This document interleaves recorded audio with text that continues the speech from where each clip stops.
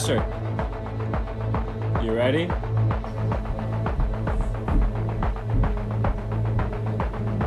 The Adventures of Asher Robin, God's Pirate.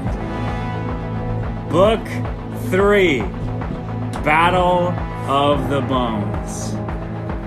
Chapter 1. Setting sail to find Seabones. The title of the chapter, first of all, welcome back to the God's Pirate story, where we follow Asher Robin. He's not the one and only God's Pirate anymore because he's got a crew. That's right, he had 2 ships, now he's got 1. I totally forgot, but he had named that ship at the end of book 1. He had named it Jonah the White or something like that. I completely forgot that detail in book 2, so we can... Cross of the Sea. Cross of the Sea, alright, that's right. He has his ship, the Cross of the Sea. He also stole Tooth Snatcher's ship or Bonebreaker's ship, one of Blackbones' pirates from book 2. He stole that, but of course, every pirate ship is actually a stolen vessel from fishing, whaling, British Empire, Spanish Empire, etc., etc. Can I tell you how they got their ships? They would come raid a ship and kill the captain, which is brutal. And Satan. Sometimes they would just maroon the captain. It doesn't have to be that violent. Yeah, anyways, continue on. And they would tell the other guys, if you don't join my crew, you're dead. Well, that's a pretty harsh way of saying it, but basically, yeah, they would have them walk the plank, join the crew, or they would maroon them on an island, or perhaps they'd, kick them off onto a fishing village or something like that. But Mike is right. Pirates were mean, dirty, stinky, nasty, awful. That's right.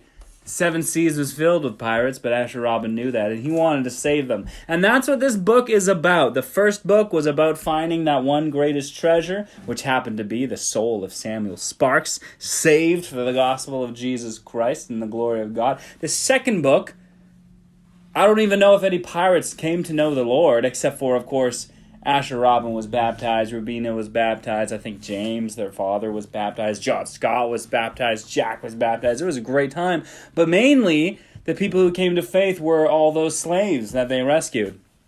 So I suppose that's kind of a recap. But here we get back to the desire to save the souls of pirates. That's right. That's what this book is going to be about. It's called Battle of the Bones. And I guess I should tell you right away, you could probably understand that the Battle of the Bones is between Seabones and Blackbones. That's right, the Battle of the Bones is Seabones versus Blackbones. And I don't even know if we'll get to the point of them fighting, but I can tell you that Asher Robin now was going to set sail for Seabones. And of course, we learned from the last chapter of the previous book, which was a wild twister, I must say, that Seabones was the real Blackbones. The horrible ancient pirate of all legend and lore, that Blackbones was actually that old man Seabones he found on that island. And that other Seabones, the other Blackbones, was actually... Whoa, that's a huge... People don't know that yet. We can't put that in there. That's that comes in. So that's, we're going to have to work that out. Because, that's just yet, right? Yeah. I told you that because the rest of those listening, they don't even know yet. So we're going to keep that on wraps, right? Yeah. Cool? Yeah. All right. So, getting back to it. Asher Robin realizes that he's got to go find Seabones. And, well, first of all, the news from Samuel is quite devastating. Asher Robin, he feels betrayed. He's on that island. They've built those huts. They've got the women and all those kids. They've got this good operation going, saving orphans and widows and fishing and doing commerce to the other fishing islands and whatnot. And no pirate was in the area for quite some time, I must tell you. They heard that this is where God's pirate had set camp, and so nobody would come and raid those villages, and that was super exciting. But Asher Robin, he felt so betrayed by the fact that old Seabones had practically lied to him. He had said that he was the one who was kicked off because of the mutiny, but really, it was a mutiny against him. He was Blackbones, and Asher Robin couldn't believe that he was on a little skiff with Seabones going across the sea. He was on an island by himself with the great Captain Blackbones himself. That was crazy to think about. And he understood why Howie, the howler monkey, was so petrified of Seabones way back in the day, if you remember that, from old Seabones Tales, chapter 6, I believe, of Book 1, Dawn of the Greatest Treasure Hunt. Howie was terrified, hiding in the boat. Because he knew. That's exactly right. Howie knew that there's something about this pirate that was dreadful and awful and evil, and so he hid, because he was once a pirate monkey, right? He worked for Samuel Sparks back when he was Captain Sparks, and so he would have known this dreadful, I almost said the dreadful pirate Robinson. So that's a very familiar name from The Princess Bride. I'll have to look that up. It's kind of similar. Anyways, Dread Pirate Robertson. I feel like that's the one. So, Asher Robin hears the news. He feels betrayed. He feels just so shut down. What does he do? Well, obviously, they have to go find Samuel Sparks' son. What was his name again? Blackbones. No. Oh, it was one. Samuel Sparks. The mother's name was Heather.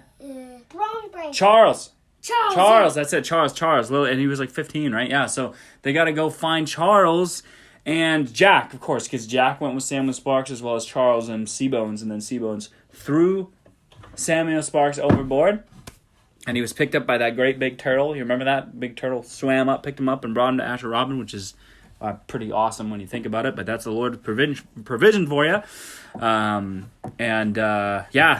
Asher Robin, he knew right away that he and any of the men he could find, that they would have to go. They would have to go, and they would have to get back Charles, and of course Jack, presuming Jack didn't want to work for Blackbones.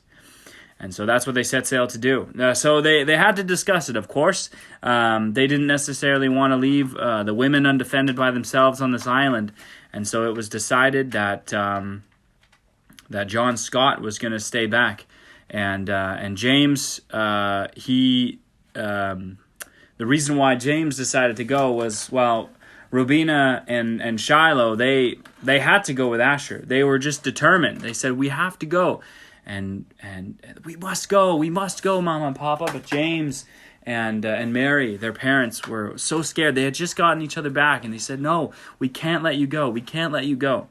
And so they were very devastated that they weren't allowed to go with Asher Robin. But then that night, they spent the night praying, and they had a fire, and they had coconut tea brewing, which works, by the way. We did that, and it actually works. It's great stuff. We tried it in real life. We did, yeah. It was delicious. We did a whole pirate cookout. That is completely unrelated to the story. Bread and... Yeah, just awesome, good time. Anyways, so that was for Asher's birthday, by the way. Anyways, so they had the open fire, and they decided to pray and seek God.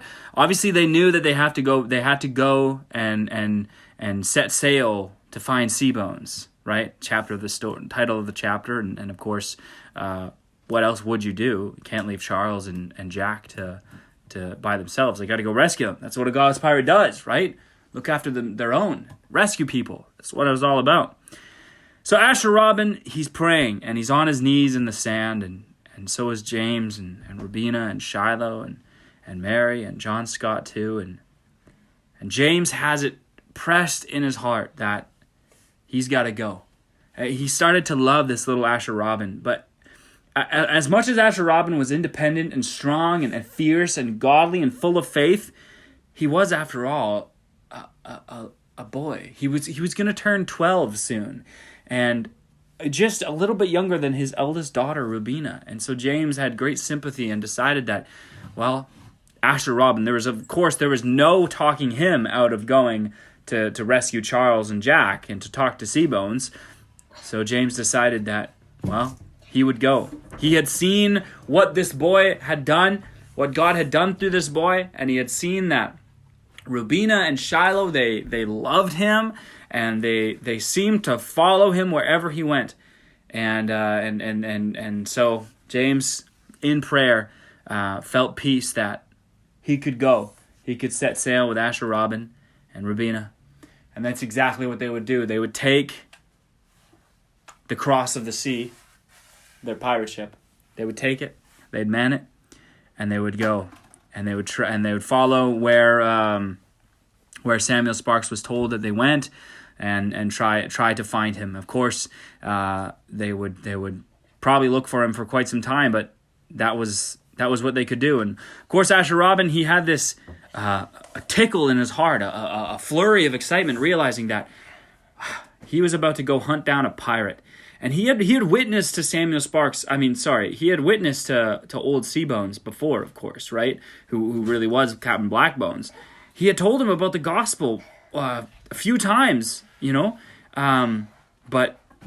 Seabones had even been to one of their church services, right, on the mainland there. But he obviously had such a cold and black heart, brittle bones, dry bones, that he couldn't grasp the gospel, or at least couldn't accept it for truth, which made Asher so sad. But he was determined to keep at him, just like the message to Samuel Sparks that Jesus said to the Apostle Paul, "Why are you kicking against the pricks?" Which really, I don't know if I explained this in the first book, but really that's a term of like a cattle who's being led by what's called the pricks, or I think they're also called goads, but it's this thing that was like spores behind him, like little spikes behind the cow that or the oxen, that would make him keep plowing, and sometimes the cow or the mule or whatever it was would kick against it, saying, "No, I don't want to go forth. I don't want to go forth," and just kicking against it. And that's where that expression comes from. And so, the concept is that God is leading men's heart into repentance and faith, and we men are so sinful that we just kick against his leading.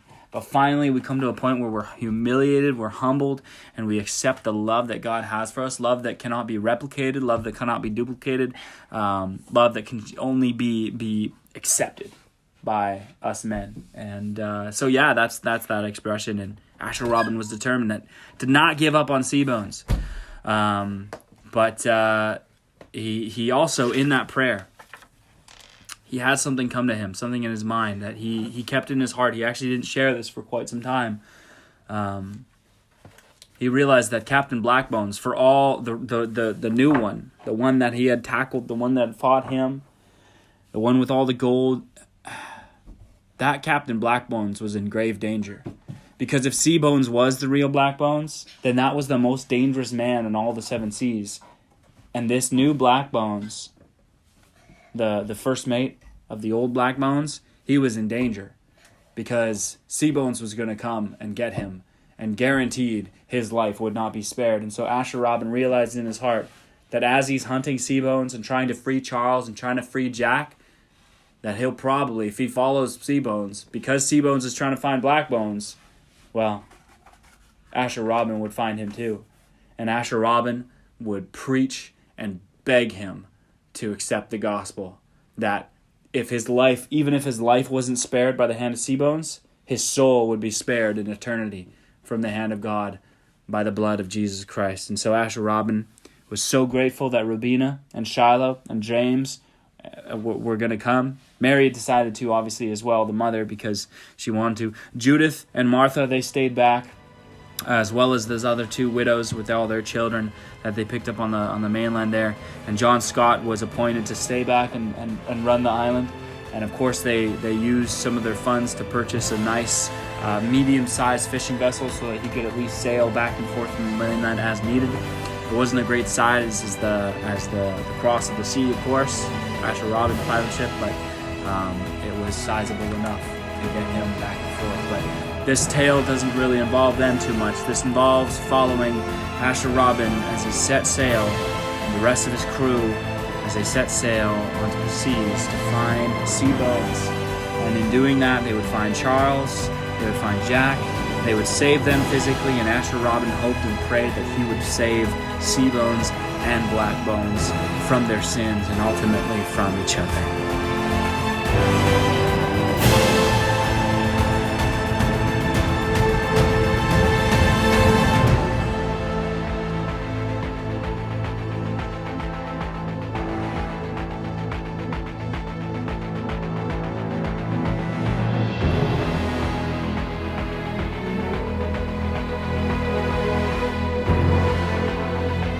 The Adventures of Asher Robin, God's Pirate. Book 3, Battle of the Bones. Chapter 2, Prayers on the High Seas. Or something of the effect. Well, Prayers on the ship? yeah.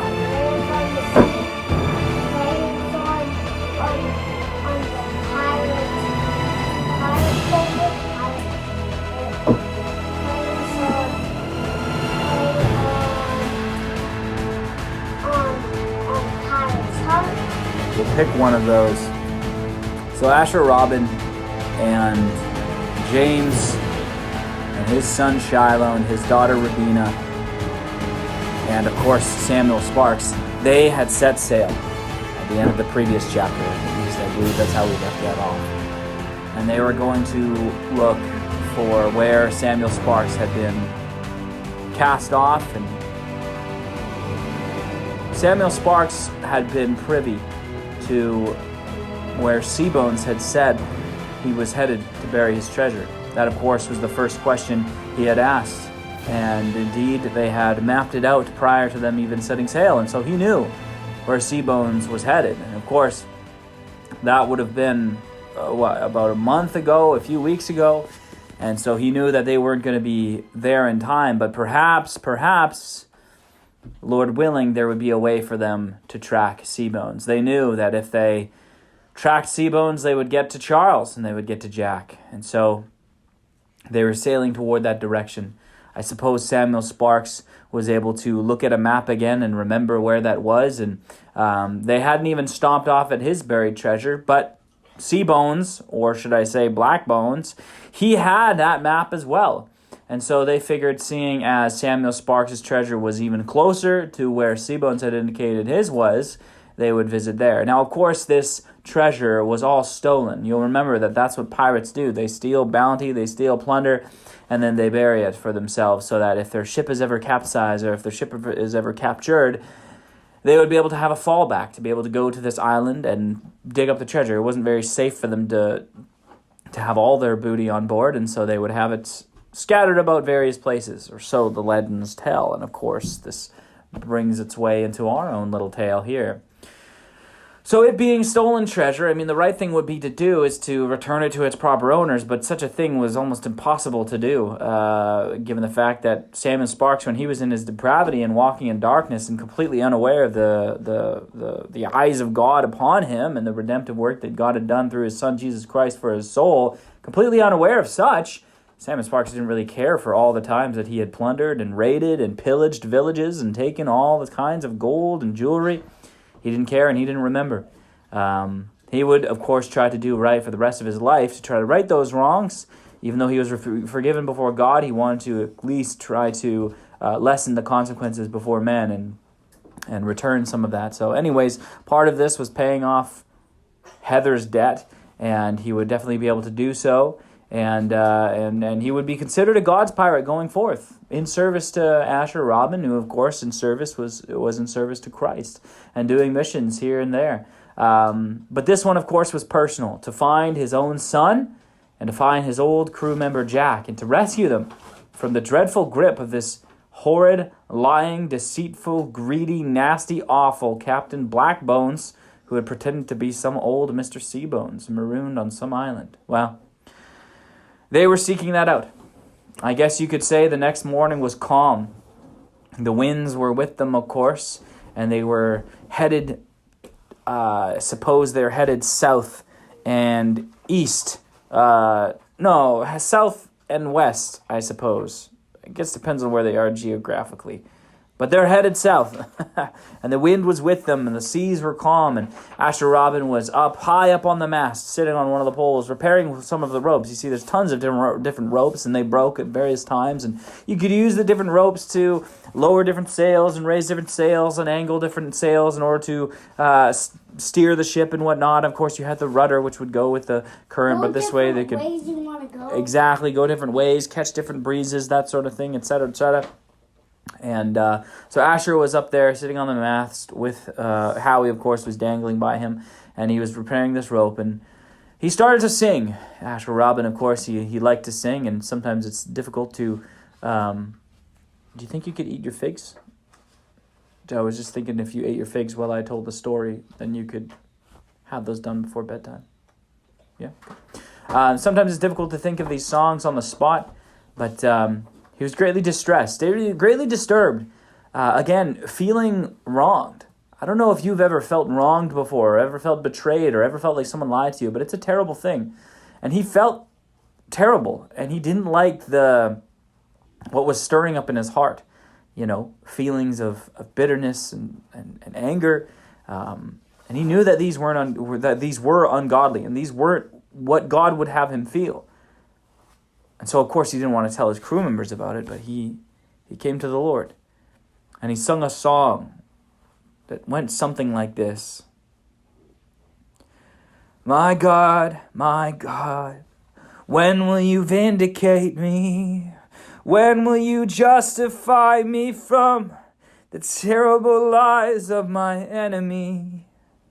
I trusted him, I brought him in, and I told him of your goodness again and again, but he rejected you. May I remember, he does not reject me. He rejects you and your gospel, but I take it so personally. Deep down in my heart, I feel so hurt and so betrayed. Oh my God, am I heard? Do not delay. I want to feel your goodness and justice even here. Bring me to Seabones so I can bring you to him again, because I don't want him to suffer. Maybe part of me does, but change that part of me now, oh my God, and help me love him the way you do. Like I said, it was a calm and quiet morning, and Samuel Sparks had woken up and could hear that Asher Robin was frustrated. So he called to him. Captain Asher, why don't you come down? So Asher finished repairing the rope and he climbed down. And the two sat and they talked. Well, they made breakfast on that boat. Now, pirates didn't often eat breakfast, but it was a calm day, and so they warmed up some bananas, which I guess is something you could do. I don't know why you wouldn't do it, really. It makes it sweeter, I would imagine. Softer, almost like an oatmeal out of bananas. You could almost slit the peel and eat it out with a spoon or something like that. Might be nice. Let's say they did that.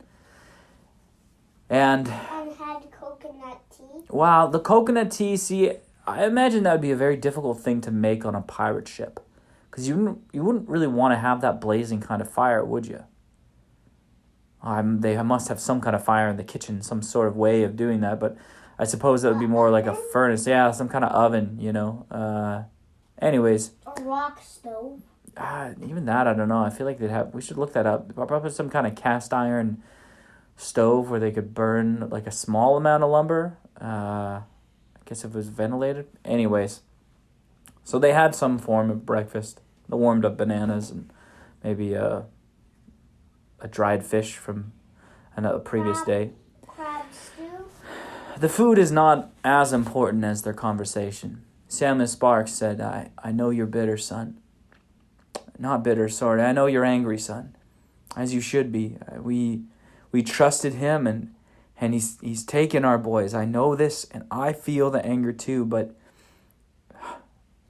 we shouldn't feel this way to cloud our judgments. We still must remember what the mission is. It's to save those boys, Charles and Jack, and to save Seabones too, right? Asher Robin said. He kind of knew where the conversation was going. Yeah, that's right. I mean, you pursued me so wonderfully, and well, the Lord used that, said Samuel Sparks. And so maybe he will with Seabones too. I can't pretend to know. But we ought to continue. I know, it's just hard. Well, the conversation went on like that for a little while, and I mean, those conversations, they kind of go like that. People say things that you know and understand, but it at least is nice to know that you're not alone when you're in pain and misery. And they felt that way, but they were with it together. Anyhow, James came up a deck, and Shiloh and Ruby, and Shiloh brought all kind of light. Again, he was quickly turning 7, I suppose. And it was just a bright little kid, happy, and they kept at it.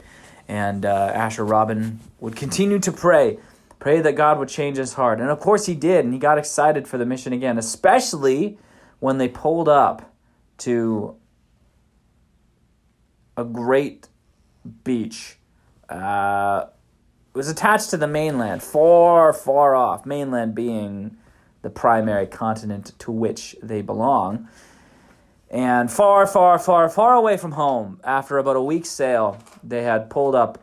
Why do I keep saying pulled up? They anchored and took the skiff out to the shore. And this, of course, is where Samuel Sparks had buried his treasure, and he remembered. It was actually a lovely little village, lovely little town, and it was some kind of village with some folk there who were very kind. They didn't actually speak the language, but Samuel Sparks, he knew a few of the words because he had been there and spent a lot of time there as a pirate. Of course, they didn't recognize him because he looked so different physically, he found where he had buried the treasure. It was up the path a little bit, and there's a little cabin that I guess could have been used for pirates who were coming inland, and that wouldn't make any sense for him to bury it there. So perhaps there was a cave in the mountainside, and he went there, and the air smelled a little foul and felt a little dark, and of course his treasure wasn't there.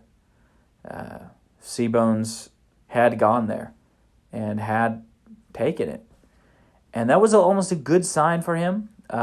They could actually feel that the dirt was still fresh, so it's not like it was taken years before, but it was fresh, and no one had known about it beforehand. Of course, it was only Seabones who knew the location, and because Samuel Sparks had pulled out one of his old maps from the ship, the Skull of the Sea, which is now called the Cross of the Sea. He had pulled out that old map, and now Seabones had that. Anyways, that is how he knew precisely where it was. I was trying to justify how he could know exactly where it was. That was how. So anyways, Seabones took it, and then they knew. It was very encouraging, even though it was like not good because they didn't. They still wanted that for future purposes, but it was really great because they knew they were hot on the trail of this old Seabones, this evil, wicked Captain Blackbones, hot on his trail. And so they went back to the village, and they started to ask around. Again, only Samuel Sparks knew how to speak a little bit of the dialect, and ask for, what he looked like and where he was headed. And no one really could ascertain what was going on or what he was talking about. And so they figured that they would pray and continue by the Lord's grace to go to where Seabones had said he had buried his treasure. And so they do that because, again, Samuel Sparks remembered where that was. But this time they knew that they were on his trail, and they would soon find him. Asher Robin, it's so easy to feel very hopeless in this time because of, just the seeming impossibility to really find someone on the open seas like this. But they took heart, and they continued to pray and pray and pray. And trying to think of some epic way to finish this. I guess we could get into the title of the book. The title of the book is called Battle of the Bones. It was then, as they were just leaving there, that, I don't know, they saw Blackbone's ship or something crazy like that. No, I don't know. I don't really like that just yet. We do want to run into Captain Blackbones, but you know what we'll do? We'll keep sailing, and we'll go to where Seabones had said he buried his treasure.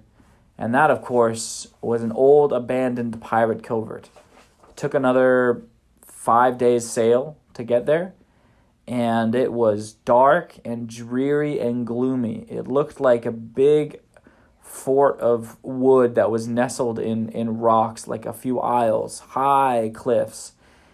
And they went and they looked around, and it was absolutely abandoned. Nothing. And of course they searched and they searched and they couldn't find anything. What they did find was the recent remnants of a fire, and they found footprints in mud because it hadn't rained. And so they knew that people were here recently. One of the footprints was a little bit smaller than the other, and it seemed to be 3 tracks. One deep from a heavy man, one a little smaller and lighter from a young man, and one an average man. Well, that seemed to describe Jack, Charles, and old Seabones, Blackbones. So they were excited that they were here at some point. I mean, of course, the fire had long gone out, but you could tell that it was still recent, as in like within the last 2 weeks. So they searched and they searched and they searched and they searched and they searched, tearing that old covert apart. I guess it had been Seabones' place at one point, and he had, maybe it was one of the first pirate coverts. Again, Seabones had been, or Blackbones had been a pirate for a long time. Seabones was an old man, started young and evil. And that pirate covert had been abandoned for quite some time. But they couldn't find any evidence, any lead, any person. And it was kind of saddening because, well, now what? What do they do? Asher Robin, feeling a little frustrated, he took off his hat. And then he remembered he needed to pray. See, Asher Robin was so spirit-filled, right? Such a good, faithful guy. But this had just rubbed him. And I suppose we're doing a little bit of character development to show, but this had rubbed him the wrong way, being betrayed like this by someone so close. So he fell on his knees, and he said, Lord God, how do we find him? Our trail and our leads, it's run up dry. There's nothing. We haven't found him. We haven't found nothing. What do we do, Lord God? And Asher Robin stayed on his knees for an hour. Samuel Sparks joined him. James joined him. Shiloh and Ruby joined him. And they prayed. Shiloh got up and walked around a little bit more. It was quite a long time for him to pray, but Asher Robin kept at it. Well, the men decided to turn in, go to bed. Rubina also. But Asher Robin stayed on his knees, crying out, weeping to the Lord. And then it started to rain. And it was a heavy rain. And it would soon wash away the footprints, wash away the ashes in the fire. What would Asher Robin do? And then the Lord whispered something to his heart.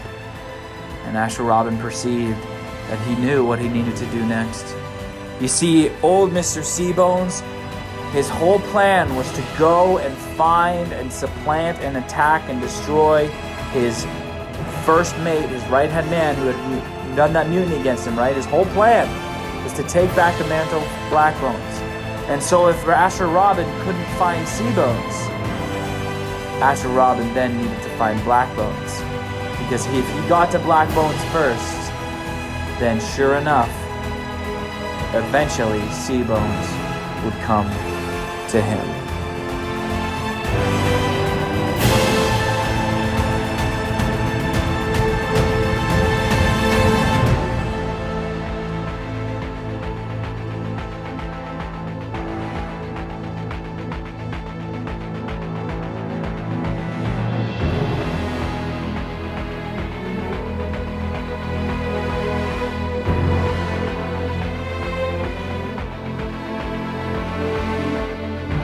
The Adventures of Asher Robin, God's Pirate, Book 3. That's right, Book 3. Battle of the Bones. Chapter 3. And this chapter is called Digging Up Blackbones. Now, the title of the chapter implies that Blackbones was buried. Of course, that hasn't happened yet, regardless of future. Digging up, I don't know if you remember, but in the last chapter, Asher Robin was very discouraged that he had went to Captain Seabones' old private pirate covert, and they lost trace of him. They were tracking him. They lost trace. They couldn't find him. He was gone. With the treasure in the ship, Jack and Charles and all. And so Asher Robin was very frustrated, so he hit his knees and he prayed. His crew prayed. And then God put a little bit of wisdom in his mind that if he wanted to find Seabones, he would have to find Blackbones first. So of course that's what he was about to do. Now, which we would continue on from calling Seabones, and calling Seabones Blackbones. Yeah, I guess, well, because, we don't know the name of Blackbones. We know that the real Blackbones is Seabones, but the guy who is pretending to be Blackbones, who took the original Blackbones mantle, we don't really know what his name is at this point. So I'm just going to continue to refer to him as Blackbones, and we're going to refer to Seabones, who is actually Blackbones. We're going to call Seabones, just for the sake of continuity. Okay, so that's what Asher Robin was going to do, is find Blackbones, dig him up. And where, of course, when you're trying to find something, you go look in the last place you saw it. So Asher Robin realized they would have to set sail for Blackbones Gold. That was the last place he saw Blackbones, right? And but maybe if he's somewhere else. Maybe. Well, that's the trouble. That's the trouble. Or the mystery. That's the mystery. But that's what this is all about, is trying to find him.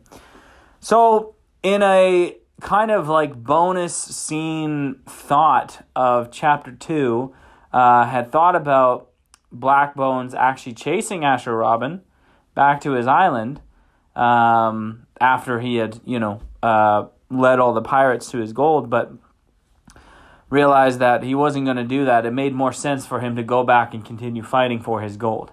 And so now, because that part of the story was left absolutely untold as to what happened to his gold mine and whatnot, let's do it now. Asher Robin and Rubina and Shiloh and their papa, James, and I can't remember if they took anybody else. Samuel Sparks, of course. Samuel Sparks, yeah. So those 5, and Howie the Howler Monkey, and Jack the Nipper, Nippy for short, the little crocodile. Yeah. They all set sail again. And this time they would bear northwest to return to the isles, the islands that were in the sea that way, which then led to the Blackbones Gold Beach, which was attached to the mainland, which is a continent, and we're just going to call it the mainland. That's what it is. So they start sailing, and it is quite the venture. I don't remember how long it took for them to make it this far south to Seabones Covert. And I think I had intended really on... actually makes a lot more sense. Just before they go to Blackbones Gold is to go back to that first pirate covert that we went to in the greatest treasure hunt? Because that was where Samuel Sparks went after he had kidnapped Shiloh and Rubina's parents, James and what was her name? Mary. Thank you, Asher. James and Mary. And why am I saying all this? Well, that's where Samuel Sparks, sorry, not Samuel at the time, his name was Captain Sparks, the dreadful Captain Sparks, who fires 10 cannons as a warning. Some random legend I haven't explained yet. But that's where he went to sell those people as slaves to a Blackbones ambassador, which could very well have been Tooth Snatcher, Bone Breaker, we don't really know. But that's where he went to sell them, was in that covert, because that was the nearest covert to where they were. And if I remember correctly, they had to travel south to get there as well. And so because now they've traveled southeast, technically, they could just travel a little bit west, about a day's sail, 2 days sail, to get to that pirate covert. That's what they did first, was to go there. And I think I like that idea, because I'll tell you 2 reasons. First reason is it kind of just makes sense. Second reason is we actually then get to explore a part of book 1 and kind of rehash things. And you'll notice throughout life, when you are reading a book that is a sequel or watching a film that is a sequel of something that previously came, which is the definition of a sequel. Anyways, when you're doing that, you're going to notice a lot of tip of the hats to the former works, kind of references, callbacks, if you will. Sometimes they're very lazy and afterthoughts, like this case, them just stopping off at this pirate covert. I just thought of it now. And sometimes they're very thoughtful in ways that kind of add to the story. And I have no idea if that's going to be one of these ways. But we'll see, I guess. So they make those 2 days sail. The sail is great. It's Asher Robin he's got vigor again. He's excited. He had kind of gone through this time in the last chapter, a very brief moment of character development when he was just upset, at everything, and he still had that kind of rage in him that was being bridled. But at least he was excited that they had a lead, and it was a pretty good one. If they found the dreadful Captain Blackbones, Seabones would find them. Seabones, obviously he knew the Seven Seas way better than anybody else. He had been sailing it more than anybody. He had been a pirate more than anybody, and so it just made a lot of sense.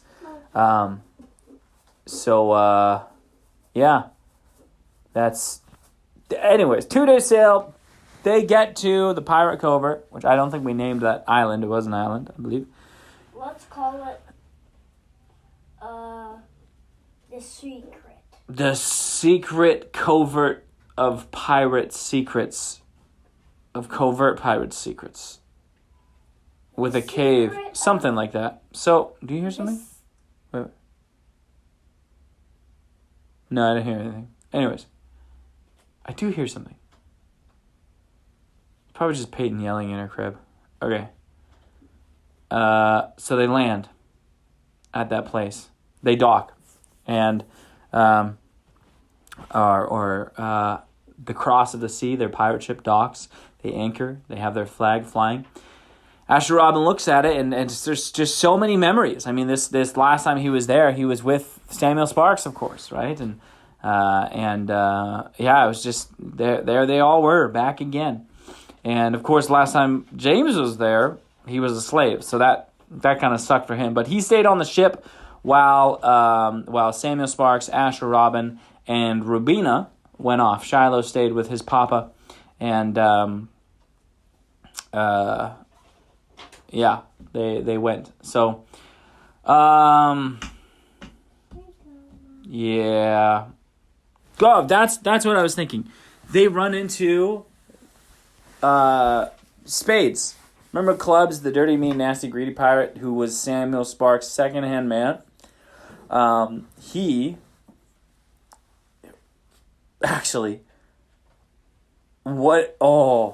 he's there, and he's obviously upset that Asher Robin stole the skull of the sea.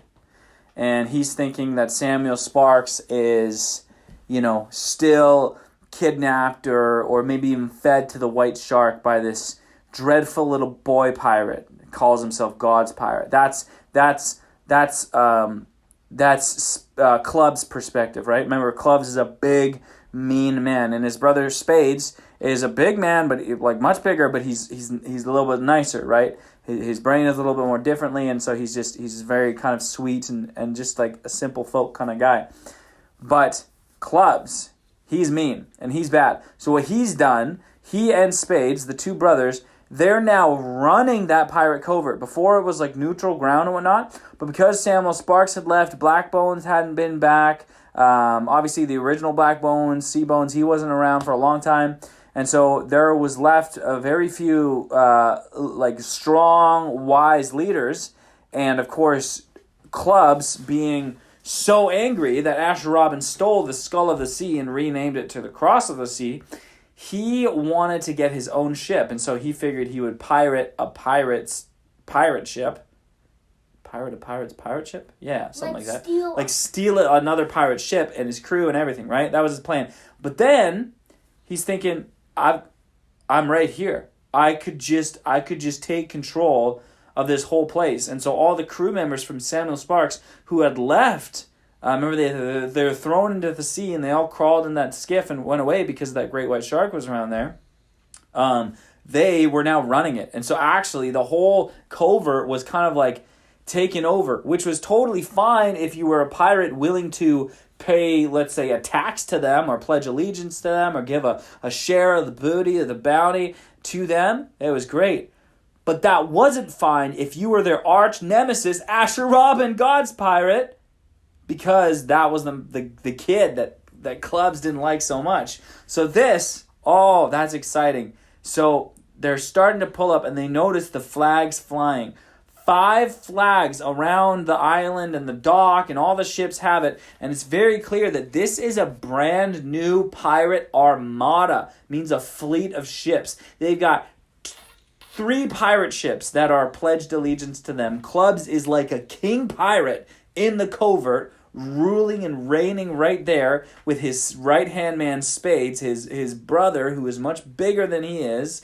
And the innkeeper is following him. Everybody is kind of just on board with Clubs because he's mean. He's going to do what he needs to do to take power. So it's like, what has it been? 2, 3, 4 months since Asher Robin set sail from that place. It's been a while. Since he has been chased. It's been a while. We should do a chase scene. Yeah. We got to get there. Probably not in this chapter, but maybe in chapter 4. Yeah. Because I'm liking this addition to the element. I think this is good. So anyway, Asher Robin, they see these flags, the pirate flags, and they know that this is something, but they don't know what it is. Everything that I just explained to you about Clubs and Spades, they don't know just yet. And so what Asher Robin does is they're seeing, and they decide to anchor far out, and then Asher and Samuel Sparks are gonna go, and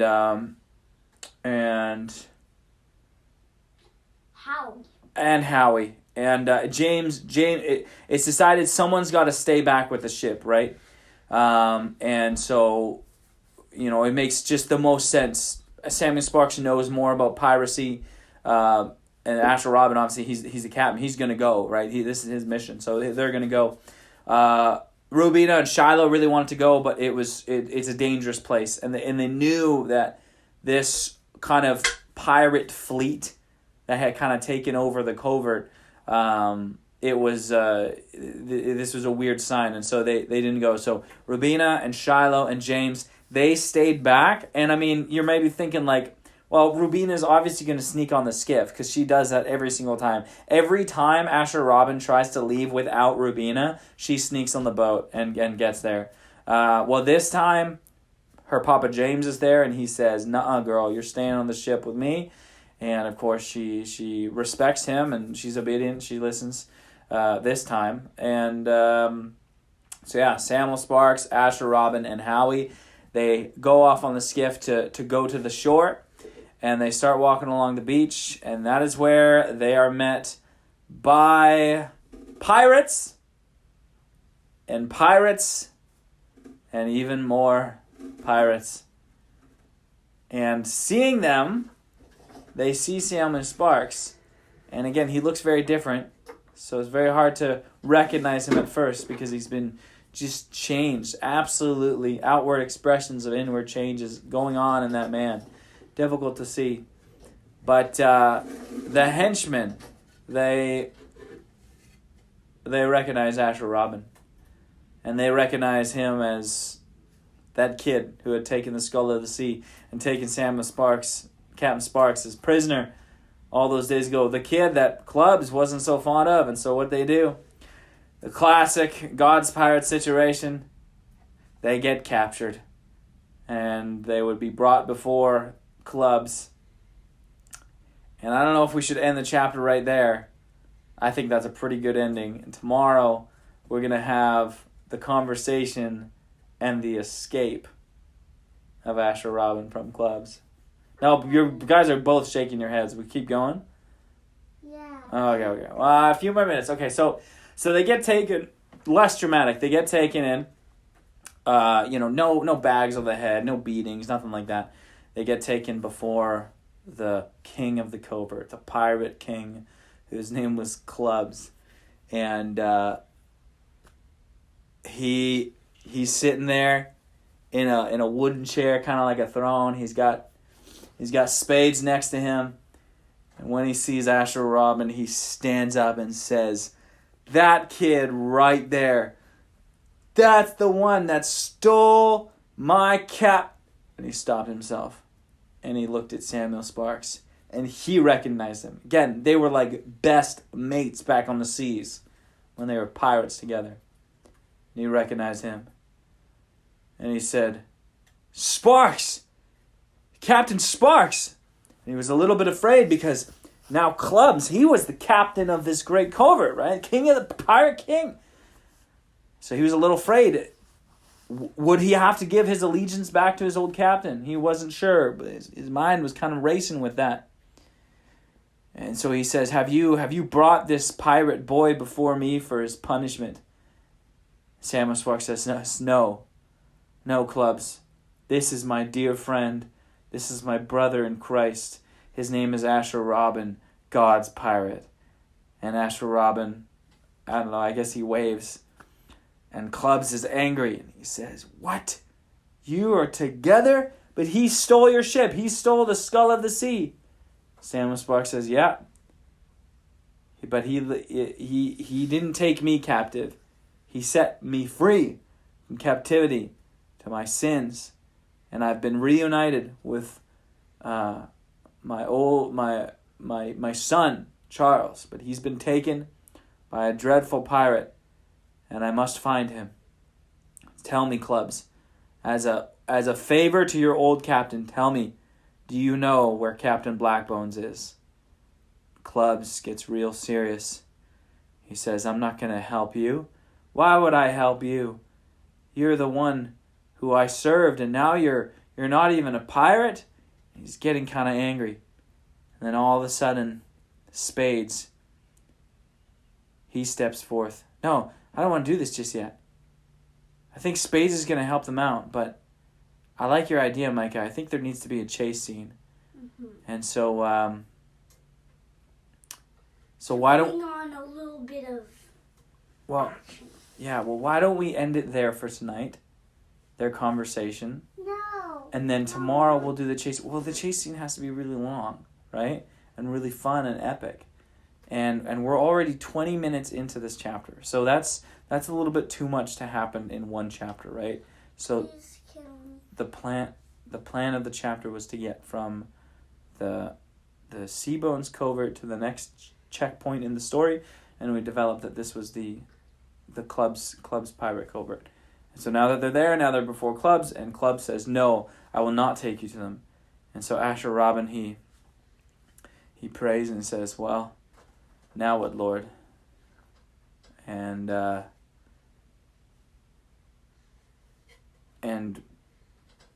that's that, I guess. It's not a sufficient ending. I personally think the ending of the chapter should have been a little while before, when they get taken, right? And then the conversation can happen, and then the running can happen in the next one. But it's late. I'm fresh out of ideas. My mind is very sure. What's your idea? How would you end this chapter, son? Take it over. I would end it. Why don't you come closer if you speak into the recorder? You just take it over, buddy. Alright, that's good. So Asher Robin, he prays, says, "What now, Lord?" And then God tells him, "Run. Run." Then he says and charges and Clubs, he gets mad. So he comes and charges at him. But Spades, he says, "No, no, don't." And that's the end of the chapter. Perfect ending. All right.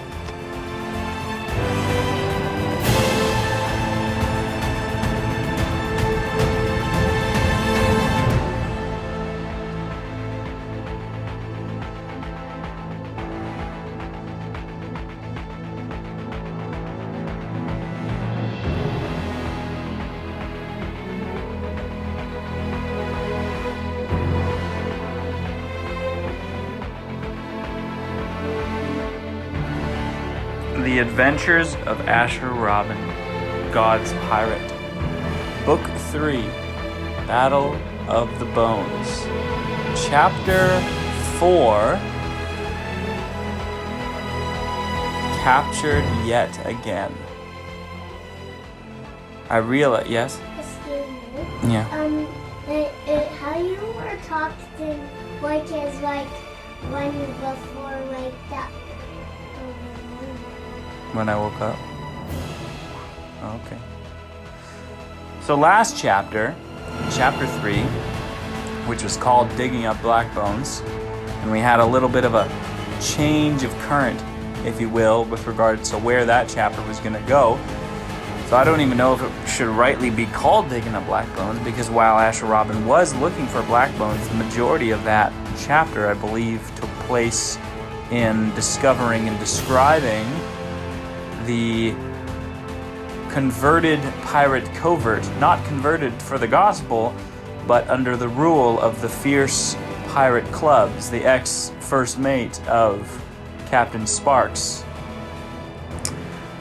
So that happened. Now in this chapter, which is called Captured Again, we described, Micah gracefully ended the last chapter by describing how Clubs was unwilling to help Asher Robin find Blackbones, and then Asher Robin felt like he should run. I'm going to expand on that a little bit, and what we're going to have is a little bit of a fright. You see, I did mention to you that that Clubs really didn't like Asher Robin. And if you remember from book 1, Dawn of the Greatest Treasure Hunt, in the chapter The First Battle, Clubs had actually pulled out his pistol and fired one shot at Asher Robin, which of course didn't hit him, but it startled him and he fell off the plank. Remember that? And then God used the white shark to help bash up the ship, and that helped them save the day or win the battle. Well, it would be a little bit more congruent to the story if actually Clubs, in a fit of anger, after deciding that he wasn't going to help Asher Robin, wasn't going to help Samuel Sparks, denying all former allegiances to his former captain, pulls out that pistol again, with intent on firing it. But then, of course, Howie the Howler Monkey, being a very swift and sneaky little monkey, quickly threw an apple at Clubs, because let's say Howie was just munching on an apple before. So he throws it right at Clubs, hits him in the eye patch, which of course if you know you have an eye patch, that hurts a lot because it's a little sore behind there, I can imagine. So hits him in the eye patch, that caused him to stumble. Samuel Sparks and Asher Robin, they waste no time and they run. And this is when we're going to get to that chase scene that Micah had introduced to us. So they run, they turn around. They were in the foyer, the meeting place of the inn, similar to where Asher Robin had actually come, presented himself to Samuel Sparks all those months ago, if you recall. Well, now the tides had turned, or the tables had turned, however that expression goes, and Asher Robin and Samuel Sparks were running away from Clubs, who by now was very angry. And so they ran out of the inn, which was a little bit of a part of the cave. And they kept running through the cave, and all the pirates tried to stop them because it was very clear that these were fugitives of the great King Clubs who ruled that place, which I forget the name of. And so they were tipping over tables, causing various things and goods to go scattering all over the place. Samuel Sparks tripped and bumped into a big barrel of fish, which spilled out over. Well, thankfully, he was able to jump and land on the other side of the fish, while the pirate henchmen that were chasing him slipped into the fish and smacked down into a big pile of stinky fish, which took quite some time to wash out of their clothing, if I must say so. Samuel Sparks and Asher Robin continued to run, and they were going to make for... I guess they were thinking to make for the jungle or the beach to be able to get to their skiff again. Obviously, they had seen that Clubs was completely unwilling to help them and that they would have to continue finding Blackbones another way. Well, the chase went on for just enough time for them to get to the beach. But then Clubs, who was, like I said, a very strong and large man with his long legs, he caught up to Samuel Sparks and Asher Robin, and he jumped on them, and he took them to the ground. And this is when Samuel Sparks and Clubs started to fight a little bit. You see, they had wrestled before because they were pirate mates at one point and shared a ship. And I guess when you're bored, maybe you try to arm wrestle and see who's stronger, or see who can get someone into a little bit of a submission hold, whatever. And but this time it was pretty intense, and pretty soon Clubs was actually tackled down by Spades. That's right, Spades, his brother, who was even larger than him, pushed him down to the ground. And he held him there, and he said, "No, you will not hurt these two." And Asher Robin was very thankful that Spades had come to save them. But then the other pirates came and tied up their hands. Tied up Asher Robin's hand, tied up Samuel Sparks' hands, and of course, they tied up Howie's hands because Howie, or let's say Howie had actually in the fray, he had jumped into the forest and had clung to a tree, and so they couldn't get him down. Anyways, so they quickly tied up Asher Robin and Samuel Sparks, and Clubs kind of smacks his brother and says, Spades smacks his brother and says, "Listen, Clubs, Blackbones has a bounty for these two." And that's when Clubs, the anger disappeared, and he remembered that Blackbones had been there. You see, Blackbones himself had been looking for Asher Robin and Samuel Sparks. They had been looking for them, because well, specifically Asher Robin, because Samuel Sparks wasn't really with their crew during Blackbones Gold. So he was looking for Asher Robin, the little pirate boy who had caused so much trouble and had caused his entire gold mine operation to go flop. He was looking for him. And so he had come and he had offered a great reward. And at this point, I'm actually not even sure. I think I mentioned something about, in the last chapter, perhaps Clubs and Blackbones being at odd because Clubs was starting up his own little rival empire. So I guess there would have been a little bit of tension because Blackbones had Yeah? I would like if Blackbones would in a little bit he would go and escape Blackbones, and he would change his mind that he wanted to be to believe in God, and then when Asher Robin wasn't there at this time, and then he was coming, and he's was acting like a bad pirate, a good pirate called Blackbones changed into Samuel Black. Samuel Black. Well, we'll see about that. First, we've got to actually get to where Blackbones is. I mean, that's the new quest of Asher Robin, is to find Blackbones. Because remember, if he finds Blackbones, he'll find Seabones. If he finds Seabones, he'll get Jack and Charles back, which is very exciting, right? So, that, I can't remember where I was just before that, but Asher Rob, the possible contention between Blackbones and Clubs, going to have to rework that a little bit, because Blackbones is still going to be the primary, what would you call it, chief of the sea, the most dreadful pirate and most feared pirate. And even if, Clubs had a fleet of, 4 ships, that was nothing compared to the fear that Blackbones struck into the hearts of the other pirates. So anyways, he had come, and or at least he didn't come, but a herald, a messenger, had come and had spread news to the pirate coverts that if this pirate boy, Asher Robin, God's pirate, was seen, you were to capture him, and you were to bring him to Blackbones. And of course, that means that Clubs knew where that drop-off was. And let's say it's not going to be the gold mine, because again, we had learned a little bit of information that gold mine was compromised. Other people were finding out about it. The British Empire, I believe, is what I said. So it'll be another covert. A covert that is far off. Maybe it's on the mainland, maybe it's not. We'll find out. There's a meeting place, a checkpoint, and that was where Asher Robin was to be brought. And so, with that was what Clubs decided to do.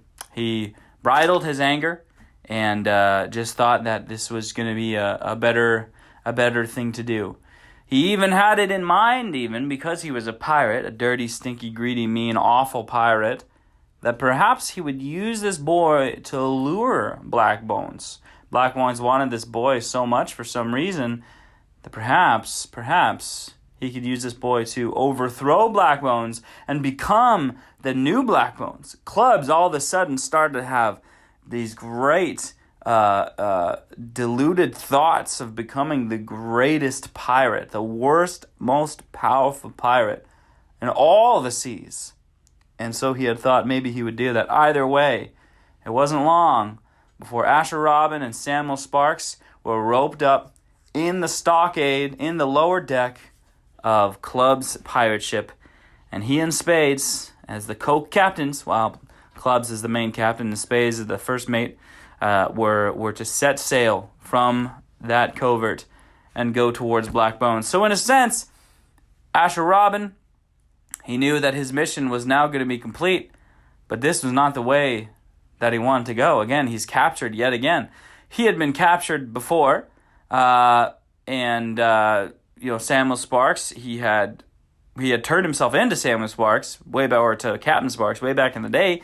He was going to sell him as a slave or something on the mainland, I think that was the plan. Anyways, then he had given himself over, then he was captured by Sparks again and was going to be fed to the Great White. And then he had given himself over as a captive, remember, with John Scott, to bring more joy to the Lamb for his suffering. That had happened, of course. So now he was captured yet again, but it wasn't by his own will. And that's always a very, very difficult thing. But Asher Robin rejoiced that at least he was going to be headed to the right place. He was going to go to where Blackbones was. Now, this, of course, will split us as we now follow not only Asher Robin and Samuel Sparks as they're heading toward where they want to go, but James, Rubina, and Shiloh, who are back on the cross of the sea. Of course, Howie's going to swing his way back there too. I guess they were watching with a spyglass to see that Asher Robin was kidnapped and taken onto the ship. They were loaded up and went, and so they being still parked off a little ways away, without being noticed. We'll have to say, without being noticed, they let Clubs go. They let that ship go, and now they got to follow them. It's going to be at a great distance though, because they get too close, they might try to fire shots at them. It's going to be suspicious. Either way, the pirates were going to know they were on them, and they were just going to have to follow and see what happens. And that, my friends, is going to lead us to a very interesting chapter in this next one, where I've decided there is going to have to be a battle at sea.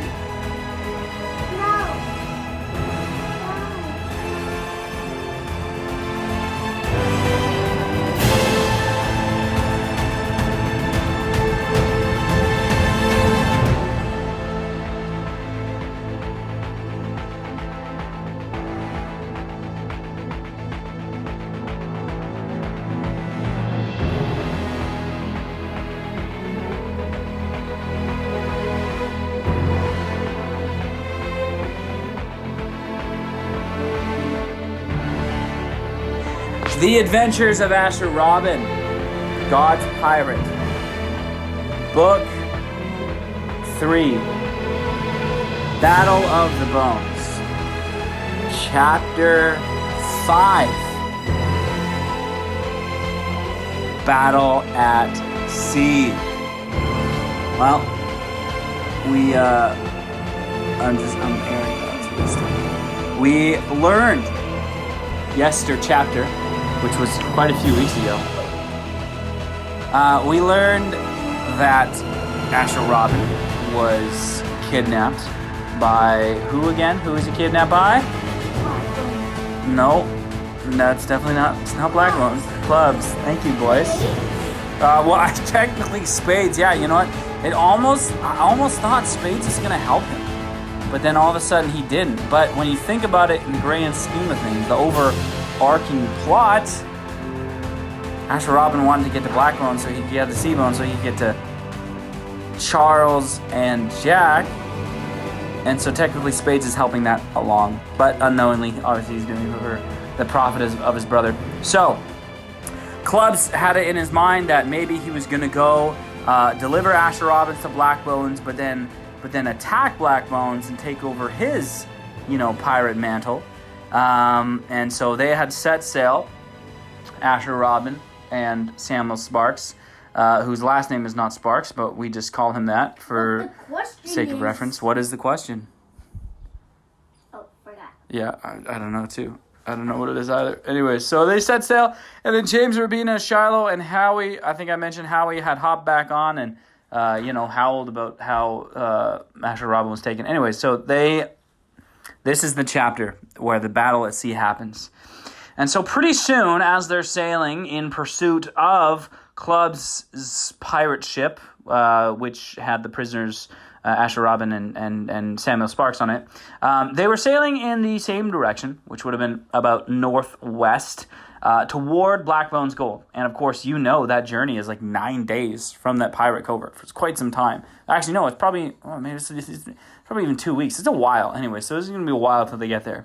But it was pretty soon that Clubs' men had seen and perceived that they had another ship on their tail. This ship was brown and blue, waving a black flag with a white cross on it. This indeed was the cross of the sea, that dreaded God's pirate ship. Of course, they had the God's pirate captain, but this ship was in pursuit to get their captain. And of course, you guys know that James and Shiloh and Rubina were on that ship. The question is... What's the question? was gonna man the ship Which ship? after the cross over the sea? James, Shiloh, and Rabina. I just said that 2 seconds ago. I- I know it's such a small crew, but remember, James is an experienced fisherman. And so he can handle the ropes. Rabina can do it too. And Shiloh is a savvy little 6-year-old whose birthday is coming up, I think. And anyway, so they're doing it. But their seaman skills are going to be put to the test now because, like I said, the scouts saw them. And Clubs was made aware that Asher Robin's ship is approaching. So what does Clubs do? What? It's evening time.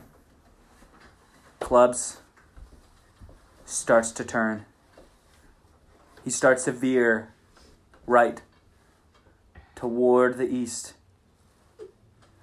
with the intention of being able to fire at the cross of the sea, the ship that is pursuing them. You see, at this time you should know, well, you do already know, pirate ships have cannons with cannonballs and gunpowder. And so Clubs orders his men. Like in the last book, like Dawn of the Greatest Treasure Hunt. Mm-hmm. When First book. when he's cut when before what's his name? There's a lot of names. I don't know who you're talking about. Captain Sparks. Thank you. Captain Sparks. Captain Sparks. Before he was Like Sam Sparks. Yeah. Yeah. Captain Sparks.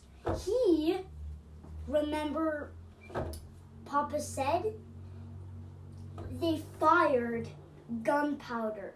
So Yes. yeah. And you remember how many times? Remember Spades actually was the one. He said that Sparks comes with his cannons and fires how many times? 10. Boom, boom, boom, boom, boom, boom, boom, boom, boom, boom. I think that was 10. So I'm really glad you mentioned that because now is the perfect time to reference that tiny little phrase. Because whose ship are they on?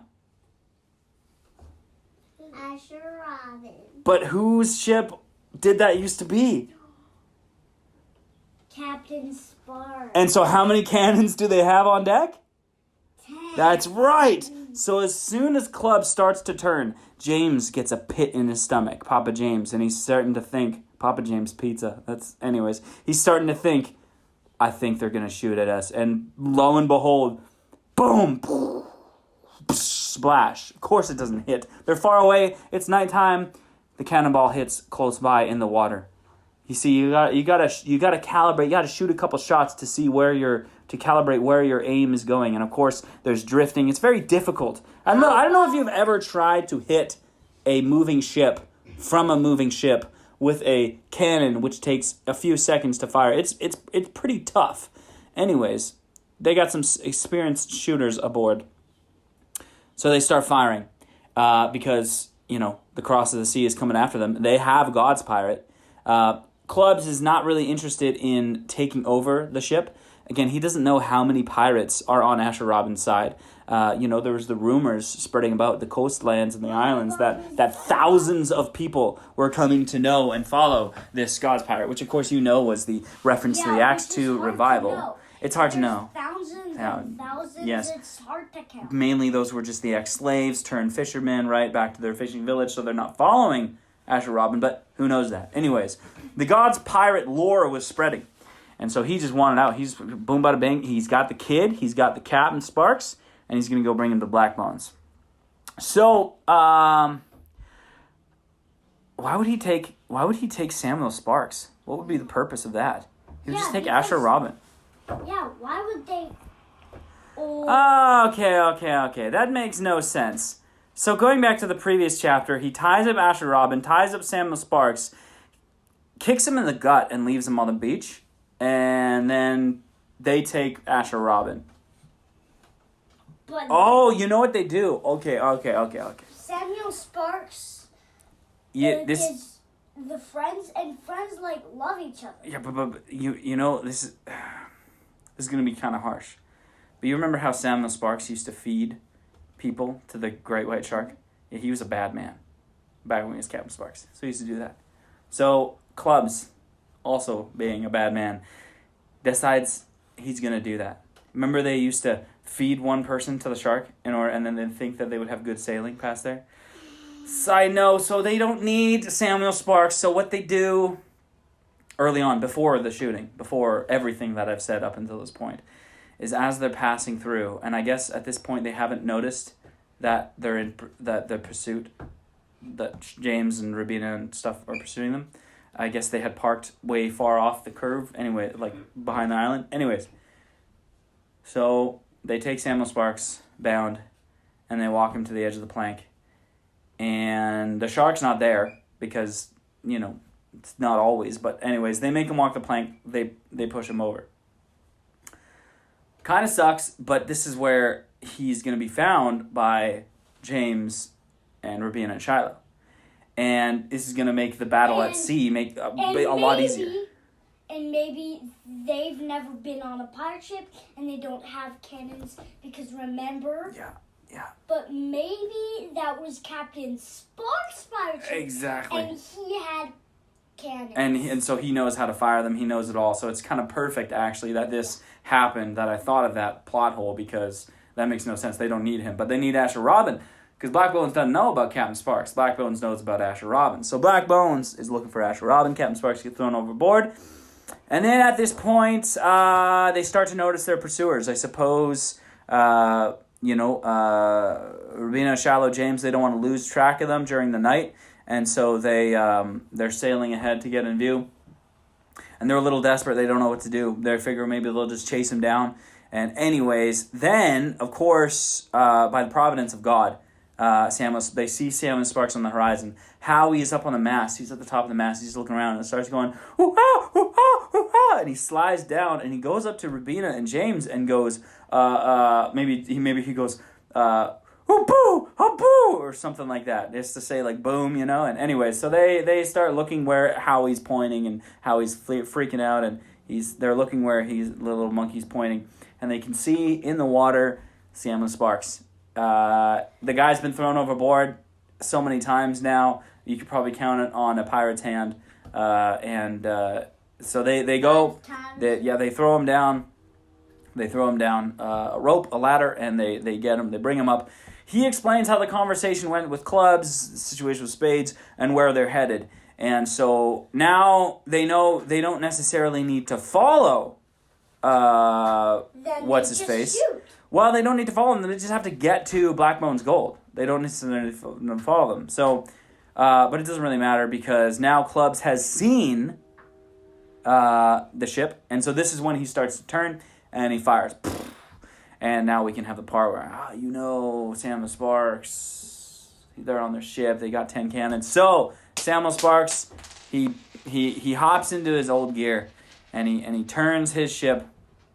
He's got 10 cannons loaded up, and usually he'd have like 10 pirates, one each cannon. Of course, there's only 4 of them, and Howie. I don't think Howie can be trusted to shoot a cannon. That just seems ridiculous. But then again, it's Howie. So anyway, so there's 5 of them. Howie's got a torch too. Maybe Howie rolls up at the ball and then shoot Howie. Okay, well Howie would. And then he goes. I'm pretty sure Howie would die. Like Chicken Run, where they shoot that chicken. I don't know how a chicken can survive being shot from a cannon. Personally, right? I don't know. Maybe I don't really know the mechanics. I don't like Micah's idea. What he didn't know that Howie's gonna stay on the ship. Don't worry, Howie's gonna stay on the ship. The only thing getting fired at Club's ship, cannonballs, and they do 5 of them at a time, and then another 5. It's not a perfect 10, but it's close enough. So they hear the boom, boom, boom, boom, boom, boom, boom, boom, boom, boom. And you know who recognizes that sound? Spades. Spades runs the club and says, they've got Captain Sparks. That's Captain Sparks' old ship. That's our old ship right there shooting at us. And so they try to fire back, but it's nighttime, it's dark. The first round of 10 miss and land in the water, but from there Samuel Sparks is able to gauge. He can still see dimly in the moonlight. He can see that ship, and he's just got a good shot. And they pray that one of these would land, and so they fire more, and two of them, one hits the bow of the ship, and then one hits the mast. And that's pretty detrimental, because if the mast breaks, that's like your whole steering thing, right? And those things are made out of really thick wood. The ship would turn. But the chances of hitting the mast are so low. But it's just kind of one of the risks of cannon warfare. But of course, the Lord was with them in this shot. And so that really slowed down their sails. And they started to steer and turn. The rudder wasn't really obeying, and things weren't going well. And that is the battle at sea. I know it doesn't sound very epic, but like it's not like they can just keep going back and forth without a ship dying. And I don't really want the cross of the sea to get sunk just yet. I had the thought that it would be kind of cool if that happened, but I don't think Asher's going to like that, so we're probably not going to have that happen. Right? Yeah. Maybe so anyways. turn into octonauts. The Bible one. That's... Yeah. Anyways. They're divers. Yeah. I know we've got a howler monkey, but that's a far way away from a talking polar bear. Anyways, where were we? So that slows down Clubs' ship, and James is able to go forth. And now's the time where, sure, the battle of the ships is over, but now there's the battle on deck. They got to go get Asher Robin. Again, they don't really like the idea. Maybe they lure them onto their ship. The plan keeps changing, because right? Theirs is like wobbling. It wouldn't be a good one. Yeah, they're not. Yeah, sliding. exactly. Those pirates aren't too far from the shore. They have other ships in their fleet, so they're going to be okay. But now they got to go get Asher Robin. So what they do is they go right up next to it, and kind of like. What if they fire? Well, I just thought of that. What if they fire? That would be pretty detrimental. But what if they fire first? Like, they go in and then they... That would be wild. So they load up all their cannons and they go right up into next to where their cannon windows are and they just fire. That would pretty much immobilize the ship. And that would be quite exciting. So let's say they did that. I'd have to look into the mechanics to see if that's legit. But they do that. They load up their cannons, they get close, and boom, boom, boom, boom. They rip 8 holes into the side of the ship. Now that ship is done. Club's ship. Like it is not going to sail again. They're going to need to get their buddies to come help them. Anyways, that's not necessarily the problem for Samuel Sparks and James and Rabina and Shiloh, but that definitely does bring up the reputation. Samuel Sparks is a good shot. He's a good he was a skilled pirate. He wasn't a good pirate. Now he's a God's pirate, right? And of course they don't like using weapons, but it was kind of in defense. Anyways, no one got hurt. It's fine. They didn't want their ship to sink. So and it's just kind of chance. the intentions of Clubs was bad. Anyways, so now Samuel Sparks and I guess it's got to be James. They jump overboard. They're super close. They're able to throw like some kind of mini anchor, like a grappling hook or something, and maybe like a rope bridge and somehow get across. Or maybe they swing across. I don't really know how you would board a pirate ship. That sounds very intense. But they do it. And they want to go hunt down Asher Robin. Of course, that's very difficult. There's tons of pirates. It's pretty chaotic, of course. But they want to make sure that they're in and out before the pirates have any chance to hop on board their ship, right? Maybe perhaps Samuel Sparks will stay back, actually. No, it makes sense that Samuel Sparks goes because he's going to know a pirate ship better. He's going to know a ship better. So James stays back. James, Rabina, and Shiloh, they stay back. And they're throwing stuff at pirates who try to come across. Shiloh's got his slingshot, he's ting shooting guys to keep people from away. If a pirate would come and land by swinging, James would sword fight them and get them to go back or something like that. Cut the rope, anyways.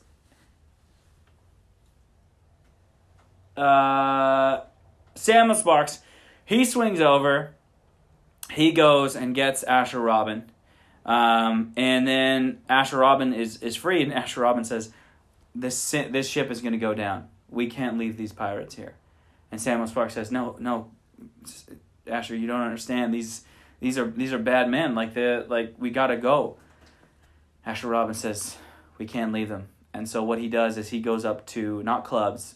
Clubs is somewhere in the captain's quarters maybe he's down below trying to fix something, but there is Spades.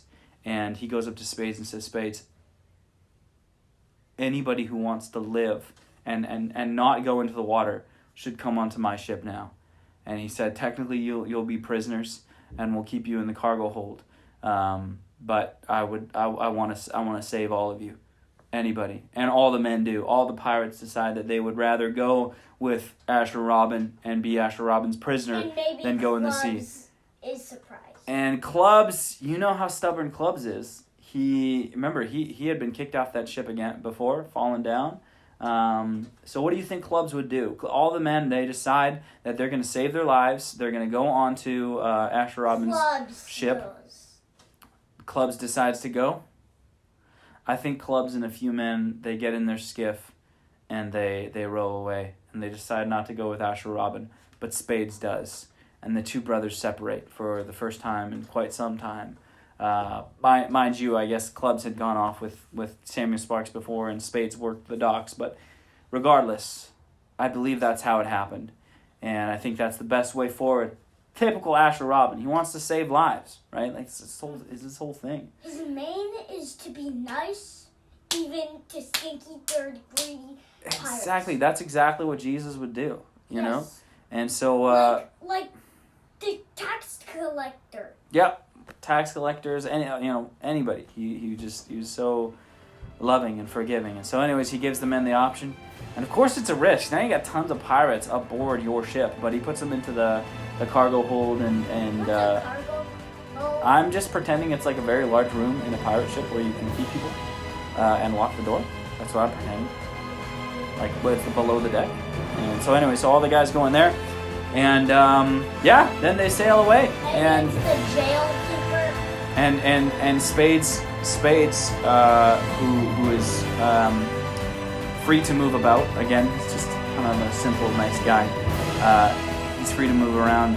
He's kind of the representative of the club's pirate crew. And he says to Asher Robin, "Where are we going? Are you going to take us back?" And they're already about a day's sail in. He knows that it'll be super dangerous to go back to the pirate covert because that's where all the club's people are. And so he says, no Spades, we're going to go exactly where you were taking us. We're going to go and find Captain Blackbones.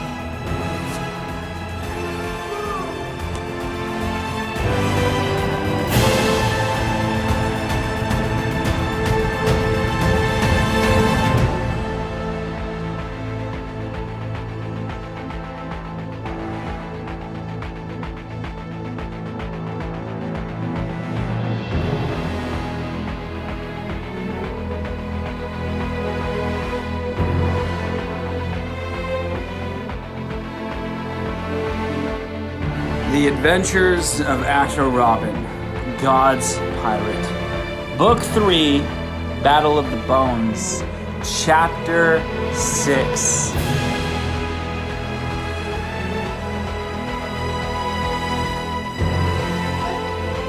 I'm trying to think of the title. Chapter 6, Before Black Bones at Last. Ooh. Now, I don't know if we're there yet. I don't know if we want to do that just yet, if we want the face-to-face. Ah, man, but you still got to get there. All right. I feel like this will be a two-parter. I feel like Chapter 7 is going to actually be because we got a lot. I think a lot needs to happen because, to review, as you know, in the last chapter, Asher Robin was rescued by Samuel Sparks, by James, and his children, Shiloh and Rubina. They were all captaining. They were God's pirate captaining the ship in Asher Robin's absence. And if you remember, they had pulled up their pirate ship next to Clubs and had fired all their cannons, and then not only rescued Asher Robin, but of course Asher Robin wanted to save the pirates and so he welcomed them on board as technically as prisoners, but is better than. He wish he would never take as real prisoners. Well, in a sense, it's just for their own safety, right? But He so. did it not to do captive. No, yeah, I feel like we should close this window. It's probably pretty loud. But anyways, so of course Asher Robin, he wants to save them not just from drowning in the sea, but also from their sins. And so their sail, they knew the coordinates of where they were. The map was already plotted towards Blackbones gold mine, right? That's where they're headed. I think I had said it was going to be roughly a 3-week journey based on previous travels.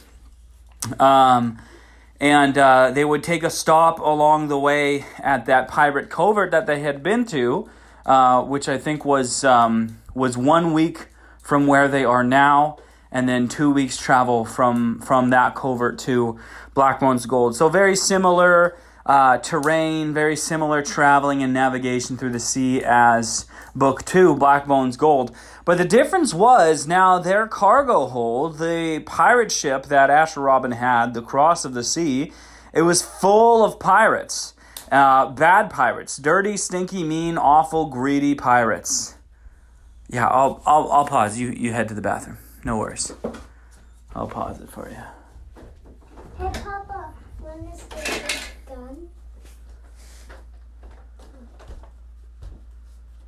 Boom. Look at that guy. He has a big gun. Wow. A big pistol. He has a teeny tiny pistol.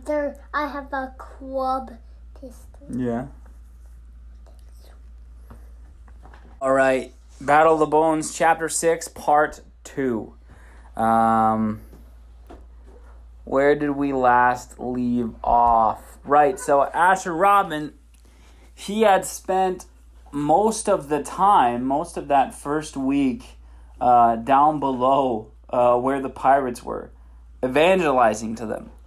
And he would sit there and he'd have his little candle, and I mean, like I said, the pirates were dirty, mean, and stinky, but he was the captain, and a lot of these pirates had actually seen him before, back in the day when he had come up against Samuel Sparks in the first battle, and you know the story, was going to walk the plank, was shot at, fell off. The great white shark didn't do anything. I mean, it was just a crazy time. But these pirates, they recognized him, and they knew that, man, this boy, he just seemed undefeatable. This boy was bright-eyed and charismatic and just couldn't be stopped. And this boy just kept coming back to pirates, no matter how terrible they treated him. And Asher Robin, he explained to them that was the gospel. That was the love of Jesus Christ for them. And that even though they were dreadfully sinful and had committed all kinds of atrocities and sins, and God should pay all sorts of debts. Technically, they should pay all sorts of debts, right? God would forgive them. God would forgive their eternal debt if they placed their faith in His Son, Jesus Christ. Because if they did, God loves them, and He wants to save them. And so by repenting of their sins and putting their faith in Jesus Christ, they're telling God what He, as a holy God, needs to hear. What He wants to hear is that I can't save myself. I can't even please you of myself. I am so low. God is so high and exalted that every knee must bow in His presence, whether it's forcefully or willingly. And He invites us to do it willingly while we have breath in our lungs, His air. Anyway, so Asher Robin, he's just spending most of this week just evangelizing to these pirates. He's writing down Bible verses, replenishing his stock. He had given them all away. And just kept writing them down. For by grace you've been saved. For God so loved the world, He gave His only begotten Son. Whoever calls on the name of the Lord will be saved. These kinds of verses that he could hand out to people for them to read, and he could read to them and remember. And after a while, he started to ask if if there was a pirate member who could write, his hand was so sore.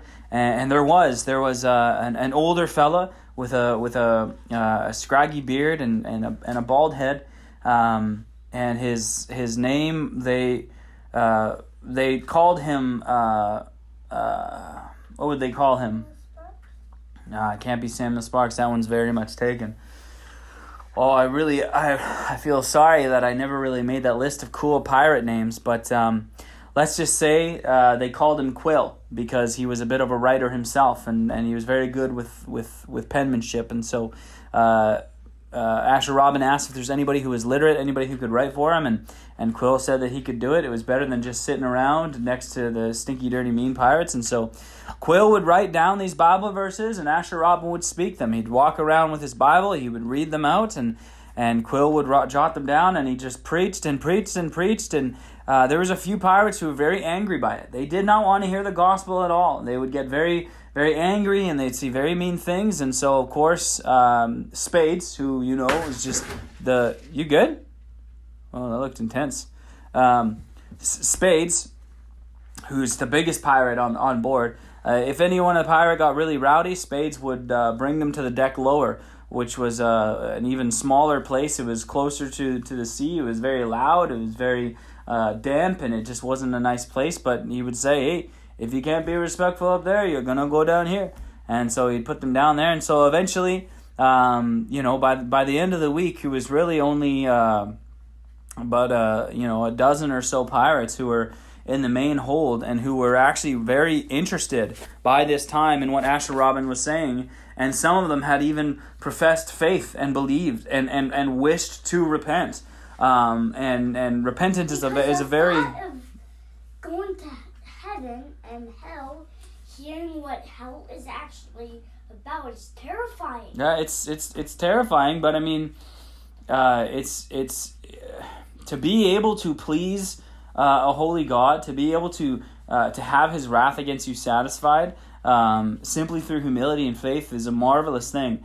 And some of these guys, they were putting their faith in Christ and repenting, and they understood. Asher Robin explained to them that repentance is a very difficult thing, but it must come from the power of God. And he encouraged these men to pray and to get on their knees and to beg God that He would deliver their hearts from this wickedness. And so I must say, by the end of that week, by the time they got to that pirate covert, there were 3 men with very bright eyes, and they had clean countenances. They seemed like different men. And that was really exciting for Asher Robin to see that the gospel was still going forth, and that even through all these pursuits of hunting down lost loved ones and all these things, the gospel can still be spread. And that's a little bit of a lesson for us. We can always spread the gospel anywhere we are, anyone we're talking to. It doesn't always go anywhere. You know how it goes. Remember Samuel Sparks, the first time Asher Robin spoke to him, he wanted nothing to do with him. So it doesn't always lead to, this is fantastic repentance and the multiplication that we saw in chapter 8 of Blackbones Gold. I believe perhaps it was chapter 9, but regardless, the mission must go on. Asher Robin was very encouraged that at least he was on the right track, and it was kind of ironic that he was now going to go to the very place that he was taken as a prisoner. Spades had told him, is Club's gone? I think Club's left, right? He took a rope. Yeah, that's right. He took a skiff. Okay, so Club's gone. That was the bad brother of Spades. Anyway, so Spades had explained to Asher Robin that there's going to be a draw point at the pirate covert that they were headed to, the one that they had been there before. And so they went, and that's what they did.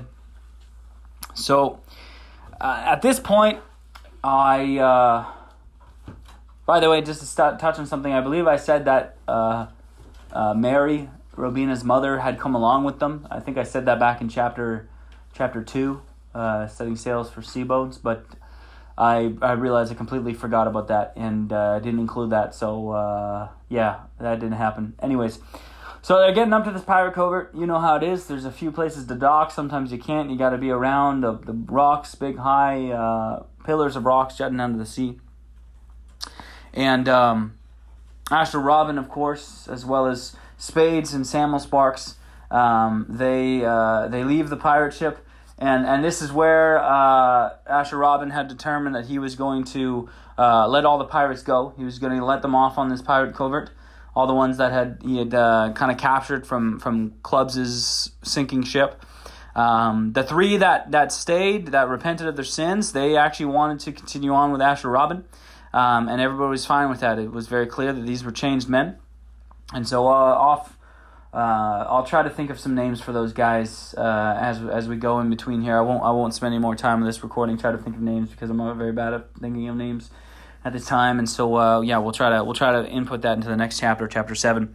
So they come out onto this pirate covert. They anchor their ship. Asher Robin, Spades, and Samuel Sparks. And this is something a little interesting happened there. You see, I had told you that Blackbones had sent a messenger to Club's covert, the first one that we visited. And he had said that there was a bounty for Asher Robin, and that whoever brought Asher Robin to Blackbones was going to get a very high reward. Well, nobody did. I wish that were true, in a sense. See, Asher Robin, he was recognized when he came to that pirate covert. People were waiting for him.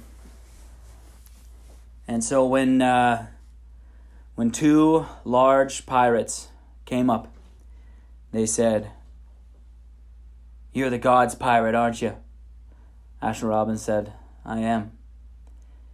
They said, "We're here to take you to Blackbones, collect our prize."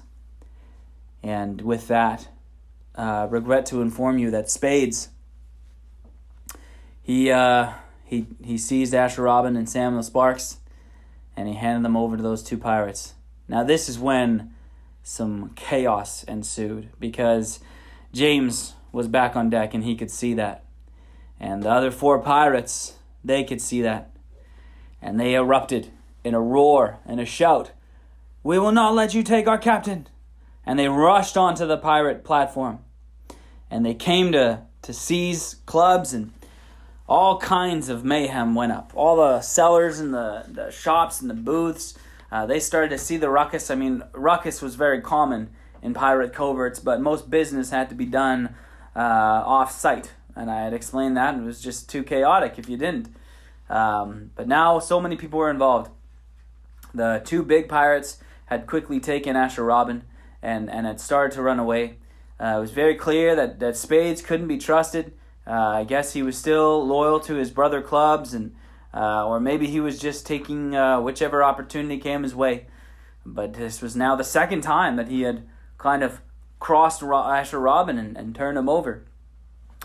Samuel Sparks, he wasn't going down without a fight. He was trying to get away as well, and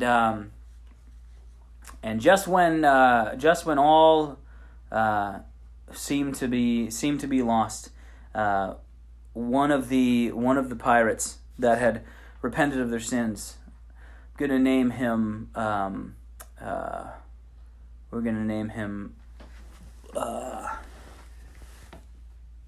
Oh man, I wish I could think of a name. Tharkius? Tharkius. I'm thinking. David?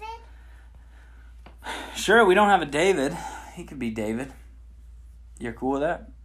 So one of the pirates' name was David. He quickly ran below deck. That's where Shiloh and Rabina were in the captain's quarters praying, but David had ran below, and he announced to the pirates. There were like I said, there was another 9 in the deck below who they were soft to the gospel, but not necessarily repented. And David yelled at them and said, "Captain Asher Robin has been the nicest captain, and he's been taken. Come with me, let's save him. He will either let you join his crew or he will let you go. This is the nicest human I have ever met, and we must save him." And all those pirates agreed that's what they were going to do. Asher Robin had fed them great food. He had made sure their windows were open. He had, again, spent most of that week down there with them, smelling their smells and hearing their things, taking insult and everything. And he said they would, all 9 agreed to go. And so now there's 10, but now I mentioned to you that the bad ones were down below in the second one. And he even went to them and said, "Have your freedom, go. We must bring back Asher Robin." And so all of the pirates who were loyal to clubs, some of them weren't anymore, some of them still were, they rushed out. And they added to the fray of that covert. And it was wild what was happening. People were just all over the place. You couldn't make sense of anything. But David and the 9 other men, as many as he could have follow him, they rushed through the crowd toward Asher Robin to get him.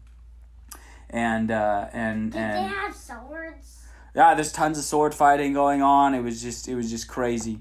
Howie was up there, doing his classic Howie thing, throwing rocks and whatnot.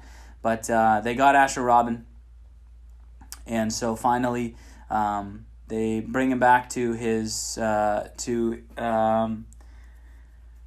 the pirate ship.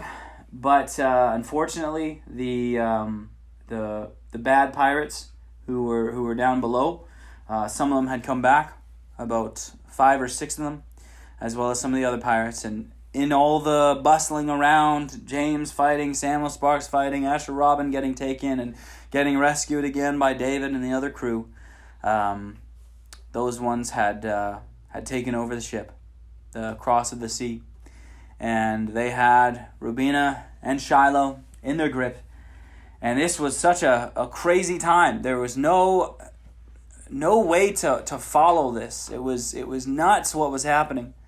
But they set sail, they lifted anchor, and it became very clear that, or they didn't set sail necessarily, but all of a sudden they had those pirates were there, bad pirates who were still loyal to clubs even though their ship had gone down. And they had Rubina and Shiloh, and they said, "We're taking this ship and we're taking it back to clubs."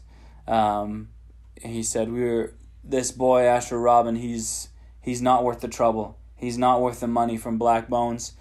Let's just leave him here and let's go."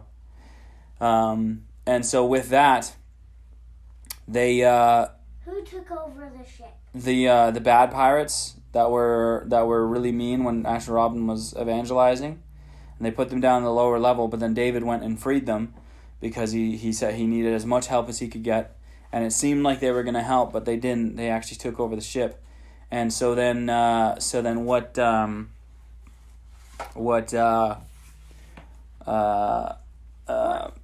God gonna do? God has to get involved. Oh, he's definitely involved. He's keeping them safe, protecting them. They're alive. It's all part of the plan. And But can he do like a miracle? oh yeah, we got to have a miracle. Every one of these stories is going to have a miracle, right? I mean, it was a miracle that David repented of his sins and put his faith in Jesus Christ. That's a miracle, right? There's a miracle that I can understand. Well, how about you just let me finish the story and you just listen? How's that? Okay. Yeah? Okay. I'm listening well. Yeah, that's totally fine with me. So, where were we? So those bad pirates, they were on the deck with Rubina and Shiloh, and nobody knew what to do. James and Samuel Sparks, they were there with David and the other pirates, and there was more good pirates than bad pirates, but these men had Rubina and Shiloh, and it was too dangerous to attack. And so the pirates, they said they said that they instructed Asher Robin and Samuel Sparks and all the rest of them to go down into the lower level, the cargo hold, the level that they were once held in for the last week. They told them to go there. They locked them all in there. Rubina, Shiloh, James, all of them. Put them in there. Closed the door. They decided that they were Spades had rejoined them, of course.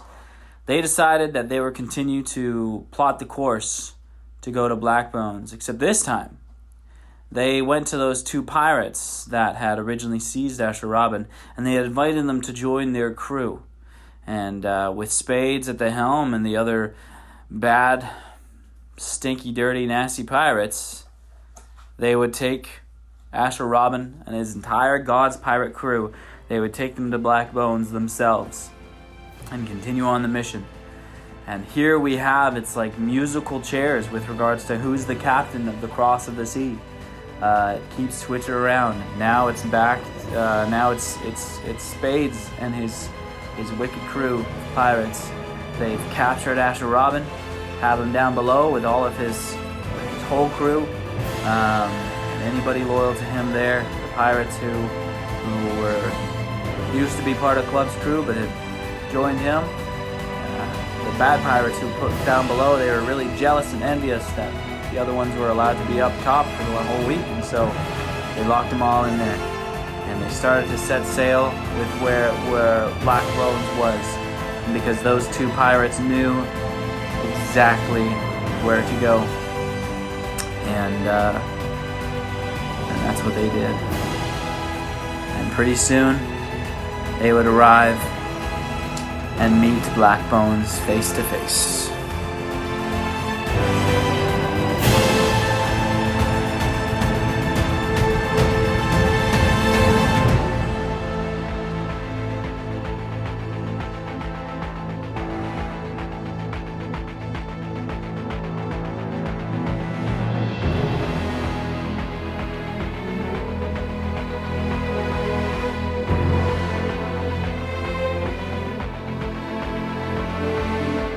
The Adventures of Asher Robin, God's Pirate. Book 3, Battle of the Bones. Chapter 7, Face to Face with Blackbones. No, it's not even going to be now. I just decided he's not even going to see him face to face just yet. It's going to be closer and closer and closer.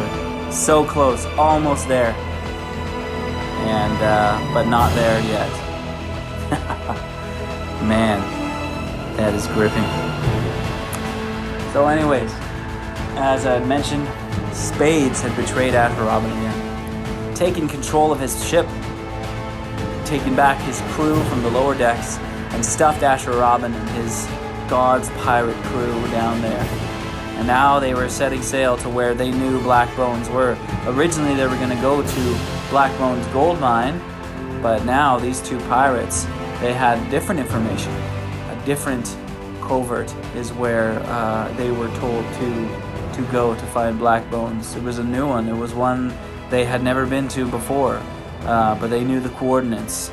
And they had that, and they said if they and the messenger from Blackbones had said anybody who finds Asher Robin can come there, and if they go without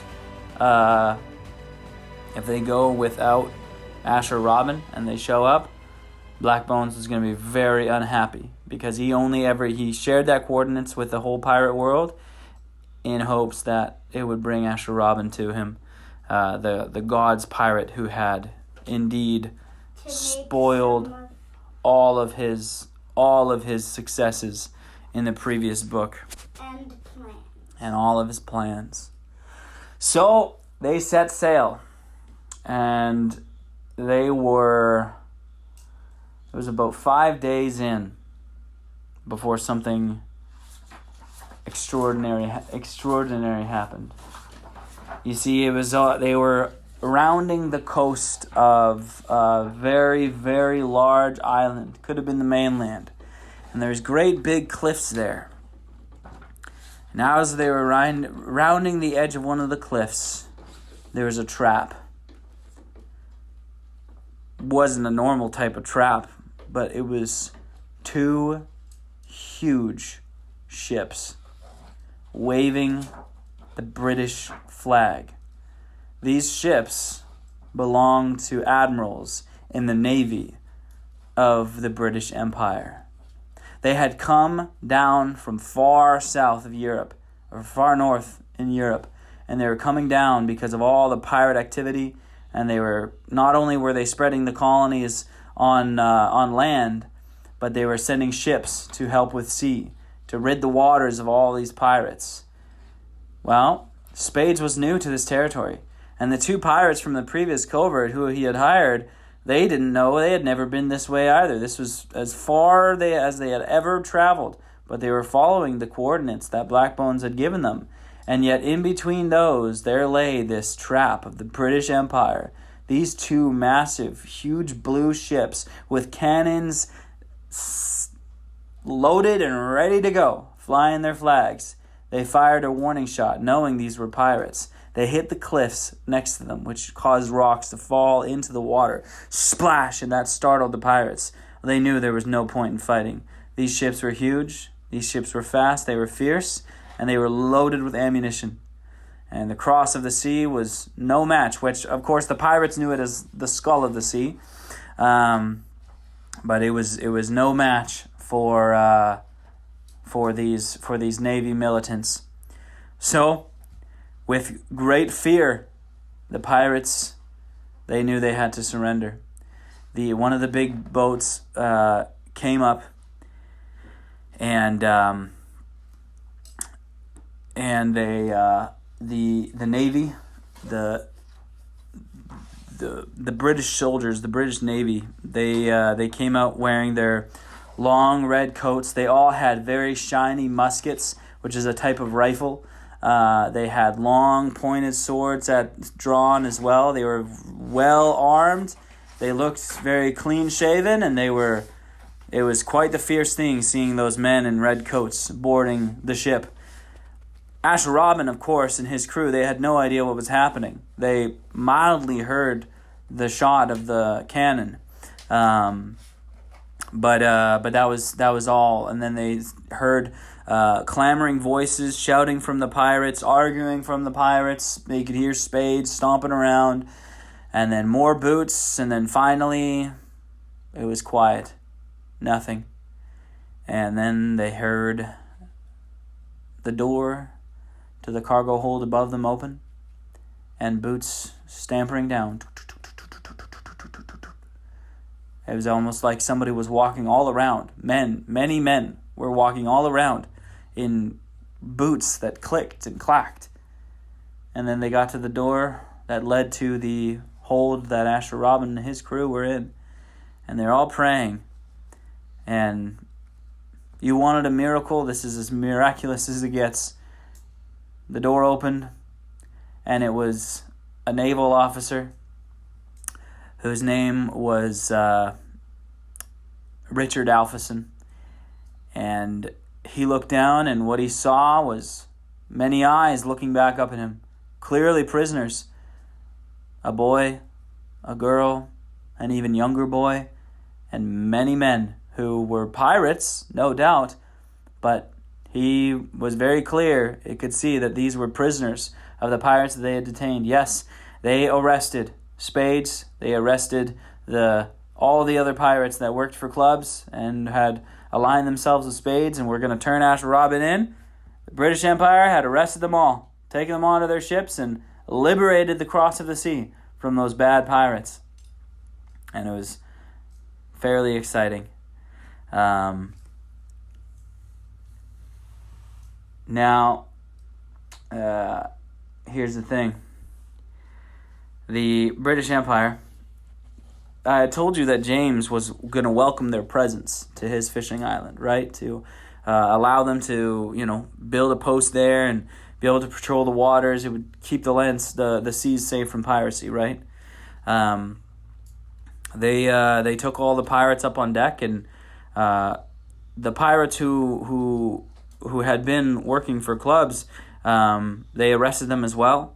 They even arrested Asher Robin and Shiloh and everybody. They took them all in. It was very soft, but they wanted to bring them in before the admiral, who was on that other big blue ship. And so they took them over to that one, and they had two different groups of pirates that were all roped up and detained.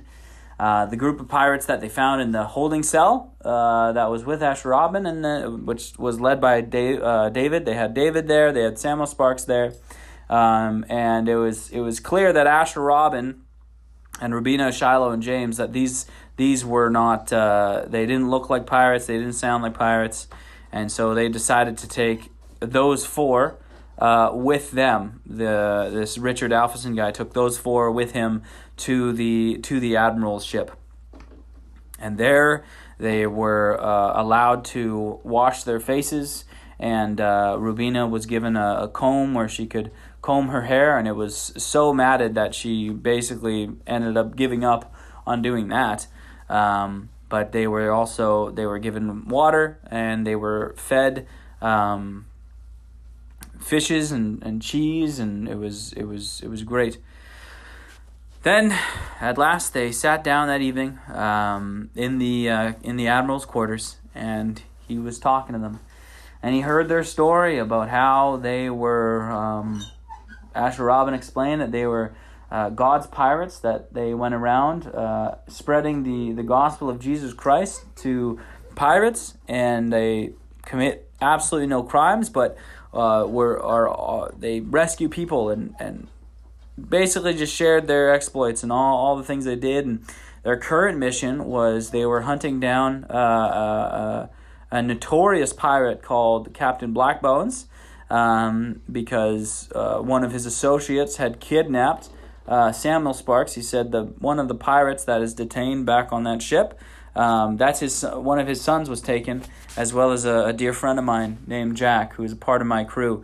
And so we were hunting down Captain Blackbones when we were detained by Spades, which is the larger pirate back there, and his men. They detained us, and they were going to deliver us to Blackbones even, because I've heard that there's a bounty on my head, is what Asher Robin said. The admiral said, yeah, he had heard whispers from the seas from his pirate spies that this Blackbones was the most fiercest, terrible. He was the most wanted pirate on the sea, and that he was after a rival pirate captain. He said, I had heard about this God's pirate. Your name has come up, but I assumed that you were a full-grown man with a crew of mighty sailors and warriors, based on the tales that I hear, and yet here you are, just a little boy. And he said, this is marvelous, but I can't, obviously I can't let you go hunt down Blackbones. This is our duty, and we want to properly establish our authorities here and jurisdictions, and we want to establish posts here, and then we can hunt down the bad pirates, of course. But I find when we move into an area, the pirates leave, and that area is safe. Asher Robin said, well, perhaps, but I wonder if they leave and go somewhere else. Having grown up on a pirate ship myself, I can attest that the way of the sea is we're always somewhere else every day. And so, perhaps there's benefit to what you're doing, but I say there's benefit to what we do as well, trying to convert souls and to change their ways from piracy. And the admiral said, fair, but I find that when I'm giving waters to patrol and waters to protect, if there's no pirates, I don't care where they are, as long as they're not under my nose, then I look perfectly fine to the king, and or the emperor, to the king. Yeah, they got a king. Come on, they got a king. Anyways, so I'll have to research that, look up some political stuff from the year, I guess it's the 16th or 17th century in this time, but regardless, so they finished their meal, finished their talking, and the admiral made it very clear that Asher Robin was not going to be going back with to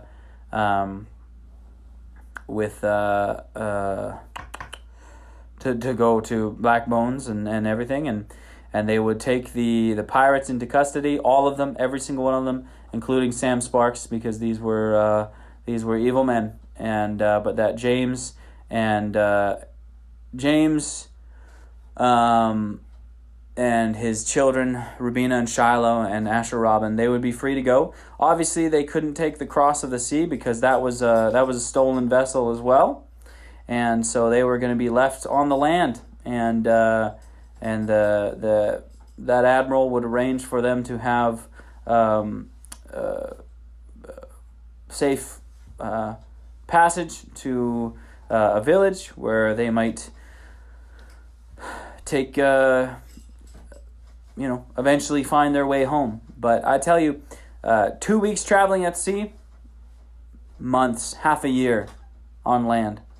And they were very disappointed by this decision. Asher Robin and James, they were very disappointed because they wouldn't get home back to their island for a very long time. And Samuel Sparks would go into custody, even though he had repented of his sins and was working to pay off his debts. What was he doing? They were taking him? This admiral, his plan was he was gonna he already has them all arrested. He was gonna take them all back to the mainland and put them in for due processing, and they'd probably all go to prison. And sure, some of the pirates deserve it. So Asher Robin and James and Rubina and Shiloh, they didn't like this news. They would lose their ship. They would lose Sam Sparks. They would lose their crew, David, they would lose everything. And they would never be able to find Charles, never be able to find Jack, who was with Seabones. They'd never be able to find Blackbones. Asher Robin, he did not like this one bit. He realized he'd almost be better off back in the dungeon of a lower deck, with them all locked away at the mercy of the pirates. At least they were headed toward Blackbones. At least they were, headed toward the mission to save Charles and Jack. And so, difficult part comes next. But when at last it was time for them to depart, they were brought back to the other ship, and Asher Robin decided that he was going to resist, and he was free. All he needed to do was free the pirates, but he didn't want to free the bad ones because they were dangerous. James is on board with this, of course, and so when they were traveling back by a skiff, they climbed up, they went to that other boat, and James politely and respectfully attacked. He took hold of the soldier's musket, threw it to the ground. Asher Robin ran behind him, ran below, and past the guards, tripping the guards. Rubina and Shiloh made a distraction, as well as Howie. They started pushing over barrels and making a ruckus and throwing ropes around. And the plan was to create chaos on deck. And James, Rubina, and Shiloh, they were good at making chaos. And they started wrestling with the soldiers on there, and they didn't really know what to do because two of them were kids, and they didn't want to hurt them. And Asher Robin quickly slipped below, and he found his pirate friend Samuel Sparks and his new friend David, and the rest of the men that had the two other men that had come to Jesus, and the 9 that were polite and willing to help him, that were in the cargo hold. He quickly, as best he could, freed them. Some of them had to run with their hands still bound, but he freed them. And they were going to go back to the cross of the sea and politely load up the soldiers that were there onto their skiff and lower them and say goodbye to their skiff, so that the men would have a way to still row back to their other ships. Mind you, I guess they're pretty parked pretty close, so that's not necessary. But Asher Robin, in the fray of the men escaping, he had one last thought. He still needed to find Blackbones. And there were 2 men aboard who knew. And they were a part of the other pirate group that was led by Spades. So Asher Robin, he went and he said to one of the 2 men that had seized him back on the covert. Remember? One of the 2 men who knew where Blackbones were, that were going to turn Asher Robin in. He came to him and he said, I need you to take me to Blackbones. Take me. You get all of the treasure. And he freed that one.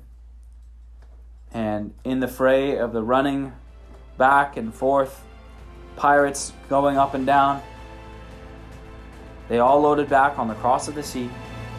And all the British Navy troops, they put back on their own ship. And it was probably about 5-10 minutes before all that was done. Nobody got hurt. Praise the Lord. But then, the cross of the sea started to sail away. And Asher Robin, he was on there. But nobody knew that he had freed one of those pirates. One of those bad pirates. Nobody knew that he had freed him, snuck him on board, and was now hiding him from the rest of the crew. So that one day soon, he could take him to Captain Blackbones.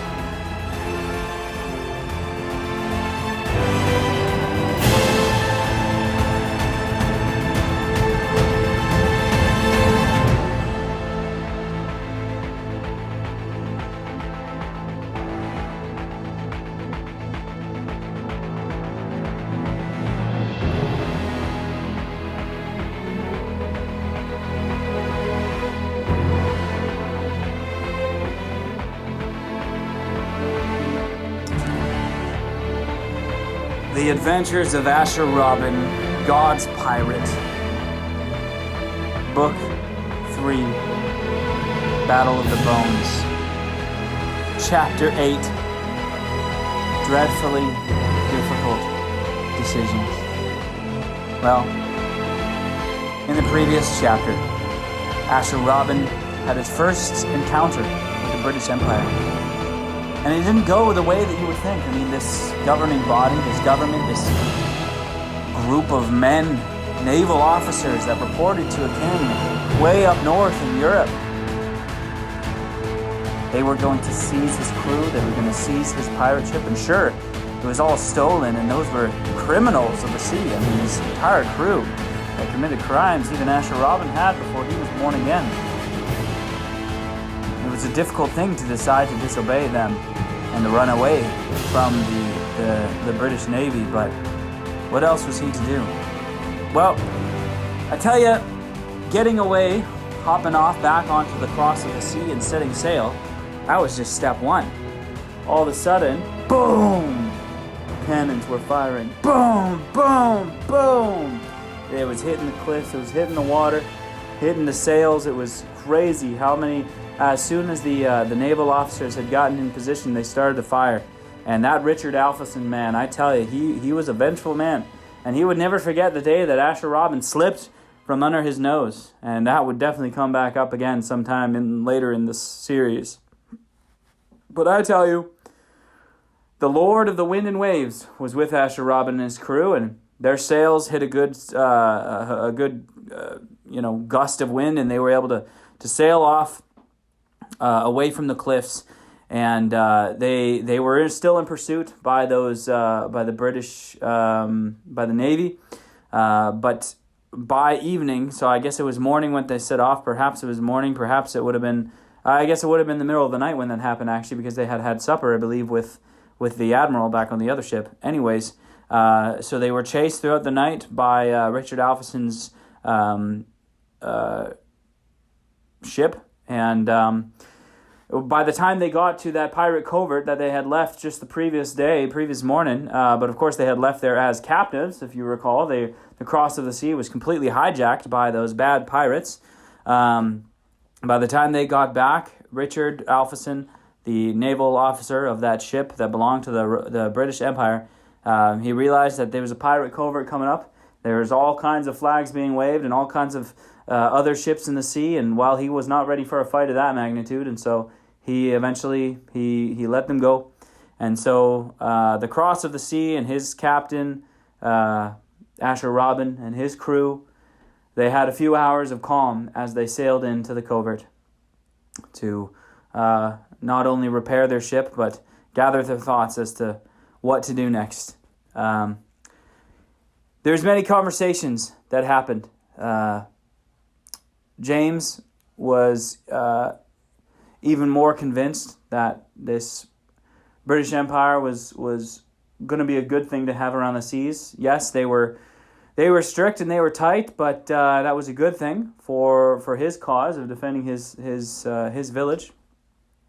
Samuel Sparks, he had a bit of a change of heart. You see, he was on the seas looking for his son, and yeah, he had a little bit of a change of heart, because I had told you that he wanted to find the gold, pay off Heather's debts, and then possibly buy a fishing vessel and start up some kind of trade and just live a humble life. But he realized that he was still a criminal. Yes, his sins were forgiven. Yes, before the eyes of the Lord, he's beheld the blood of Christ upon Samuel Sparks.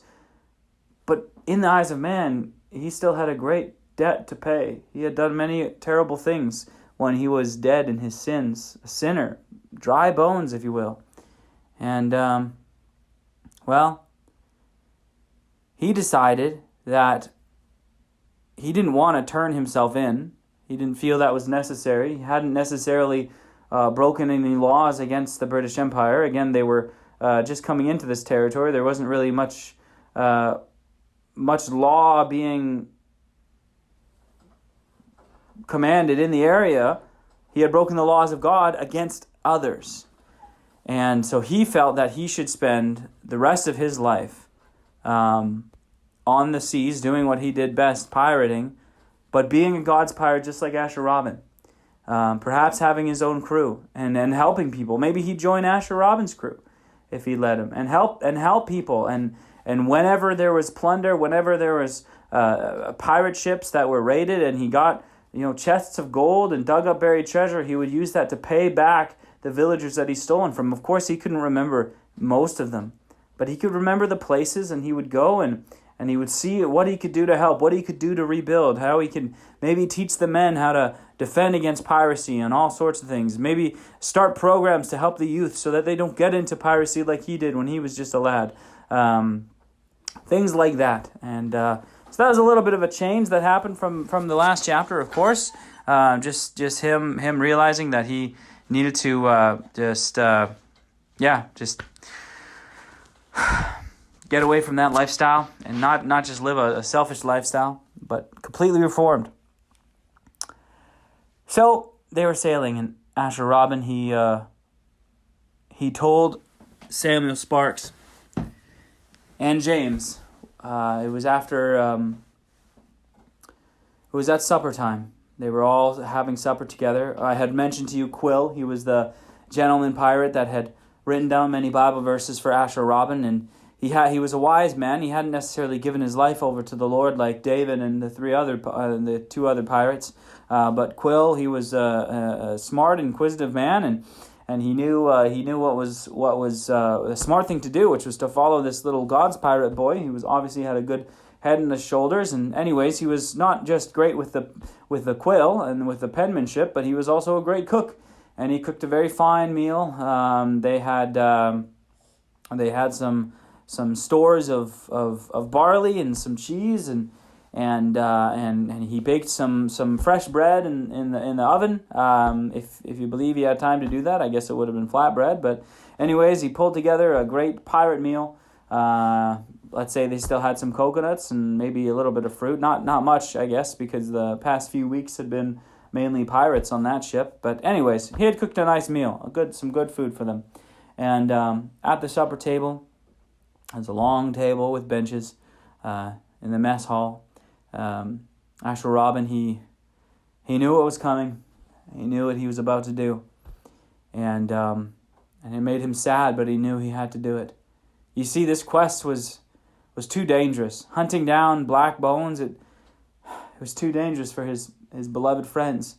They had been kidnapped and their lives were at risk. They had almost been arrested by the British Empire. He almost lost his friends to it, and it was just too much.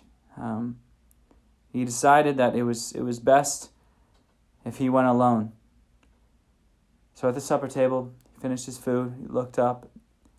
He looked at Rubina, looked at Shiloh, James and Sam Sparks. With tears in his eyes, he said, "I love you, crew.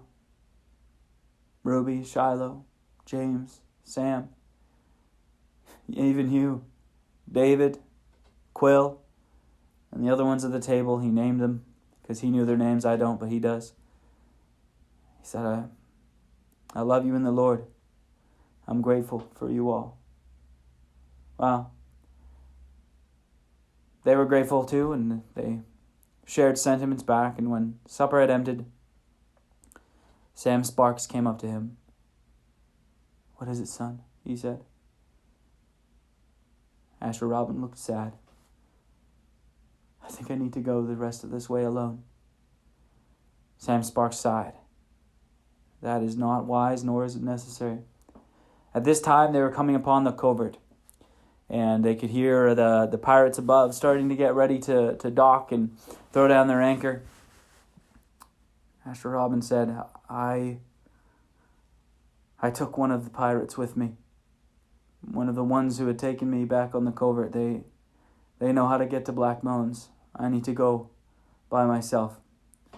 Sam Sparks, he didn't agree. "It's not safe. No, it's not safe," said Asher Robin, "and that's why I need to go. We have Ruby, we have Shiloh, and no doubt their mother is worried, and or maybe their mother came. I don't know. I forget about that detail. But anyways, it's not good that they come all this way. But if you head back to the island, I will find you there, and once I do, we can find Seabones and find Charles, find Jack." Sam Sparks looks confused. "But we were supposed to find Blackbones and wait there until Seabones came, right? I mean, maybe Seabones has already found him." "Seabones will find him. But I mean to find him first. And I'm going to share the gospel with him." "Share the gospel with Blackbones," Sam said. "That's right," said Asher. "I'm going to tell him everything. And I'm going to ask that he repent. And then he help us find your son and find Jack. And tell him what's coming his way. The wrath of Seabones is great for him." "That's quite the errand, Asher," said Sam. "I would say it's unwise and unsafe, but I am a testament that you don't heed such warnings. I'm also a testament of the power of God through your determination. So I bless you in that quest. But I ask that you let me come with you. After all, I want to find my son. And no doubt together we'll be stronger." "Well, said Asher, "I don't know. I feel it's best to go alone. But that's dangerous. You realize that?" "I know, but sometimes it's better. By yourself I can run fast, and I guess I can always take Howie with me." "I don't know. I don't think that howler monkey is going to be very happy to follow you even to Blackbones." "Yeah, you're right. I guess he'll have to stay with you. Please let me come with you, Asher." Asher Robin sighed. Don't tell any of the others about this, will you? Asher, listen, Sam. If you come with me, you know that pirate who's going to guide me, spades, the clubs, they threw you overboard. And the pirate who's going to guide me, he doesn't need you. But he'll be our prisoner. We can't let him think that. Maybe he'll lead us somewhere else, who knows? If you're going to get through to wherever Blackbones is hiding, surely he's got a strong force. It's safest if it's just me. For some reason, he wants me alive. I don't think he cares about anybody else being alive. And so I'll just go. And by the power of the Lord, I will come to you again. And I hope it's with another treasure. A rich treasure. Blackbone's soul for the Lord. But if not, if he is hard, then well then, I'll still sneak away. I'll find a way back to you. This is an awful big risk, Asher. I don't see how it can go any other way. We have no other lead on Seabones. We have no idea where he is. And we have no idea where Blackbones is. But by the providence of God, there's a pirate on our ship right now who can take me. And I better go. And we better go now. Okay, Asher Robin, God's pirate. I'll pray for you. I will hope so, said Asher. Please don't tell the others. Please, Samuel. And please captain the cross of the sea back. And go back home. Go to the island. Tell everybody what's happening and maybe prepare John Scott. Maybe we'll have to defend the island. I don't know what's coming. And I don't know what I'll come back with, but we'll find each other again. That much I promise. And we'll find your son by the power of the Lord. Okay, my boy. Asher Robin and Sam Sparks, they hugged very tightly. And they docked finally at that covert. And they stayed through the night. And then, in the darkness, Asher Robin, he slipped away with that other pirate. And they went to a medium-sized vessel that pirate who had with his comrade there. They had another one waiting there for them. It was only 2 days, and he was still sitting on that covert thinking perhaps they'd come back sometime. Or scratch that, there wasn't anyone else. It was just the two of them. I guess the other one was arrested, and now it's just this one. So he and Asher Robin, they went back onto his vessel, took a little skiff out to where it was anchored, and wasn't stolen. It was guarded by a very fierce dog that would bark and bite anybody who came on, but he knew his pirate master. And he didn't like Asher Robin very well, but once he saw that Asher Robin was his prisoner, it was okay. Asher Robin, of course, wasn't necessarily a prisoner. He had come willingly. And so, with that, he had brought something that he felt he needed to bring. Most of the times, when he went and he evangelized to pirates, he would take written down pieces of the Bible, the papers.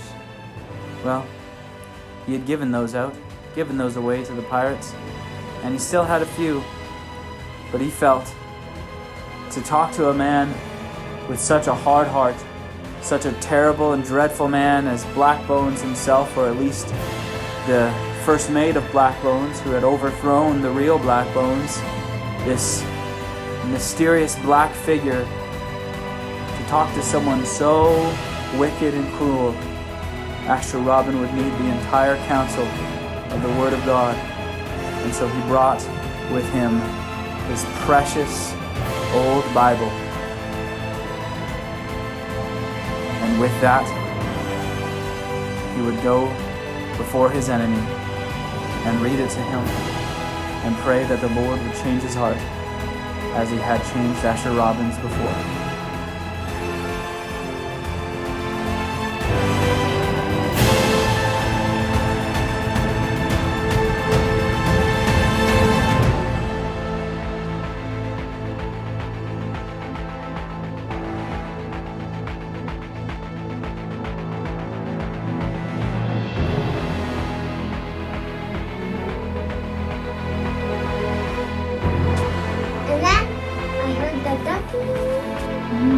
Oh, I wish we had cock-a-doodle-doos. All right.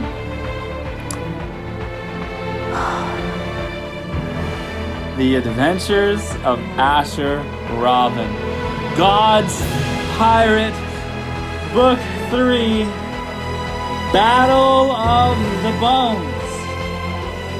Chapter 9.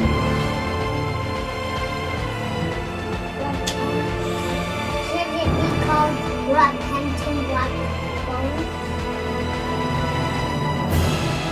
Confronting Blackbones at last. I know, I've teased it a lot. That this was the plan, is to get to Blackbones and talk to him. It's taken a lot longer to get there. But here we are, chapter 9. And I think it's going to happen. I had to review where we last were because we actually haven't done a God's Pirate story in quite a number of weeks. We went up to Bible college, and I got a little bit sick, and so we haven't had anything new. A year. Not a year, but just a few weeks for sure. Yeah, but it feels like a year. It feels like forever. Hey, so I had to go back and re-listen to chapter 8 to kind of learn where we left off. That'd be a miracle if you remember. You guys remember more of the story than I do. Well, where we left off, out of review, was Asher Robin very solemnly made the dreadfully difficult decision to leave his pirate crew, his God's pirate crew, to leave them behind and to go with that one pirate guy who had tried to capture him and sell him to Blackbones. He would pretend to be that guy's prisoner, or rather become that guy's prisoner. And he stole away, and they were off. They got on that guy's little sailboat. I think he had a crazy dog with him. And they sailed away in the direction toward Blackbones and a secret covert that he had, which was just his. Now, it was the next day, morning. The sea was normal, calm. A light rain was misting over Asher Robin. Here right now. Well, right now it's raining, so yeah, in our house, or not in our house, but on our house, in our land. And I guess we should give a name to this pirate. You know how bad we are at naming pirates shorthand, but I figure we can call him by a real pirate name. And Gotta be something that they didn't know superheroes were around. well, yeah, we'll just we're gonna call him Starfish. So, because he has a pet starfish. The guy has a knack for pets, I guess. He's got a pet dog and then a pet starfish. Anyways, his real name obviously wasn't Starfish. He had a real name, but his pirate name was Starfish. Not very dreadful, but he was cunning, of course, as you know. Seeking out to bring the bounty, get paid by Blackbones for turning in the God's Pirate Kid. Blackbones didn't know Asher Robin's name, but he had heard that this kid was called God's Pirate, and he wanted that kid to get captured. And he had drawn up sketches to show what he thought he looked like. Of course, Blackbones, ever since that encounter back in the chapter 5 of book 1, Dawn of the Greatest Treasure, chapter 5, A Little Wailing Boy. If you remember, Blackbones was struck with a little blight of blindness just for a moment, and I suppose that blindness he did recover, but his sight was Gone. not gone, but just a little worse. And I don't think I mentioned that in Blackbones Gold, but I'll be sure to go back and put that into any hard copy that this tale turns into. Anyways, so it's the next morning. Asher Robin is sailing with Starfish. Asher Robin, of course, he brought with him his Bible And Starfish had a sword, a pirate sword. And Asher Robin thought maybe he would have to take that and use it at some point. Maybe he'd have to fight Blackbones. He wanted to share the gospel with him, but this was a dreadful man, and the last time he had seen him, he was being chased along the beach.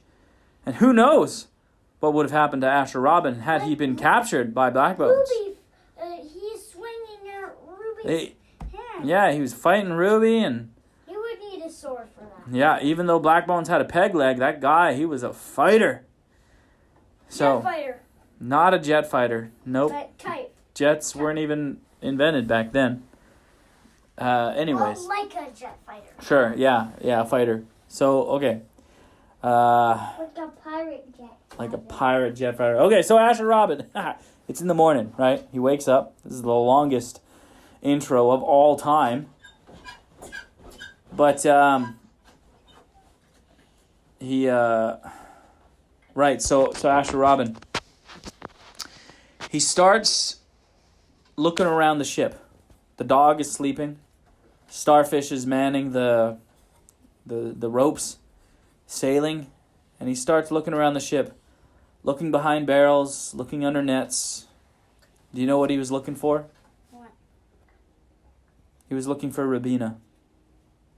You see, she had always snuck onto ships that he had gone away on. She had done that a few times now. Followed him wherever he went. And so he almost wondered if she had done that. But of course, this time it was him sneaking away from her. And she was not there. She was not aboard that ship. He had stolen away in the dead of the night, in darkness, and she did not know that he had gone till the next morning. Samuel Sparks discovered that he had slipped away that night, and he shared with the crew what Asher Robin's plan was. Well, Asher Robin thought about Robina and Shiloh and wondered if they were sad that he had left them, or maybe they were angry that he had not discussed this with them. But he knew. If he had talked to them, they would have come along. And this, Asher Robin, he wondered if this was a one-way trip. Do you guys know what a one-way trip is? No. It's a trip that you do not come back from. He knew Blackbones was a dangerous pirate. Sharing the gospel with someone like that? Well, Asher Robin had read about martyrs in the Bible. Stephen and James. Martyrs from the book of Acts. Perhaps even John the Baptist, even though he was not necessarily part of the early church, he was just the last Old Testament prophet. He was even a martyr. So Asher Robin had wondered if that was his fate. If Blackbones would turn on him in great wrath for what he was saying, but he still knew he had to go. But all the reason why he knew he had to go alone. And well, you remember the purpose for finding Blackbones. It was to wait with him until they got to Seabones.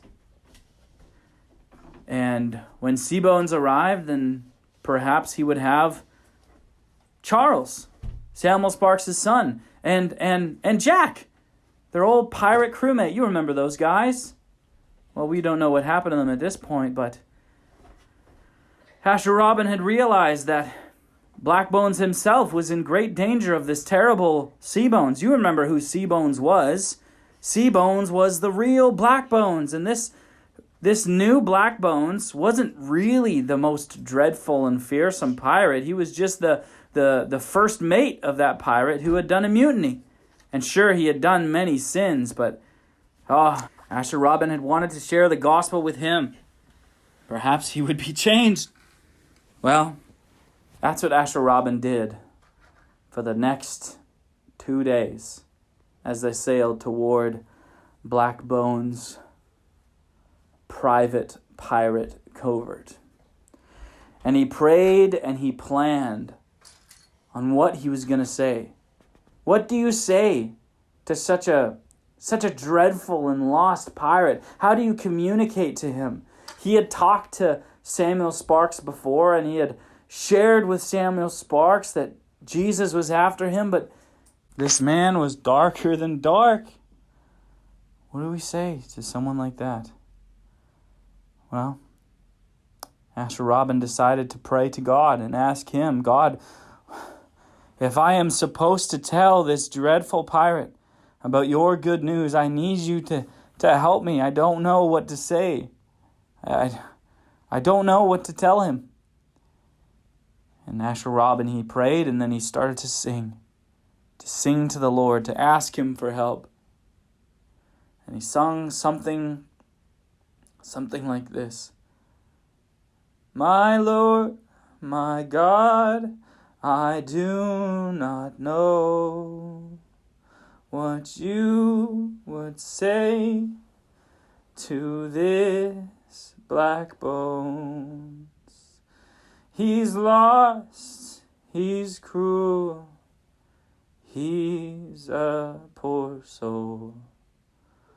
Oh God, help me.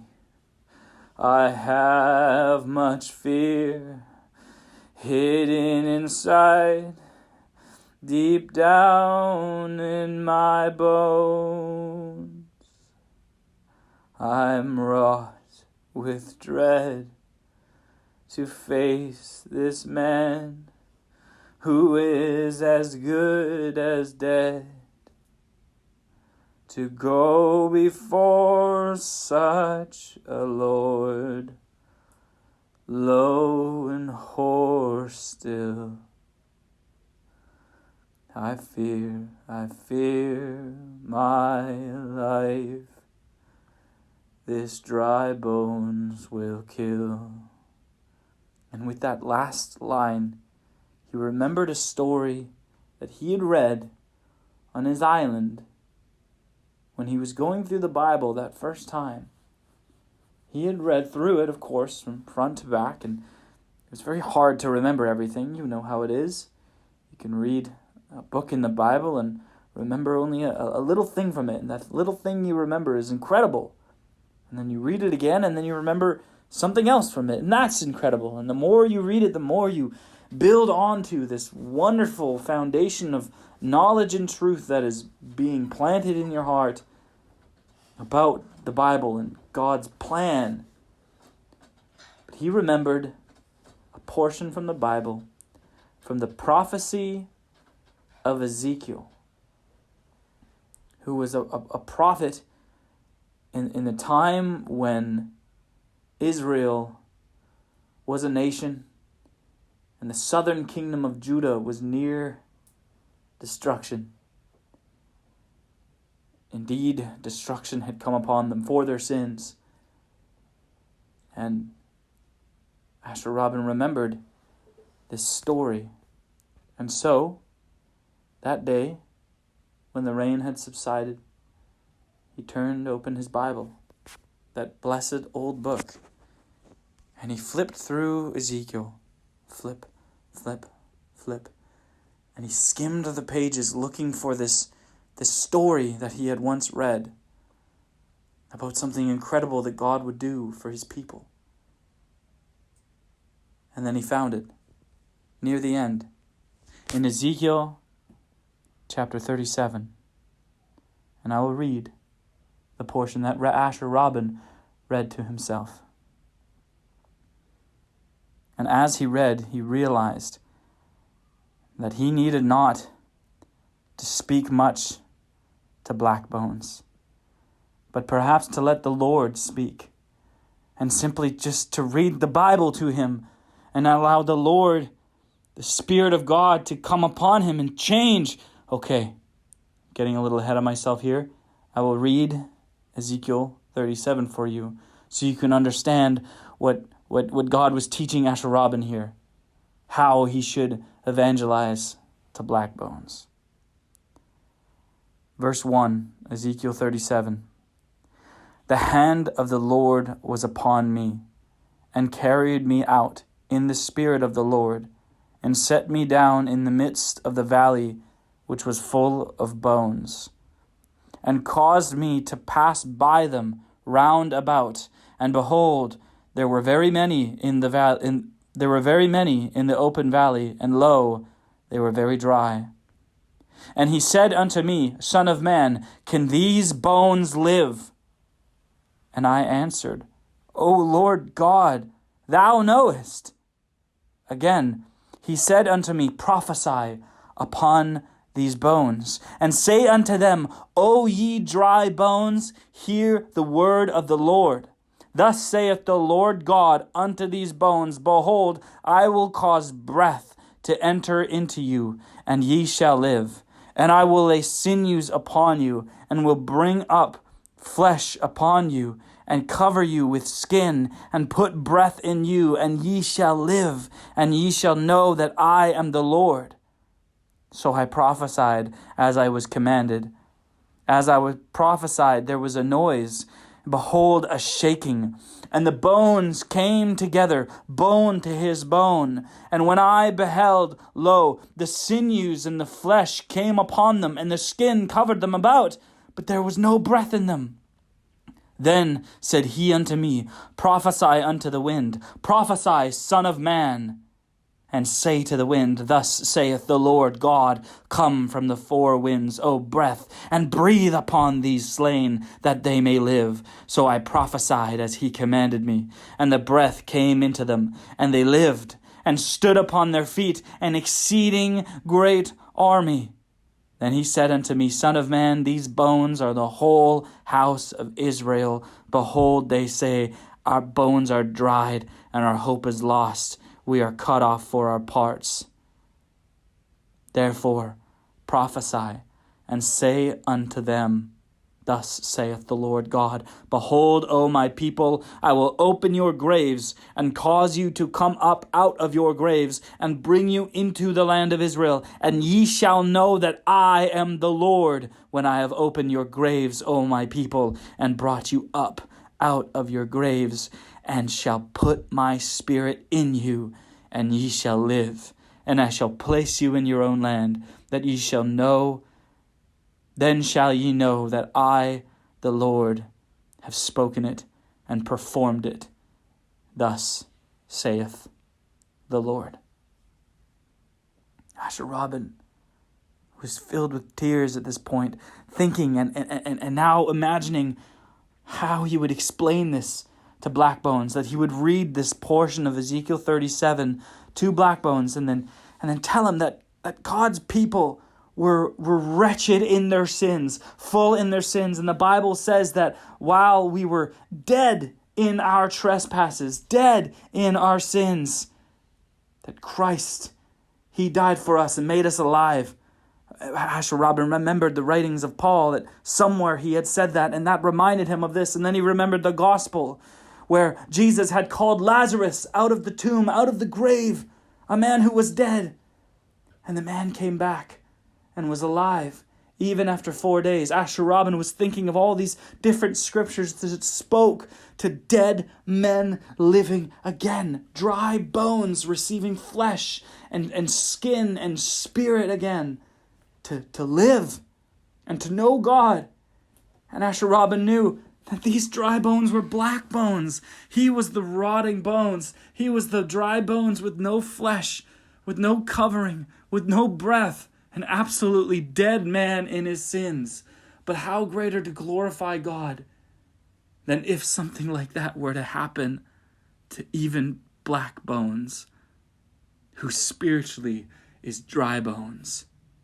And Asher Robin was filled with joy and excitement, and yet still so much terror.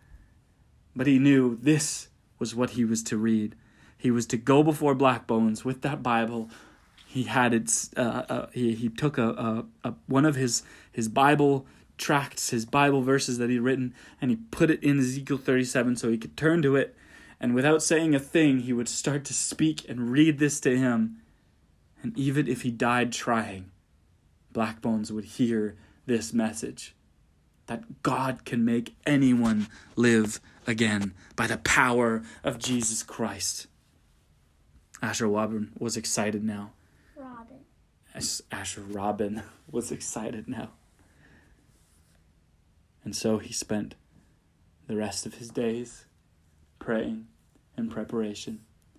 And finally, like I said, after 2 nights, they came upon a place called Blackwater, where there was another series of small islands, and at the head was a larger island with a black fortress.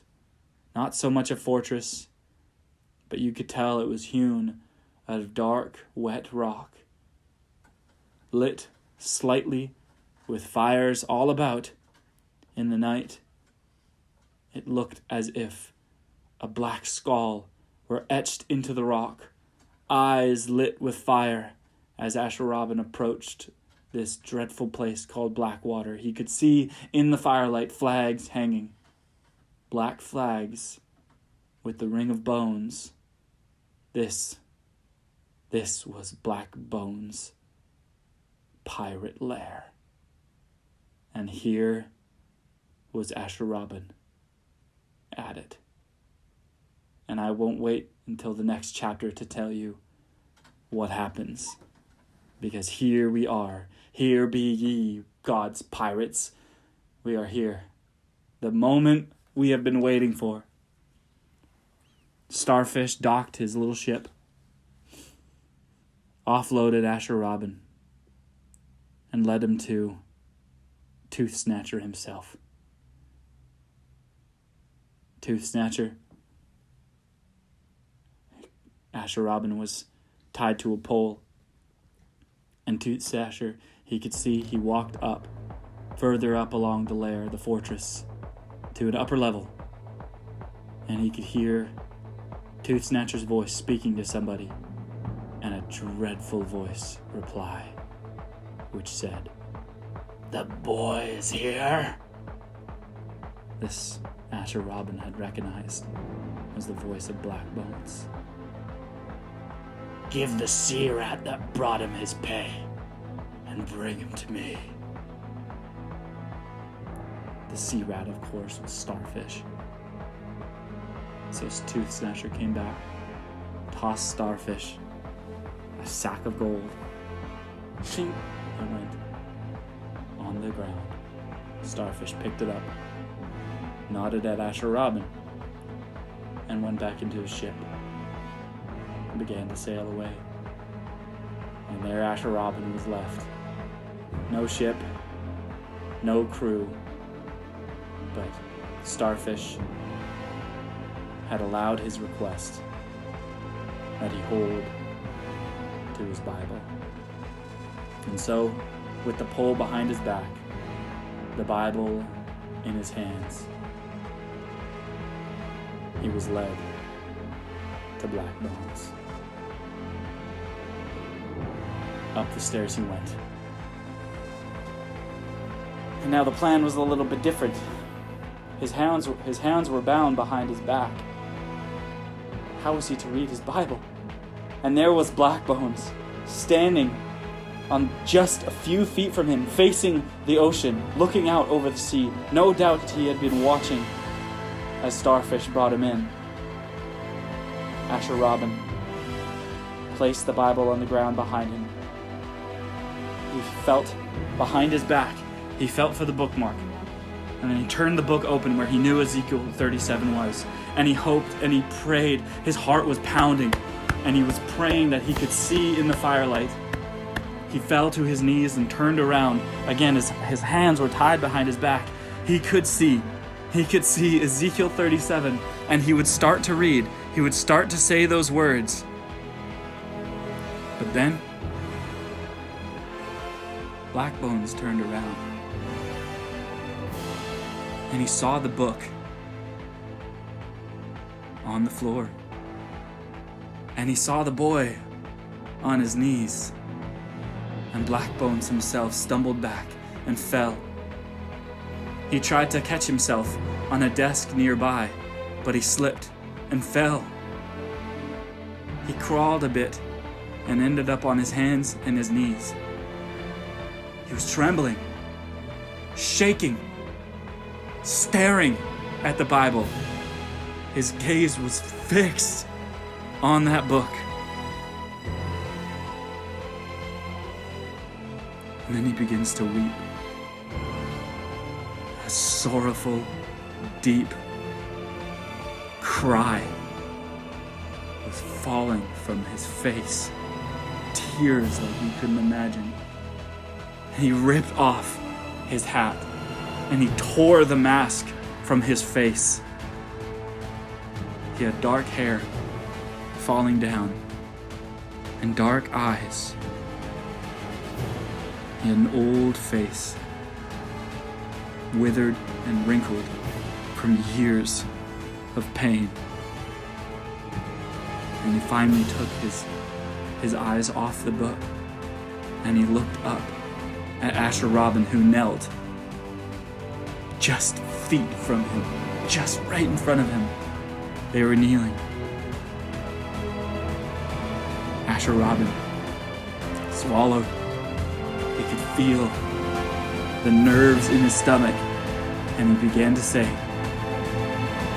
what he wanted to say was, "My name is Asher Robin, and I'm here to warn you not just of your impending judgment from Seabones, but from the Lord at the end of your life. And I want to read this to you."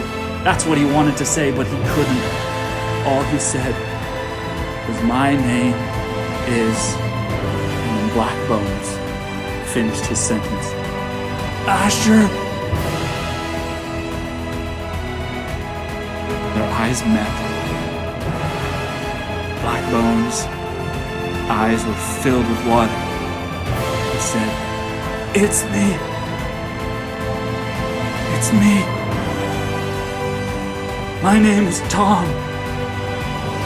My name is Tom Robin. I am your papa."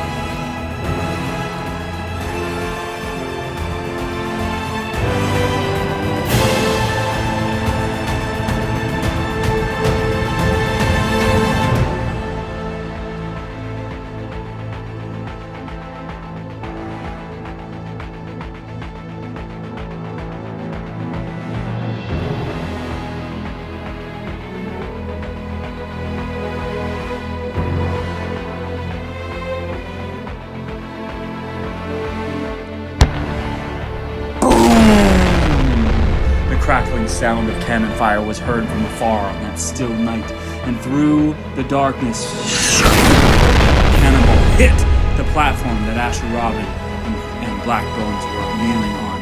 They were still weeping and had barely said anything beyond Blackbones telling Asher Robin that he was his papa before that cannon was heard in the night.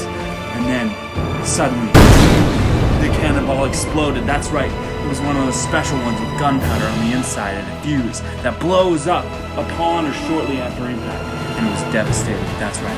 Blackbones' fortress, his lair, was under attack. Welcome back to God's Pirate.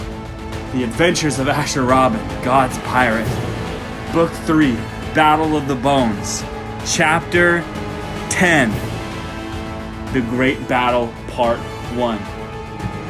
Blackbones, who is kneeling on his 2 knees, remember he has a peg leg, so he's a little bit unstable, fell backwards even further. Asher Robin slid onto his back as well. His hands were still tied behind his back. The Bible slid across the platform. Pieces of wood were flying everywhere, and suddenly parts of the building that they were in started to catch fire, and then another one was heard. Boom!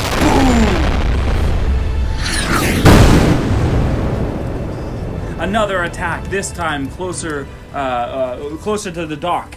And then the dock was ripped into shreds. And then another, and before long the fortress was completely demolished. Well, in the fray, Asher Robin, he stumbled, he slipped, and he fell down off of the platform onto a nearby rock and rolled into the water. Everything went quiet when he was underwater.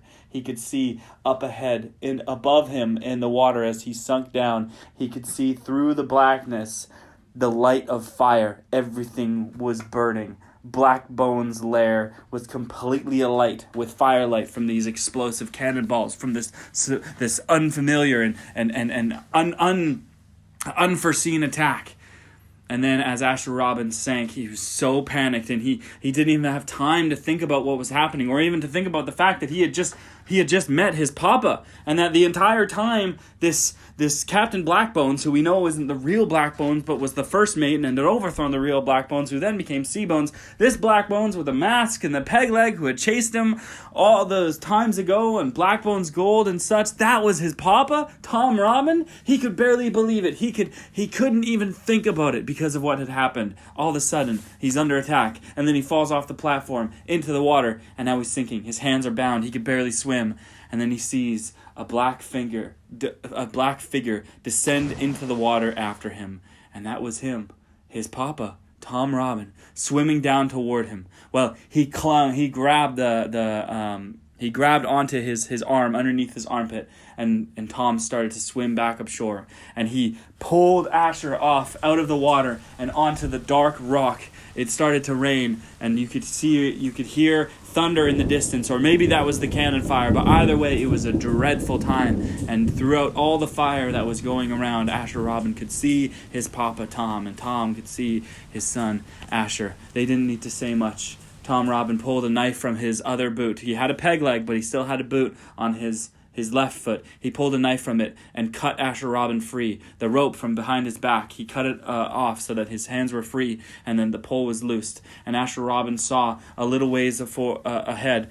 Tom had also grabbed the Bible from the platform as they were going down. And so Tom Robin hoisted Asher Robin up into his left arm and grabbed the Bible with his right. And he made his way along a path that was on the rocks, where it would normally go under the fortress. The fortress was completely decimated. All the wood was completely on fire, and it was not safe for them to be around. And Tom Robin, he wanted to get onto the other side of his little island where his ship was docked and was actually protected from the attack, which happened straight on the lair. Right when you're seeing the face of the skull, that's where the cannon fire was shot. And so he hurried back to his ship, where there was a dock which he had parked in the sea, and he made their way onto the deck, and he splashed Asher Robin onto the deck, and they had very little time to say anything. It was just a rush of absolute excitement. There was plenty of other pirates on the ship waiting for their captain and waiting to know what to do. Some of the pirates on the other side of the fortress had started to fire back in the direction of the cannonballs, but soon they were targeted, and cannons were firing that way and blown up. And so the men from those posts also hurried to the ship, just like Tom and Asher had. And so pirates within the next few minutes had all rushed out of Blackbones' lair and onto the dreadful ship, flying that black flag with the ring of white bones. And then they set sail quickly, using some manual oars to speed away and lifting any anchor they had pulled down, and they would position themselves to start firing back. Well, it was at this point that Asher Robin had asked, "What is going on?" And Tom had said, "I don't know." And Asher said, "Maybe it's Seabones. Maybe he has found you." And he says, "This is another thing that I came to tell you. Oh, there's so much to say. There's so much to wonder about. You're my papa. You're Tom Robin, the Tom Robin from this Bible." And it was such a panic scene, and the men were shouting all around different commands and what to do, and very little was heard and very little could be said. But as they positioned themselves to start firing back, Tom gave orders to Snatcher to man the counterattack and start firing back, and he pulled Asher Robin into his captain's quarters so that they at last have a conversation. Now that they were safe-ish, but on the way into battle again, he would take that time to talk to his son. And there they sat down at a table, or stood there, and Asher Robin's heart was beating, and he was confused, and he didn't know what to think. And Tom had said, "My son, you have come." And he said, You have come by the Lord, no doubt." And Asher Robin smiled and said, "Yes, I have come. I came to tell you two things. I wanted to tell you that the real Blackbones is after you, and he wants to take vengeance against you for mutinying against him. And the next thing I wanted to tell you was about the gospel and how God can forgive you of your sins." Well, Tom, he started to cry again, and even though it was panicked and you could hear gunfire or cannon fire in the backgrounds and men yelling, Tom started to cry, and he said, I know I know. I walked with God closely one time. I was a Christian.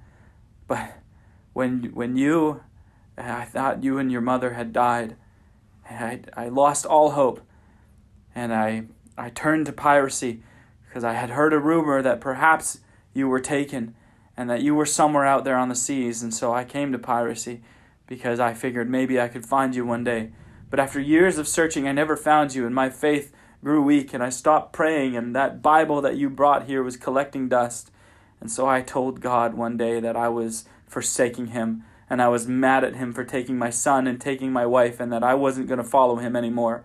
But I told God that I was going to cast this book, this Bible, into the sea. And if God was real, and if God wanted my heart, that someday someone would bring this book back to me.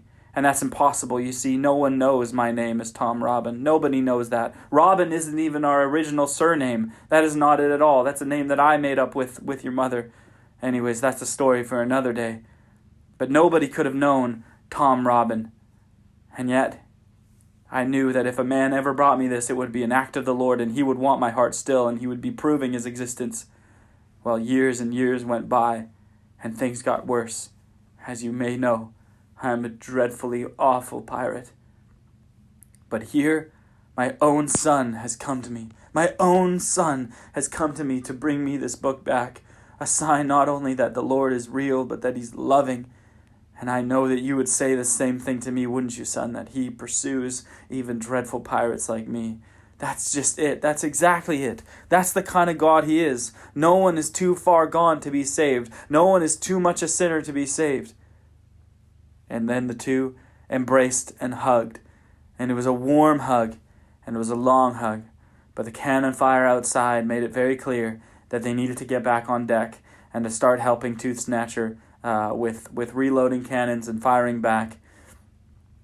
Tom took to the deck. Of course, everybody knew him as Blackbones, but now he didn't have a mask, and he didn't look as menacing. But they still obeyed him. They knew that this was their dreadful captain, even if he had somehow aligned himself with the little God's pirate kid that had caused so much trouble back in the gold mine. Well, they can see in the distance as they head south and east around Blackbones Island covert. They could see that there were two ships amidst the moonlit dark sea, and that rainy night there was two ships firing. Asher Robin wondered if that was Seabones. And the pirates had decided not to shoot back. And Blackbones determined that they would flee. He said, I have my son now. I have my son. I never thought that I would have my son again. And so he decides to flee, and he's going to go. But Asher pulls him aside and says, no, please, we can't.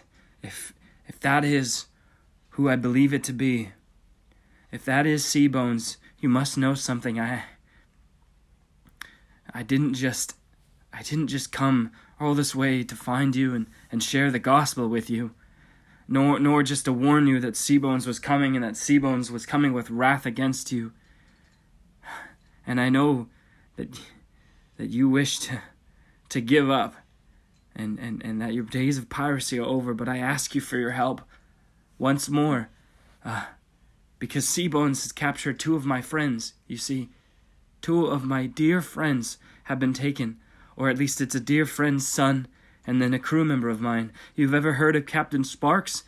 Well, he gave his life to the Lord and he became a Christian, and he sails with me now. He's one of the God's pirate. Well, Blackbones has his son Charles, and his old first mate Jack, or his old crewmate Jack, is now on our crew, my crew, and he has him too.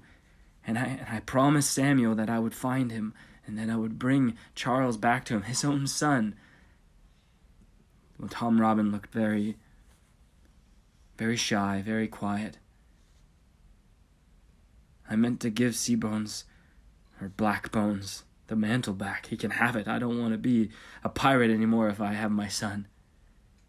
"Please, we must save Charles," says Asher, "and Jack, we must save them from Seabones." And then Tom nodded, and with a tear he said, "I have my son now, and I've been without him, so I know how this Samuel Sparks feels, and I will do what I can for you. But we must flee for now. We can't approach the ship as they're firing with these blasting balls. It's too much. We'll flee in the night, and we'll head south, but then no doubt they will see us and pursue us. And from us firing back, they will behold that we are here, and then we will go. And then that day you and I will surrender. We'll go into a skiff, just you and I, and we can approach." "You would do that," said Asher. "You would do all that." And then Tom Robin, quiet for some time, he quoted Philippians 3, verse 7. He said, "What things were gain to me, those I counted loss for Christ. And I'd do anything to save the friends of my newly found son." And with that he gave the commands for them to raise anchor, or the anchor was already raised, but he gave the commands for them to begin sailing, to, pull the ropes and steer the sails and what have you, in order to start heading south, fleeing away, firing as they could in the direction of those two ships so that they could see them and know them. And sure enough, the pursuit in the night came. There wasn't much cannon fire that night, and certainly wasn't any sleeping. Oh yeah, Asher Robin was tired, but it's too much adrenaline, too much excitement for him to be able to do anything. They stayed up all night. Everybody had a job to do. There wasn't really much time for him to talk to his papa, although he really wished he could. There was so much to do in order to sail as a smaller crew. But they did. While sharing the plans with the crew, not everybody liked it. You see, Tooth Snatcher and Bone Breaker, they were there as well. And they hated Asher Robin. But they feared Blackbones, Tom Robin, way more than any of the feelings that they had. And it was strange seeing Blackbones with his son, and then this boy who had antagonized them and lost them all their fortune in the previous book, Blackbones Gold. He had just accepted him. There was forgiveness. Blackbones had just forgiven this kid of all his harms. Not to mention Asher Robin had forgiven his father for all the vile things that he had supposedly done as a pirate. Well, and Christ had forgiven the both of them for all the sins that they had done as ignorant pirates. You see, that's the message of the gospel, boys. Forgiveness. God says he will forgive as much as you forgive, and he calls us to forgive the same amount as Christ did. Even if you never hear the sorry, even if you never see the repentance, we forgive for our own sakes to honor the Lord, and he's happy to forgive. I guess you could say that this is very much a story about the gospel and about forgiveness. But the morning came,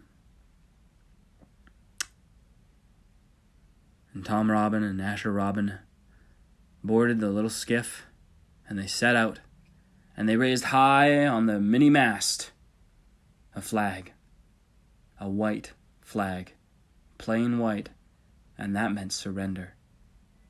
Anybody who saw it knew these people had given up fighting. And so as they approached the two ships that were in pursuit of them, their other ship, the black ship, the one that Blackbones had captained for so long, it kept going. And they got nearer and nearer. Asher Robin got nearer and nearer. The large pirate ship, the one that Asher recognized.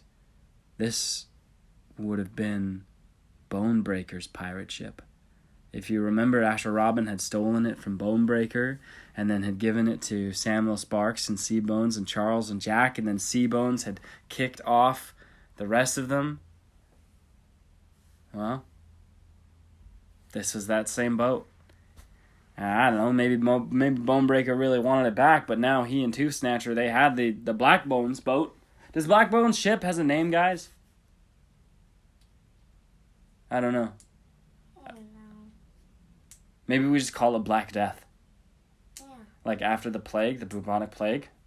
That'll come into play. Yeah, what's up, Ash? Black Sea of the Skull. Black Sea of the Skull. Well, Samuel Sparks' ship was called Skull of the Sea and then renamed Cross of the Sea. So, I don't know. You guys are you good with Black Death, Asher? Because it's kind of intense. Anyway, so they sailed away with Black Death, the ship. Anyway, so Tom Robbins says to Asher, "Whatever you do, do not tell Seabones that you are my son."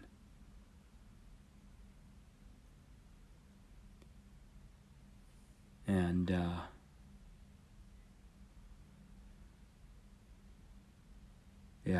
Asher Robin agrees. Doesn't know why, but he agrees to it. And then it happens.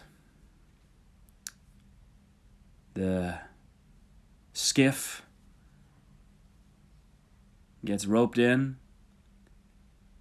And Asher Robin and Tom Robin climb the rope ladder up to the ship that had came right up them.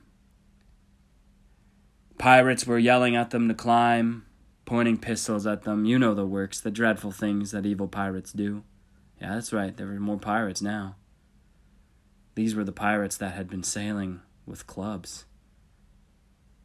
Seabones had picked them up.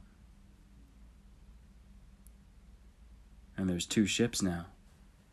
Another ship led by clubs. And there, standing on the deck, ready to welcome Tom Robin and his son Asher, was old Mr. Seabones.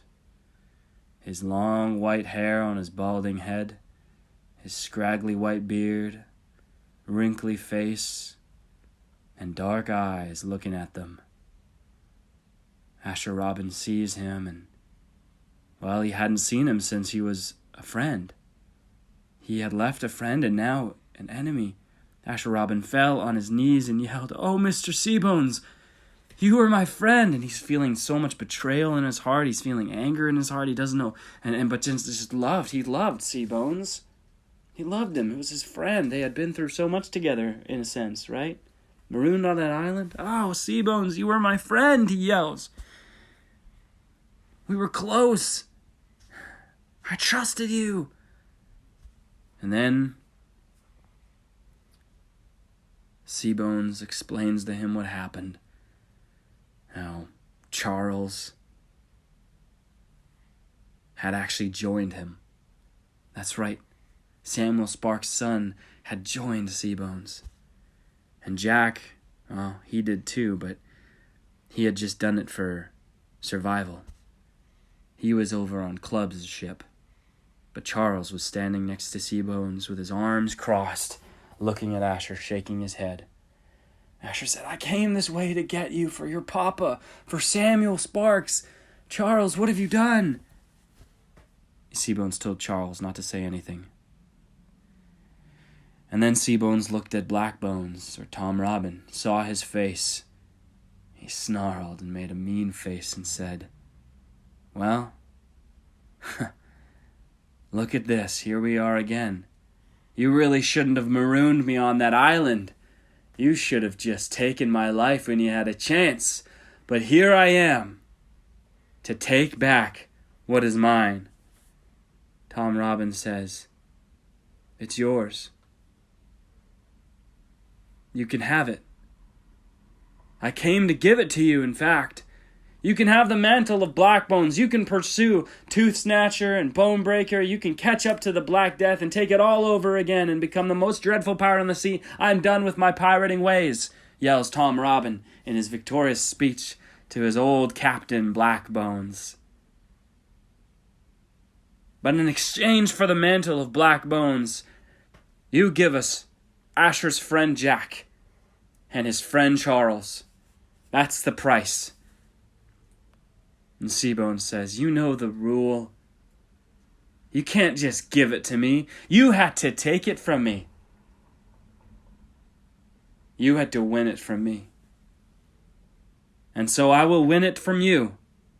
But I will not do what you did. I will not abandon you to some island. No, we will have a duel. You and I, Tom. You and I, we will have a duel. And with that, a sword was slid across the ground to Tom's foot. And Seabones pulled one out of his sheath, and he says, "A duel to the death. Would you pick up the sword, or would you prefer a pistol?" Asher Robin looked at Tom, his papa, with astonishment. He understood what was happening. It meant that in order to get his friends back, Tom had to sacrifice himself. You remember, Tom, he knows Jesus. He knows the story. He's willing to do this. He said, he looked at Asher, almost knowing what he was thinking. That hath not the Lord done this for us? I guess it'd be only fair after all the evil I've done to save a few. Well, this is where we get to the Battle of the Bones. Blackbones versus Seabones. Tom Robin decides we'll go with the sword. He picks it up. And I tell you, a great duel happens. And thankfully, by the grace of God, both men survive. But that we will tell in chapter 11, The Great Battle, Part 2.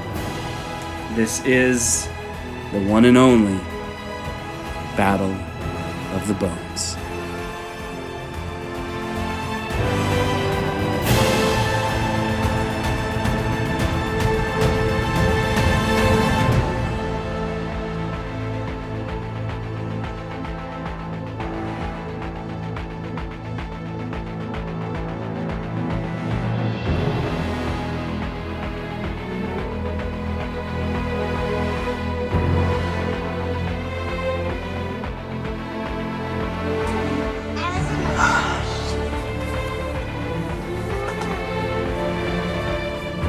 I've left it downstairs. Okay, here we go.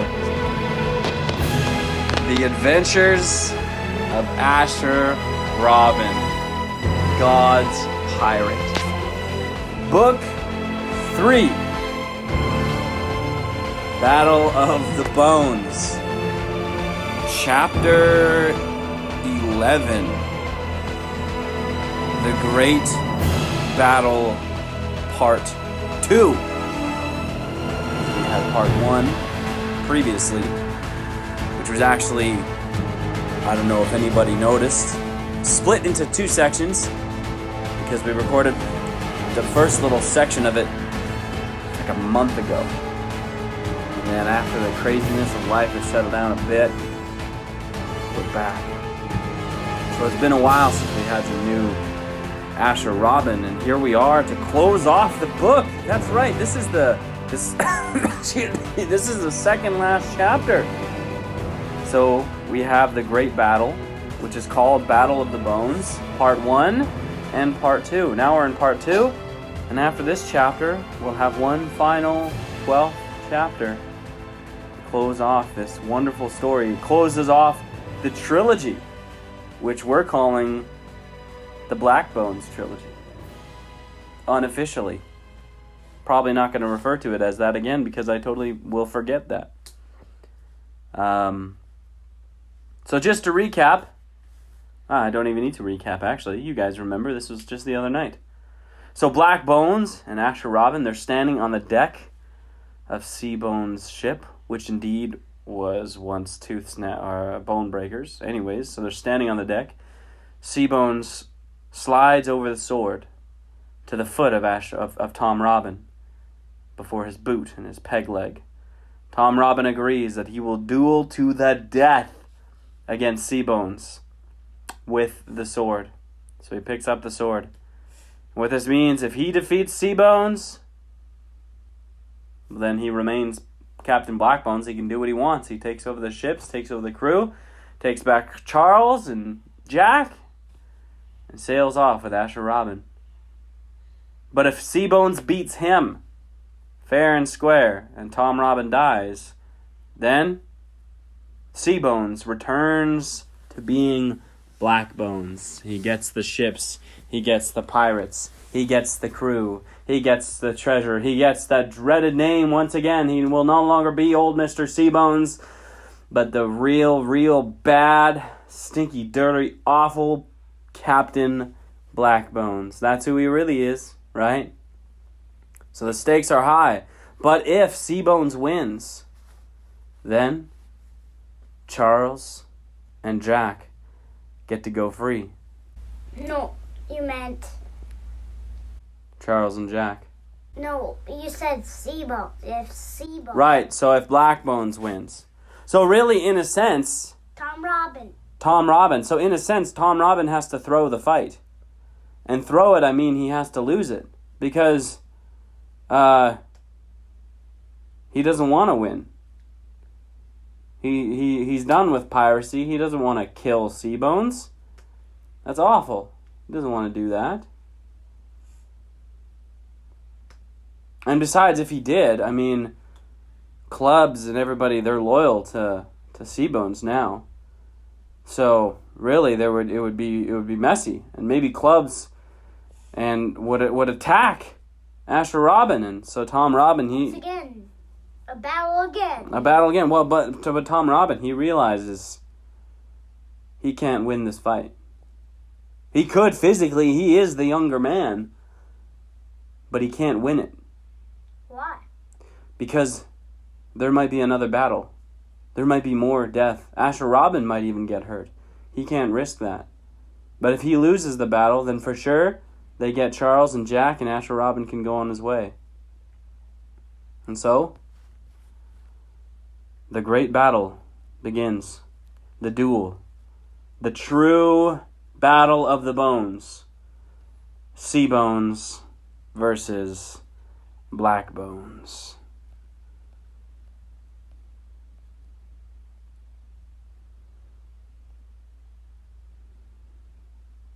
Tom Robin Blackbones picks up the sword, and he comes closer to Seabones.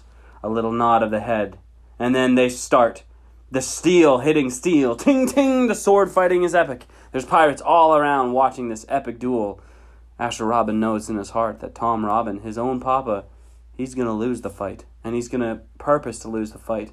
And Asher Robin is thinking, what can he do? How can he make this a way around?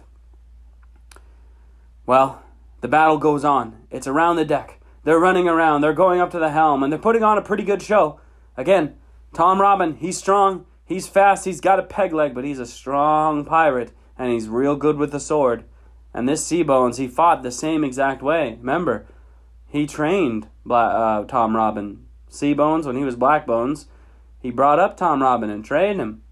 And they fought and fought and fought. But Tom Robin was sure to watch the other pirates, to watch Charles, and to watch all the eyes. Anytime he was winning the battle, you could see pirates were clenching their pistols tighter and clenching their swords tighter, as if he did win, and if he did defeat Seabones, pistols would be drawn, fires would be shot, and swords would be pulled out, and there would be a rage and a battle trying to stop this old Blackbones from becoming the staying Blackbones. He didn't want that. And he knew throughout the battle that he had to lose this fight. This is the only way that it was going to go down. And so, as time went on, as the fight drew on, people were cheering, and it was quite the spectacle, quite the battle. The sun was rising over in the east. In fact, was risen, and it was near midday. And then Tom Robin, he yielded. He made it look good so that Seabones would get the mantle. So it would look like Seabones defeated him fair and square, and that he really was the fiercest, most awful, dreadful pirate. how Tom Robin knew that there would be a great many men who would come and try to take that mantle from Seabones. He didn't want that to be taken from him, and that's why he knew he had to lose. And so, he pretended like Seabones got the better hand of it, and struck the sword from his hand. And maybe he's pretending. Maybe Seabones was really good. Either way, the sword flew from his hand.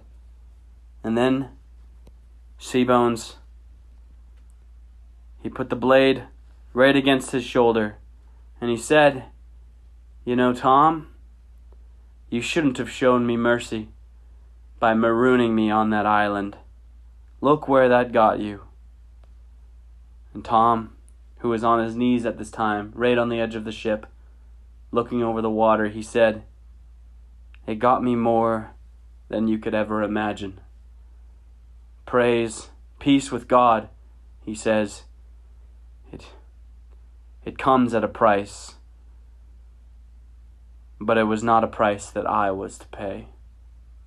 And of course he was referring to the cross of Christ, a price for his sin that Tom Robin didn't have to pay. But when he meant that his marooning Seabones and stranding him, all those events, it was God's providence to bring Asher Robin before him, and he would meet his son.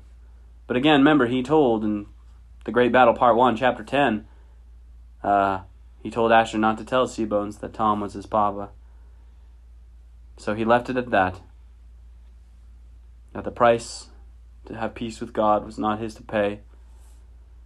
And with that, Seabones kicked him right in the chest, and Tom Robin went falling down into the sea. Asher Robin yells, but he holds back cries. He'll be strong.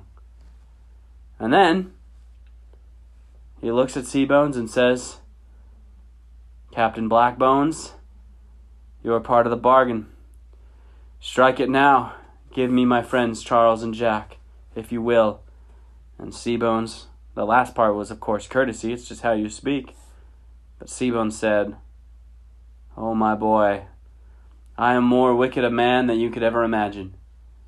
And with that, a pirate came and tied Asher Robin's hands behind his back and led him down into the lower deck where he was to be imprisoned. And it was very clear to Asher that Seabones was not going to uphold his end of the bargain. And it was making him a little sad. He didn't know what to do. But Charles was the one who led him down, who tied up his hands and led him to the lower deck. Asher Robin said to him, "Charles, I just found my father. And he had joined piracy. But when he lost me, he went astray.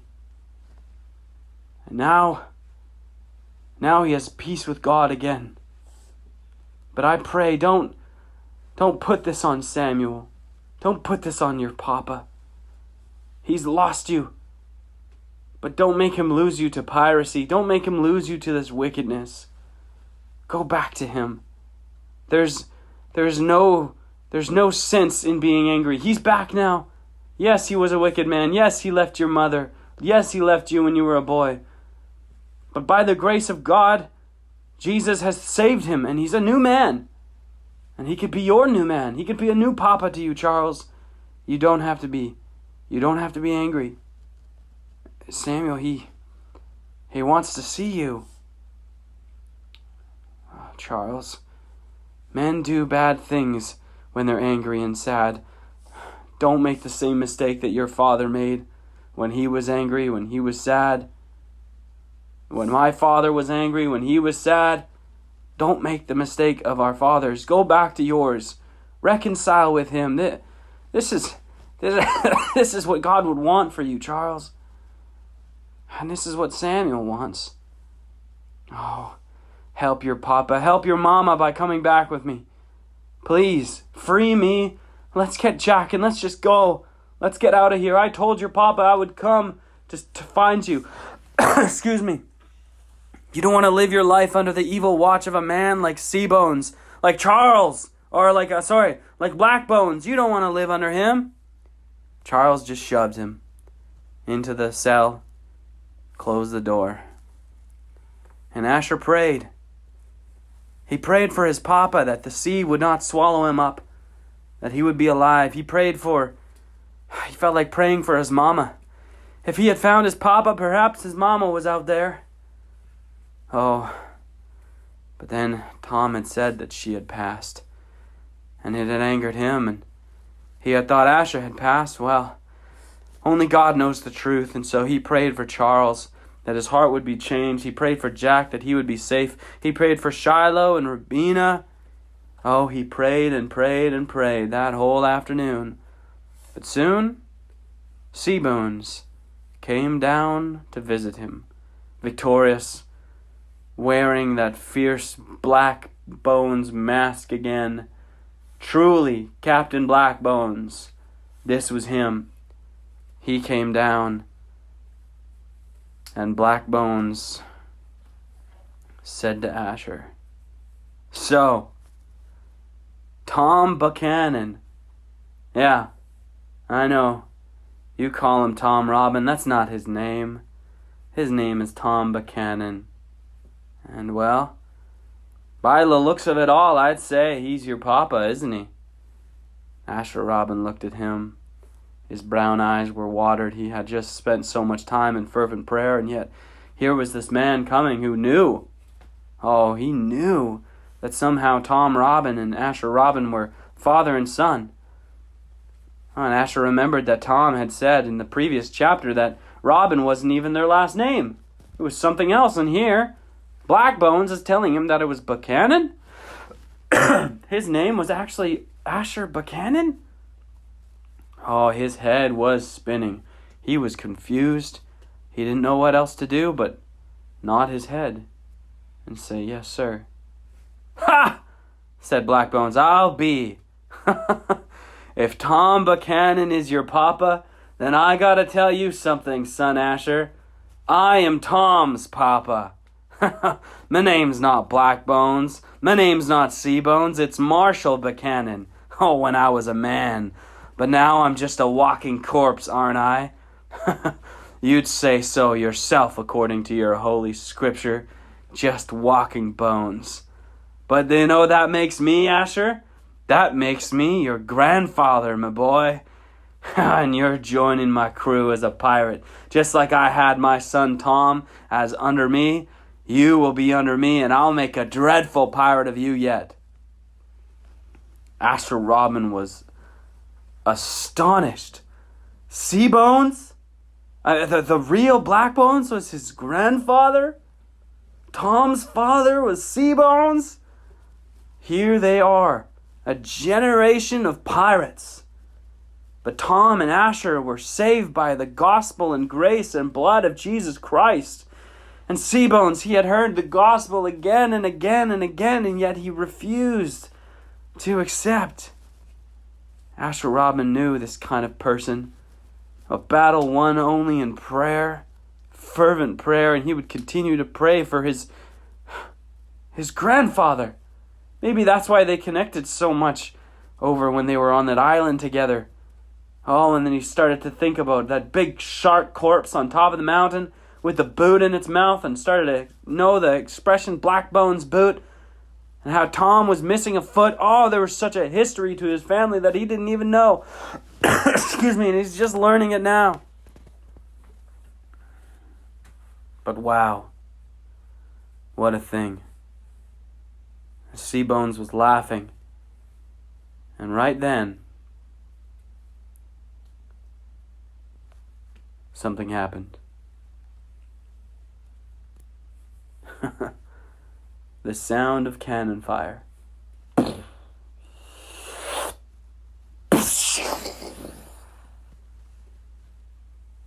The room that Asher was in exploded with fire and wood and smoke and water. A cannon had just blasted a hole in the side of the ship, and Asher Robin was thrown to the floor, but he could see out into the ocean now. This was not Club's ship that was firing. It was another ship, flying a blue and red flag. It was the British Empire. And it fired again. Boom! Soon the ship was battered. And then the ship started firing back. And Clubs' ship started firing back. But these were fierce. These were the best shots in all the British Navy was on this ship, firing cannonballs that also exploded. Big ones, too. And pretty soon, the ship that they were on was maimed and done. And they approached. And they boarded. And you know who was at the helm? You know who was leading that attack? Richard Alpheson. I told you that man be back. That was the general, the commander, the naval commander who had actually arrested Asher Robin. Well, he came back and he started to attack. Well, and Seabones, who was now Blackbones, started to fight back. And Clubs came aboard and he started fighting too. And it was quite the crazy battle that was going on. And, well, I guess you wouldn't know this, but I will tell you that Richard Alpheson, you remember how there was two pirates who had been hired by Blackbones, or they were responding to the bounty to take Asher Robin and bring him before Blackbones. You remember this from a previous chapter in this book. Well, both of them were arrested, right? When Asher Robin and Samuel Sparks and James and Rubina and Shiloh, when they were arrested by Richard Alpheson and the British Empire, remember Asher Robin, when they had run away, he freed one of those pirates because he knew that this pirate, who I forget what his name was something with a turtle or something like that, but he knew that this pirate could take him to Blackbones, and sure enough, he did, right? Well, what about that second pirate? That second pirate was left under the arrest and imprisonment by Richard Alpheson. And Richard Alpheson had talked to him and interrogated him and found out all about where Blackbones was. And Richard Alpheson figured, hey, he was supposed to wage war against piracy, to come in and establish posts, right? To save the villages and tax the land. The villages would pay him money to protect them from pirates.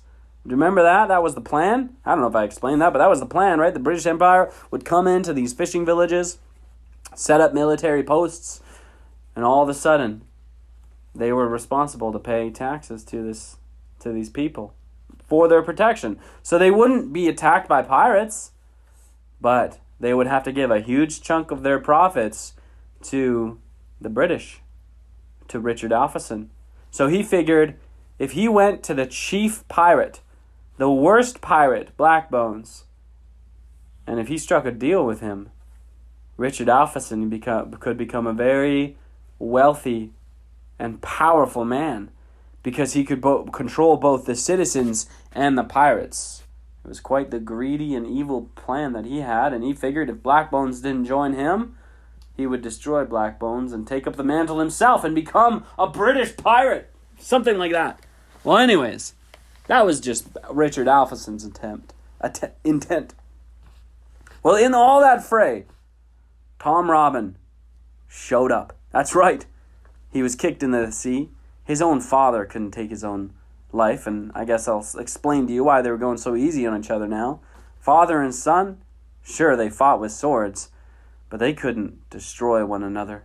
And even Seabones, or Blackbones, whose name, I told you, was Marshall Buchan, he couldn't hurt his own son. So he feigned it, kicked him overboard, almost knowing he would survive. A great and dreadful pirate like Tom Robin, he'd be able to survive something like that. And he did. He climbed back on board and found his way to where Asher was. While Seabones, or Blackbones, he was busy fighting. Asher Robin, he was still behind that locked door. But there was a huge hole in the side of the ship, and he had figured maybe he should jump out at some point. But then he knew he had to get back and to find Charles and to find Jack. Well, this is when Tom's appearance, his papa's arrival, was very timely. He came in, rushed in. Again, there was so much fighting and craziness going on from Richard Alpheson and Blackbones and clubs, and it was an absolute disaster, right? But Tom Robin came in. He freed Asher, and he brought him out of the jail cell, or the holding cell that he was in, the room. Asher Robin quickly went to look for Charles. There was great battling going on, but Charles was a young man. And so Asher Robin went to the captain's quarters. And sure enough, there was Charles, hiding, scared. He was just a teenager. Asher said, "Charles, this is your last chance. We're leaving. We're going to go to Club's ship. We're going to get Jack back. Come with us. Return back to your father. Don't sell your life to these pirates. Look at them. They're fighting and they're never satisfied. Ever. You'll only be satisfied when you have a relationship with Christ and love Him and learn how much He loves you. And do that by coming back to your papa. Please, Charles." Charles said, "Yes, I'll come. I'm sorry for it all." And so he stood up and he went with Asher and Tom. And they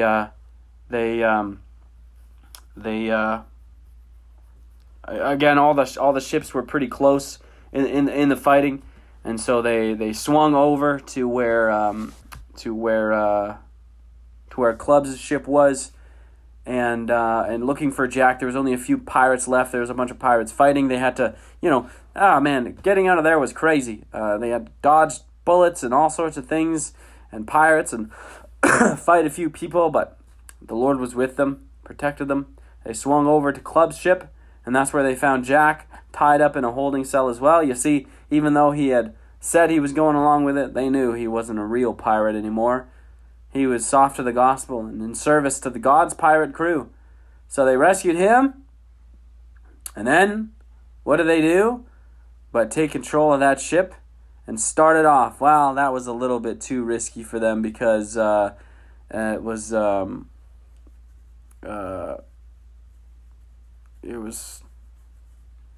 they had to man the sails and stuff, and there's just tons of fighting.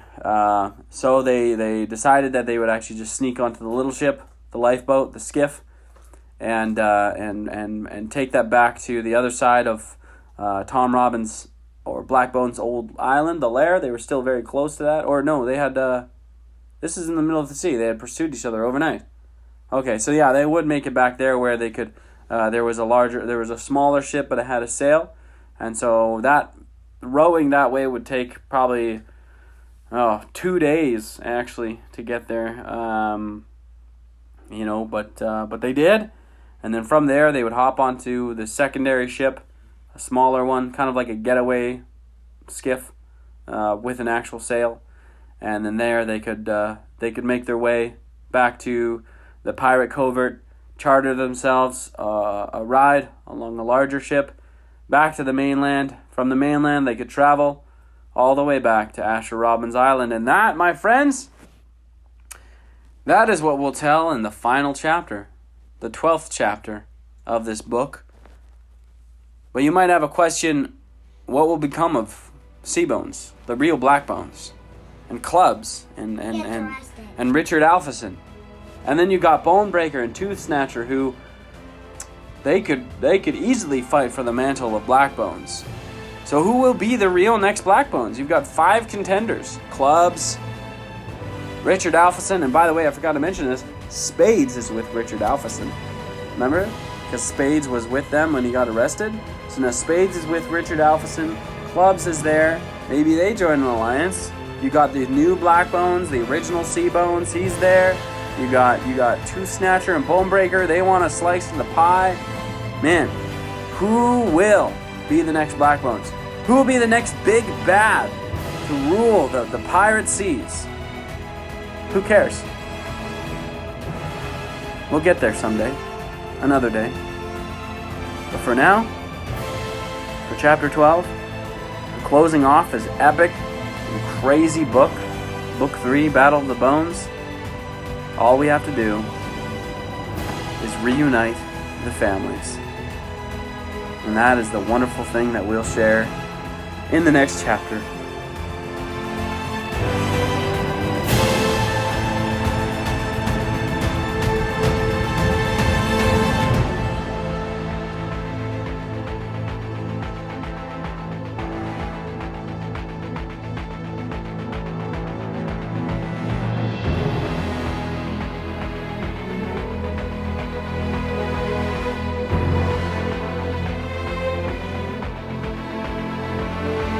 The Adventures of Asher Robin, God's Pirate. Book 3, Battle of the Bones, Chapter 12.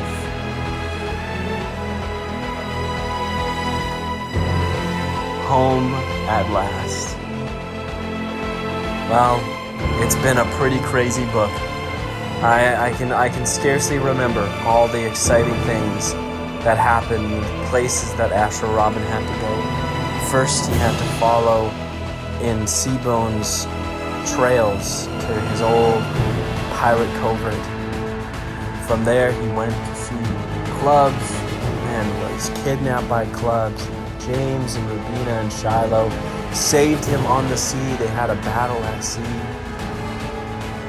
And then they ended up taking all those pirates prisoner. Went to another pirate covert where I think they were captured again, and then they got free and set sail to go find Blackbones, but then they get picked up by the British Empire, and it's just crazy what's happening. In fact, I think they didn't even get set free. I think they were, anyways, picked up by the British Empire. Then they realize that everybody's going to get arrested if they stay, and so they run away, and then they go. Asher Robin leaves his friends, James and Rubina and Shiloh, and I think their mother, Mary, was there as well. And of course, the little howler monkey, Howie. He left them all behind, and he took that one pirate. I forget his name. But he Starfish. It was Starfish? Yeah. That's funny. That's a good name. I feel that's actually really familiar, Starfish. Thank you, Micah. So he and Starfish, they went off, and that's how he found Blackbones, and found out that Blackbones was his papa, Tom Robin. And then he reunites with Tom Robin, and Tom Robin rededicates... Seabones is his grandpa. That's crazy, I know. Tom Robin, he rededicates his life to the Lord. Swears he's not going to be a pirate anymore. But then he has to go and battle Seabones to pass on the mantle of Blackbones in exchange for Clubs and Charles. That's what they set out to do in the first place anyways. And there we find out that Seabones, his real name is Marshall, and his last name is Buchan, which is actually Tom Robin's last name. He had changed their last name at some point, and that's the reason why they changed it from Buchanan to Robin. We're going to get there in, I guess, probably Book 5, which is... Did I tell you the title of Book 5? The Dreadful Lady Pirate? I think I did tell you that. Yeah, so I think we're going to get there. Anyway, so it's pretty... First, I don't love the dragon! That's right. Thanks, Micah. So... Did you know that the books are so big, I don't even feel like it's a number? It's that big. Yeah, we have over 10 hours of God's Pirate now. The book 1... Just remember you're recording this. Yeah, I am recording it. All of these words are going to go in there too. I don't feel like editing it out. It's just going to go right in there.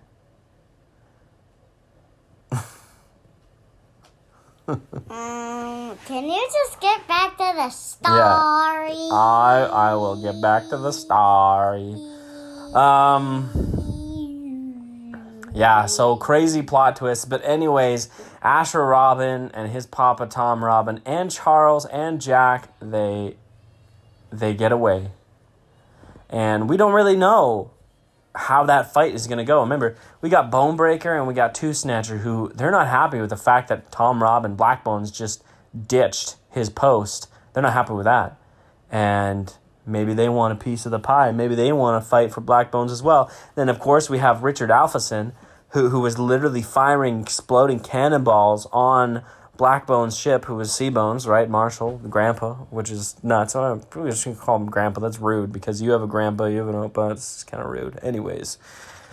But yeah, Blackbones, Seabones. That guy, the old guy. So he's like Richard Alpheson. He's the admiral in the Navy. He's firing those cannonballs at him. And then we got Clubs, who, I mean, his whole plan was grandeur, right? He wanted to build up his own little pirate thing. And then, of course, back on the other ship, there was Spades, Club's brother. And so, yeah, there's lots of characters. There's lots of, that part of the story as to who's going to be the next Blackbones. That part's not really settled yet because, of course, now Tom Robin, he's no longer Blackbones.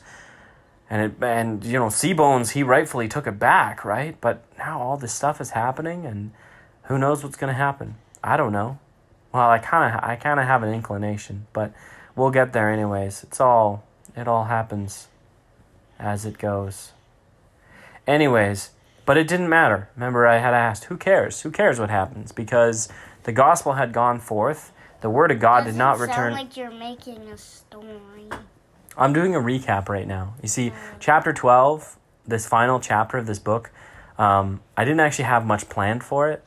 And so I've spent 6 minutes now recapping the entire book as a way to fill time, because I want to get, I want to give you guys a good 20-minute chapter to close off this book.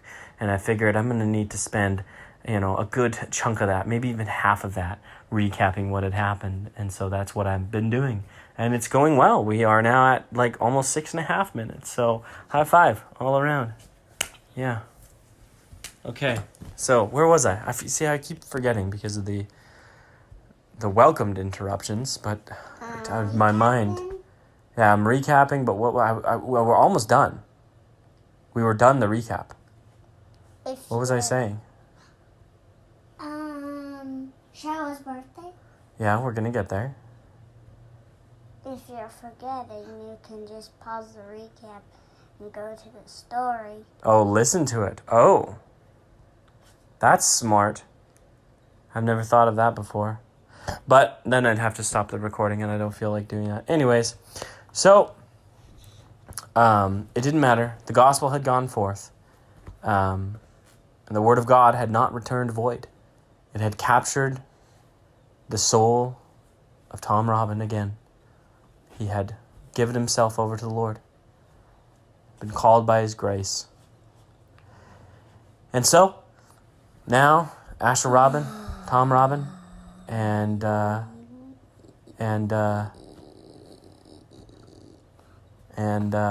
Charles and Jack, they're sailing back.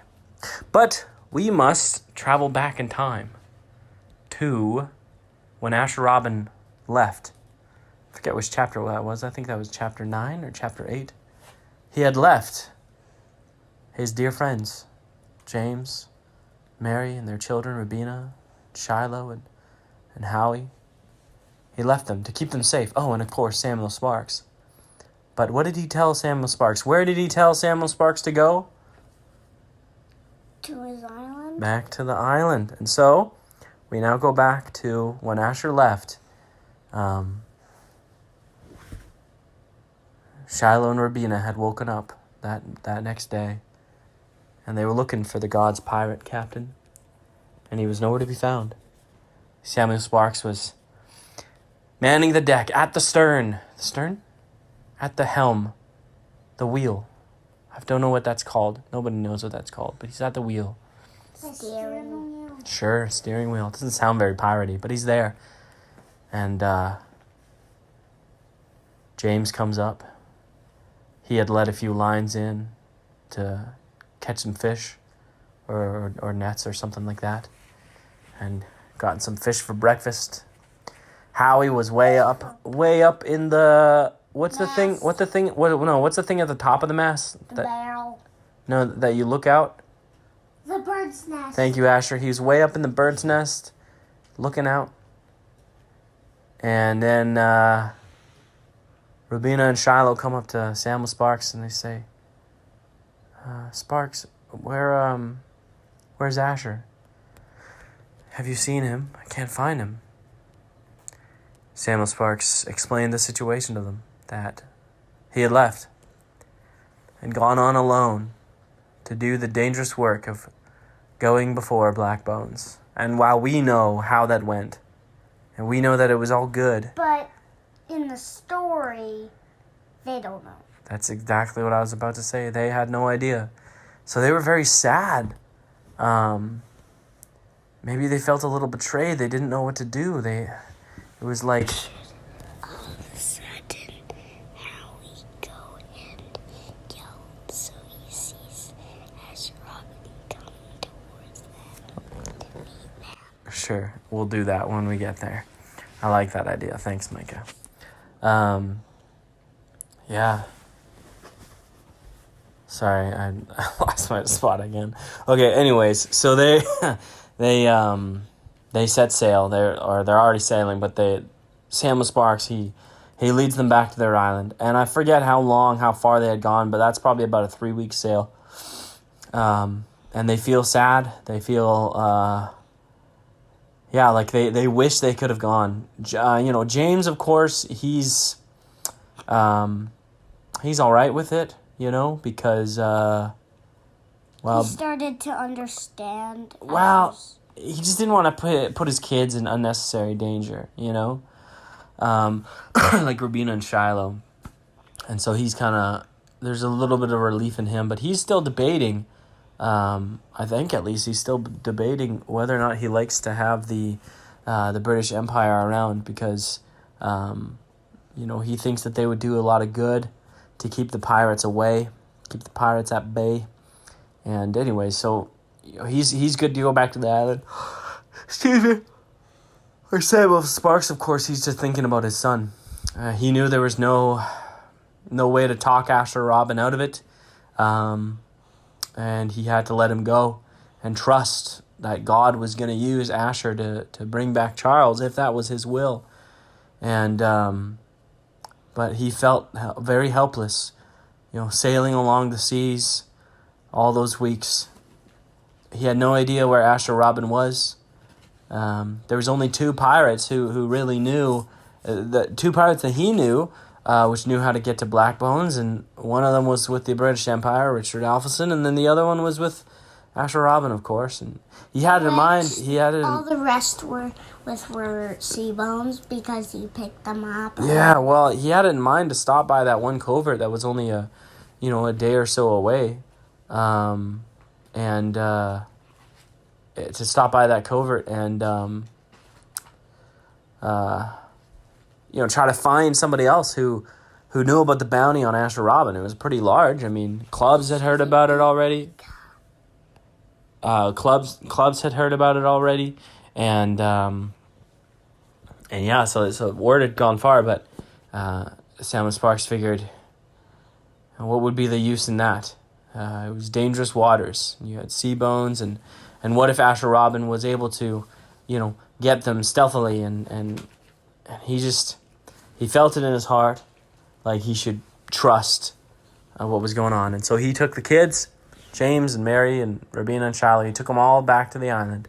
And after a few weeks, they touched down and they met back up with John Scott. He had held down the place greatly. And of course, Heather was there waiting for Samuel Sparks. And she hugged Samuel and asked where Charles was. And Samuel said that Asher Robin had gone on his own for the final stretch to find Blackbones and to bring him back. It was kind of sad. She had really hoped. She had been waiting there now for probably like 2 months or whatever, however long this book has taken. It's been quite some time, and she's been waiting there. And yet here comes Samuel without the boy, without her son, and it's very sad for her. We got the 2 other widows there. I'm really sorry I don't know their names, and all the kids that they have, I don't know their names either.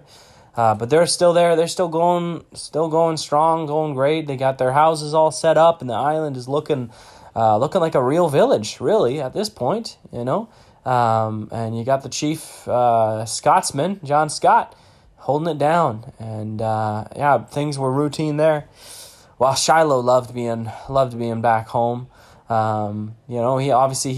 was a fisherman's son, and so he had his sea legs, but he was very happy to be running on the beach again and climbing those coconut trees and making coconut tea in memory of Asher. And Rubina, she was excited to be there too, but still very sad that Asher had gone on without her, and that she couldn't have really snuck on board his boat. That was just what she did. Always. Just what she liked to do. It's always what she did, always what she liked to do, but he had snuck away this time, and yeah, so while it was good to be back on land, everybody kind of had this sense of waiting and expectation. And it was another month before he came back. I'll remind you, if they took 3 weeks to get back, Asher Robin had set sail only in a few days. Then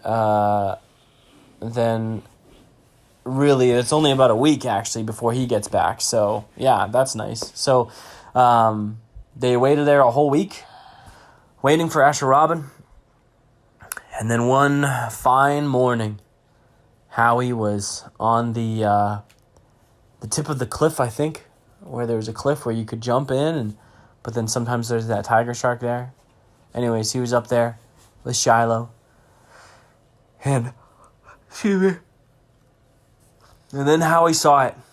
Something far in the distance.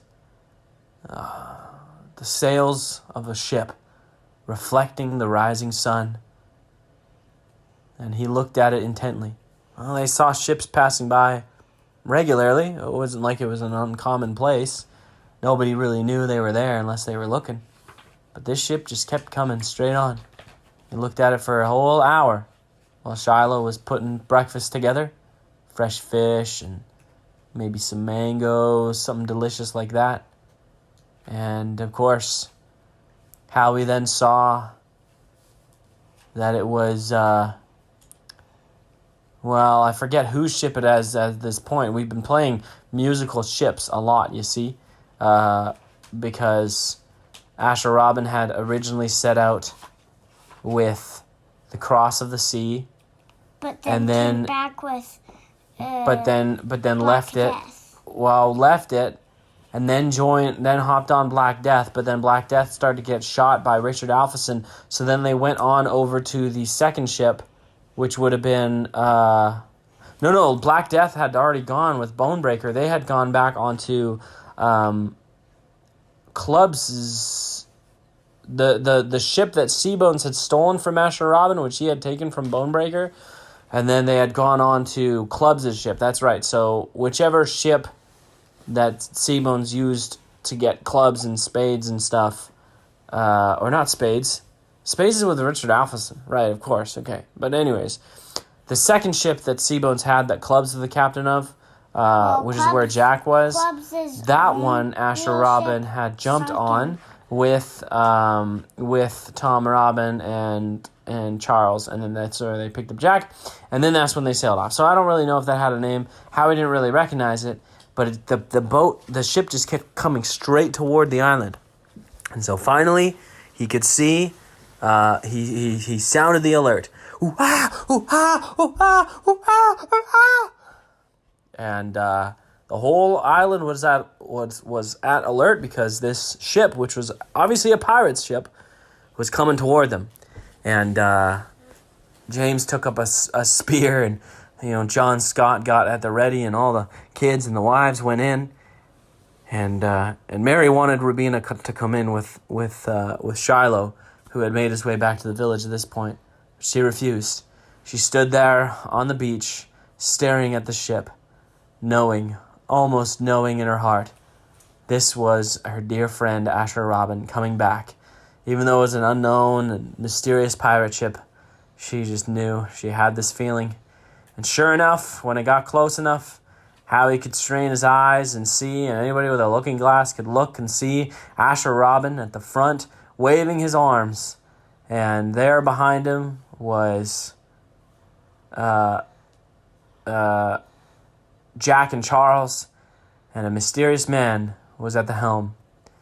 A man they had never seen before. well, they docked. I don't know if they've built their dock at this point, but they anchored. And instead of, they lowered down the fishing vessel for Charles and Jack to go in, and for Tom. But Asher Robin, he just jumped right into the water, and he swam back, and he didn't care. He came back, and he embraced everybody, and everybody was so happy to see him. And then Charles and Jack, they pulled up on the little skiff, and Heather clung to him, and Samuel Sparks gave Charles a big hug as well. He said, "Welcome home, son. Welcome back." And there was no need to tell them right away that Charles had actually decided to go with Seabones and then changed his mind. He was just happy to be home, happy to be back with his mama and his newfound papa, Samuel Sparks. Because remember, Charles was just like Asher, growing up without a papa. His papa was a pirate captain. You never knew it. Anyways, then Asher Robin explained all that had happened. And turning around, there stood Tom on the beach. And he came up to him and he took him by the hand. And he said, "God's pirate crew, I want to introduce you to my father, Tom Robin." Everybody gasped. John Scott came over and shook his hand. And Samuel Sparks, well, he recognized Tom's attire. Yes, Tom had taken off most of the black stuff, but he still had a peg leg. And his size and demeanor, or not his demeanor, but his size, he felt like he knew this pirate. Asher Robin explained that he was once Blackbones and told the whole story. And Samuel Sparks laughed and he smiled and he clapped his hand and said, "Another man, another pirate who's found repentance and found the Lord. Praise God." And everybody was very happy. James was very surprised to see, the dreadful Blackbones in the flesh, and that he was a man of the same faith now. Everybody was very surprised, but they all glorified the Lord, and they sang hymns and prayed all evening. But this I will tell you. Rubina came up to Asher Robin. She said, "It was a long time that you were away. I'm sorry about that, Ruby. I felt I needed to go alone. That's okay. God seemed to use it for good, if that's what he was doing. But our little boy Shiloh, he had a birthday while you were gone. That's right. He turned 7. Yeah, you missed it, Asher. You missed his birthday." Asher Robin could see that she was joking, at least teasing him. She said, "But he wouldn't miss it for you. Or no, he did miss it for you as well. He said he wasn't going to have any celebration, nothing sweet, and no kind of party until Asher Robin got back." So Ruby punched Asher in the shoulder and said, "All right, God's pirate, we better throw this kid a really good birthday party because he's waited long enough for it." And so, there we have it. The God's pirate crew all together again in numerous amount of people. A great crew on that wonderful island. Oh, and of course Howie, coming down from the trees, jumped on Asher and was just licking his face. He was so excited. Asher Robin gave Howie a big hug and a kiss on the head. And then they threw Shiloh a great birthday party. They took palm leaves and fashioned them into funny little hats and danced around the fire and sung songs and clapped and made something sweet. They had found in one of their times going to the one of the fishing villages, Heather had procured some, a bag of sugar for special occasions, and she didn't know it was going to be Shiloh's birthday, but she had that, and while they made something sweet, maybe they made some kind of cake or sweet bread, and either whatever it was. Honeycomb? It sure was delicious. Yeah, they had some fresh honey and cheese and olives and pulled out all the fixings. And Shiloh sure felt very special, but he was happy to be back with his best friend Asher. Rabina was happy too. Everybody felt overjoyed, and especially Tom Robin. He was lost, and now he's found. He had missed out on 8 years of his son's life, and now he wasn't about to miss another second. And of course, they would spend a lot more time together and have a lot more wonderful discussions. Asher had so many questions for him as to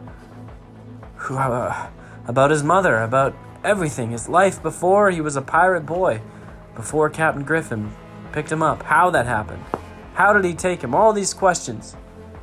And I think we'll unpack that all, because Asher Robin and Tom Robin, they go on a pretty spectacular adventure in Book 4. But of course, you notice this book isn't ending with a cliffhanger. Book 1, Dawn of the Greatest Treasure Hunt, sure did have some open plot to it.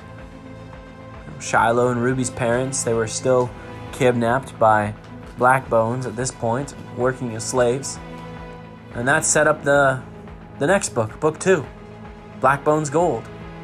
It was all about finding the gold mine and rescuing the slaves, setting the captives free and whatnot. And then, of course, at the end of that book, Seabones turns out to be the real Blackbones and had kidnapped Jack and Charles, and that's where we got into our third book, Battle of the Bones.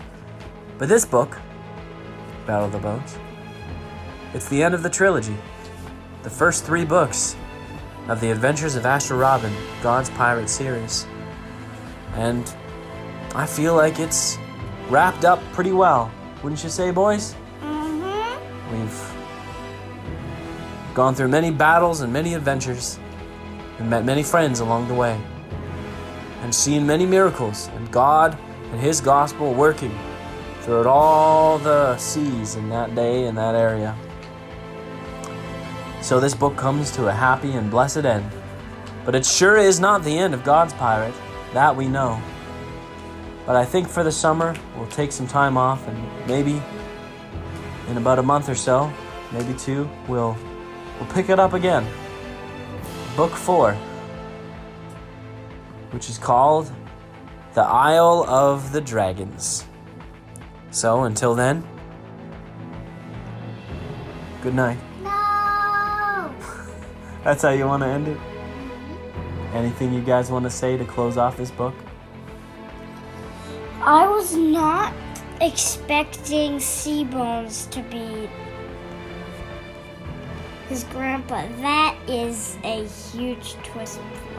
I think that wouldn't even be in the book if he thought about that. Yeah, it's pretty crazy. You see, you have Seabones. Is not lying. You have Seabones, and then you have his son, which was Tom Robin, and they were pirates together, right? And when Seabones was Blackbones, his own son Tom was his first mate, and then his own son Tom overthrew him and had a mutiny and marooned him. It's crazy, the depravity in families when Christ is not there. It's pretty crazy. But praise the Lord, Tom Robin had set out that Bible and had said to God that if you have a man bring me back this Bible, when it's signed in my own name, and nobody knows who I am, nobody knows my true identity, but if you have a man bring me back this Bible, then I'll know that you're real and that you care for me. But otherwise, he had let his circumstances get the best of him.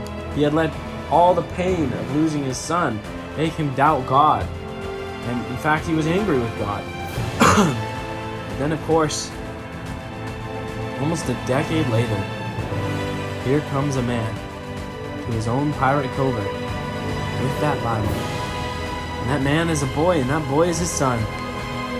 Pretty amazing. So we see how the gospel, of course, Asher Robin, when he had found that Bible, he read it and was so intrigued. The Holy Spirit had come upon him, and given him a new heart. He quit piracy. At least he rewilded piracy to become God's pirate. And so, hopefully, we'll continue to see the gospel spread throughout the Robin family. But of course, all that we will take up in the later books. And as for what the cliffhanger is, there is absolutely no cliffhanger. The book is just simply over. And this is when we end the story by saying the end. Asher, would you do the honors?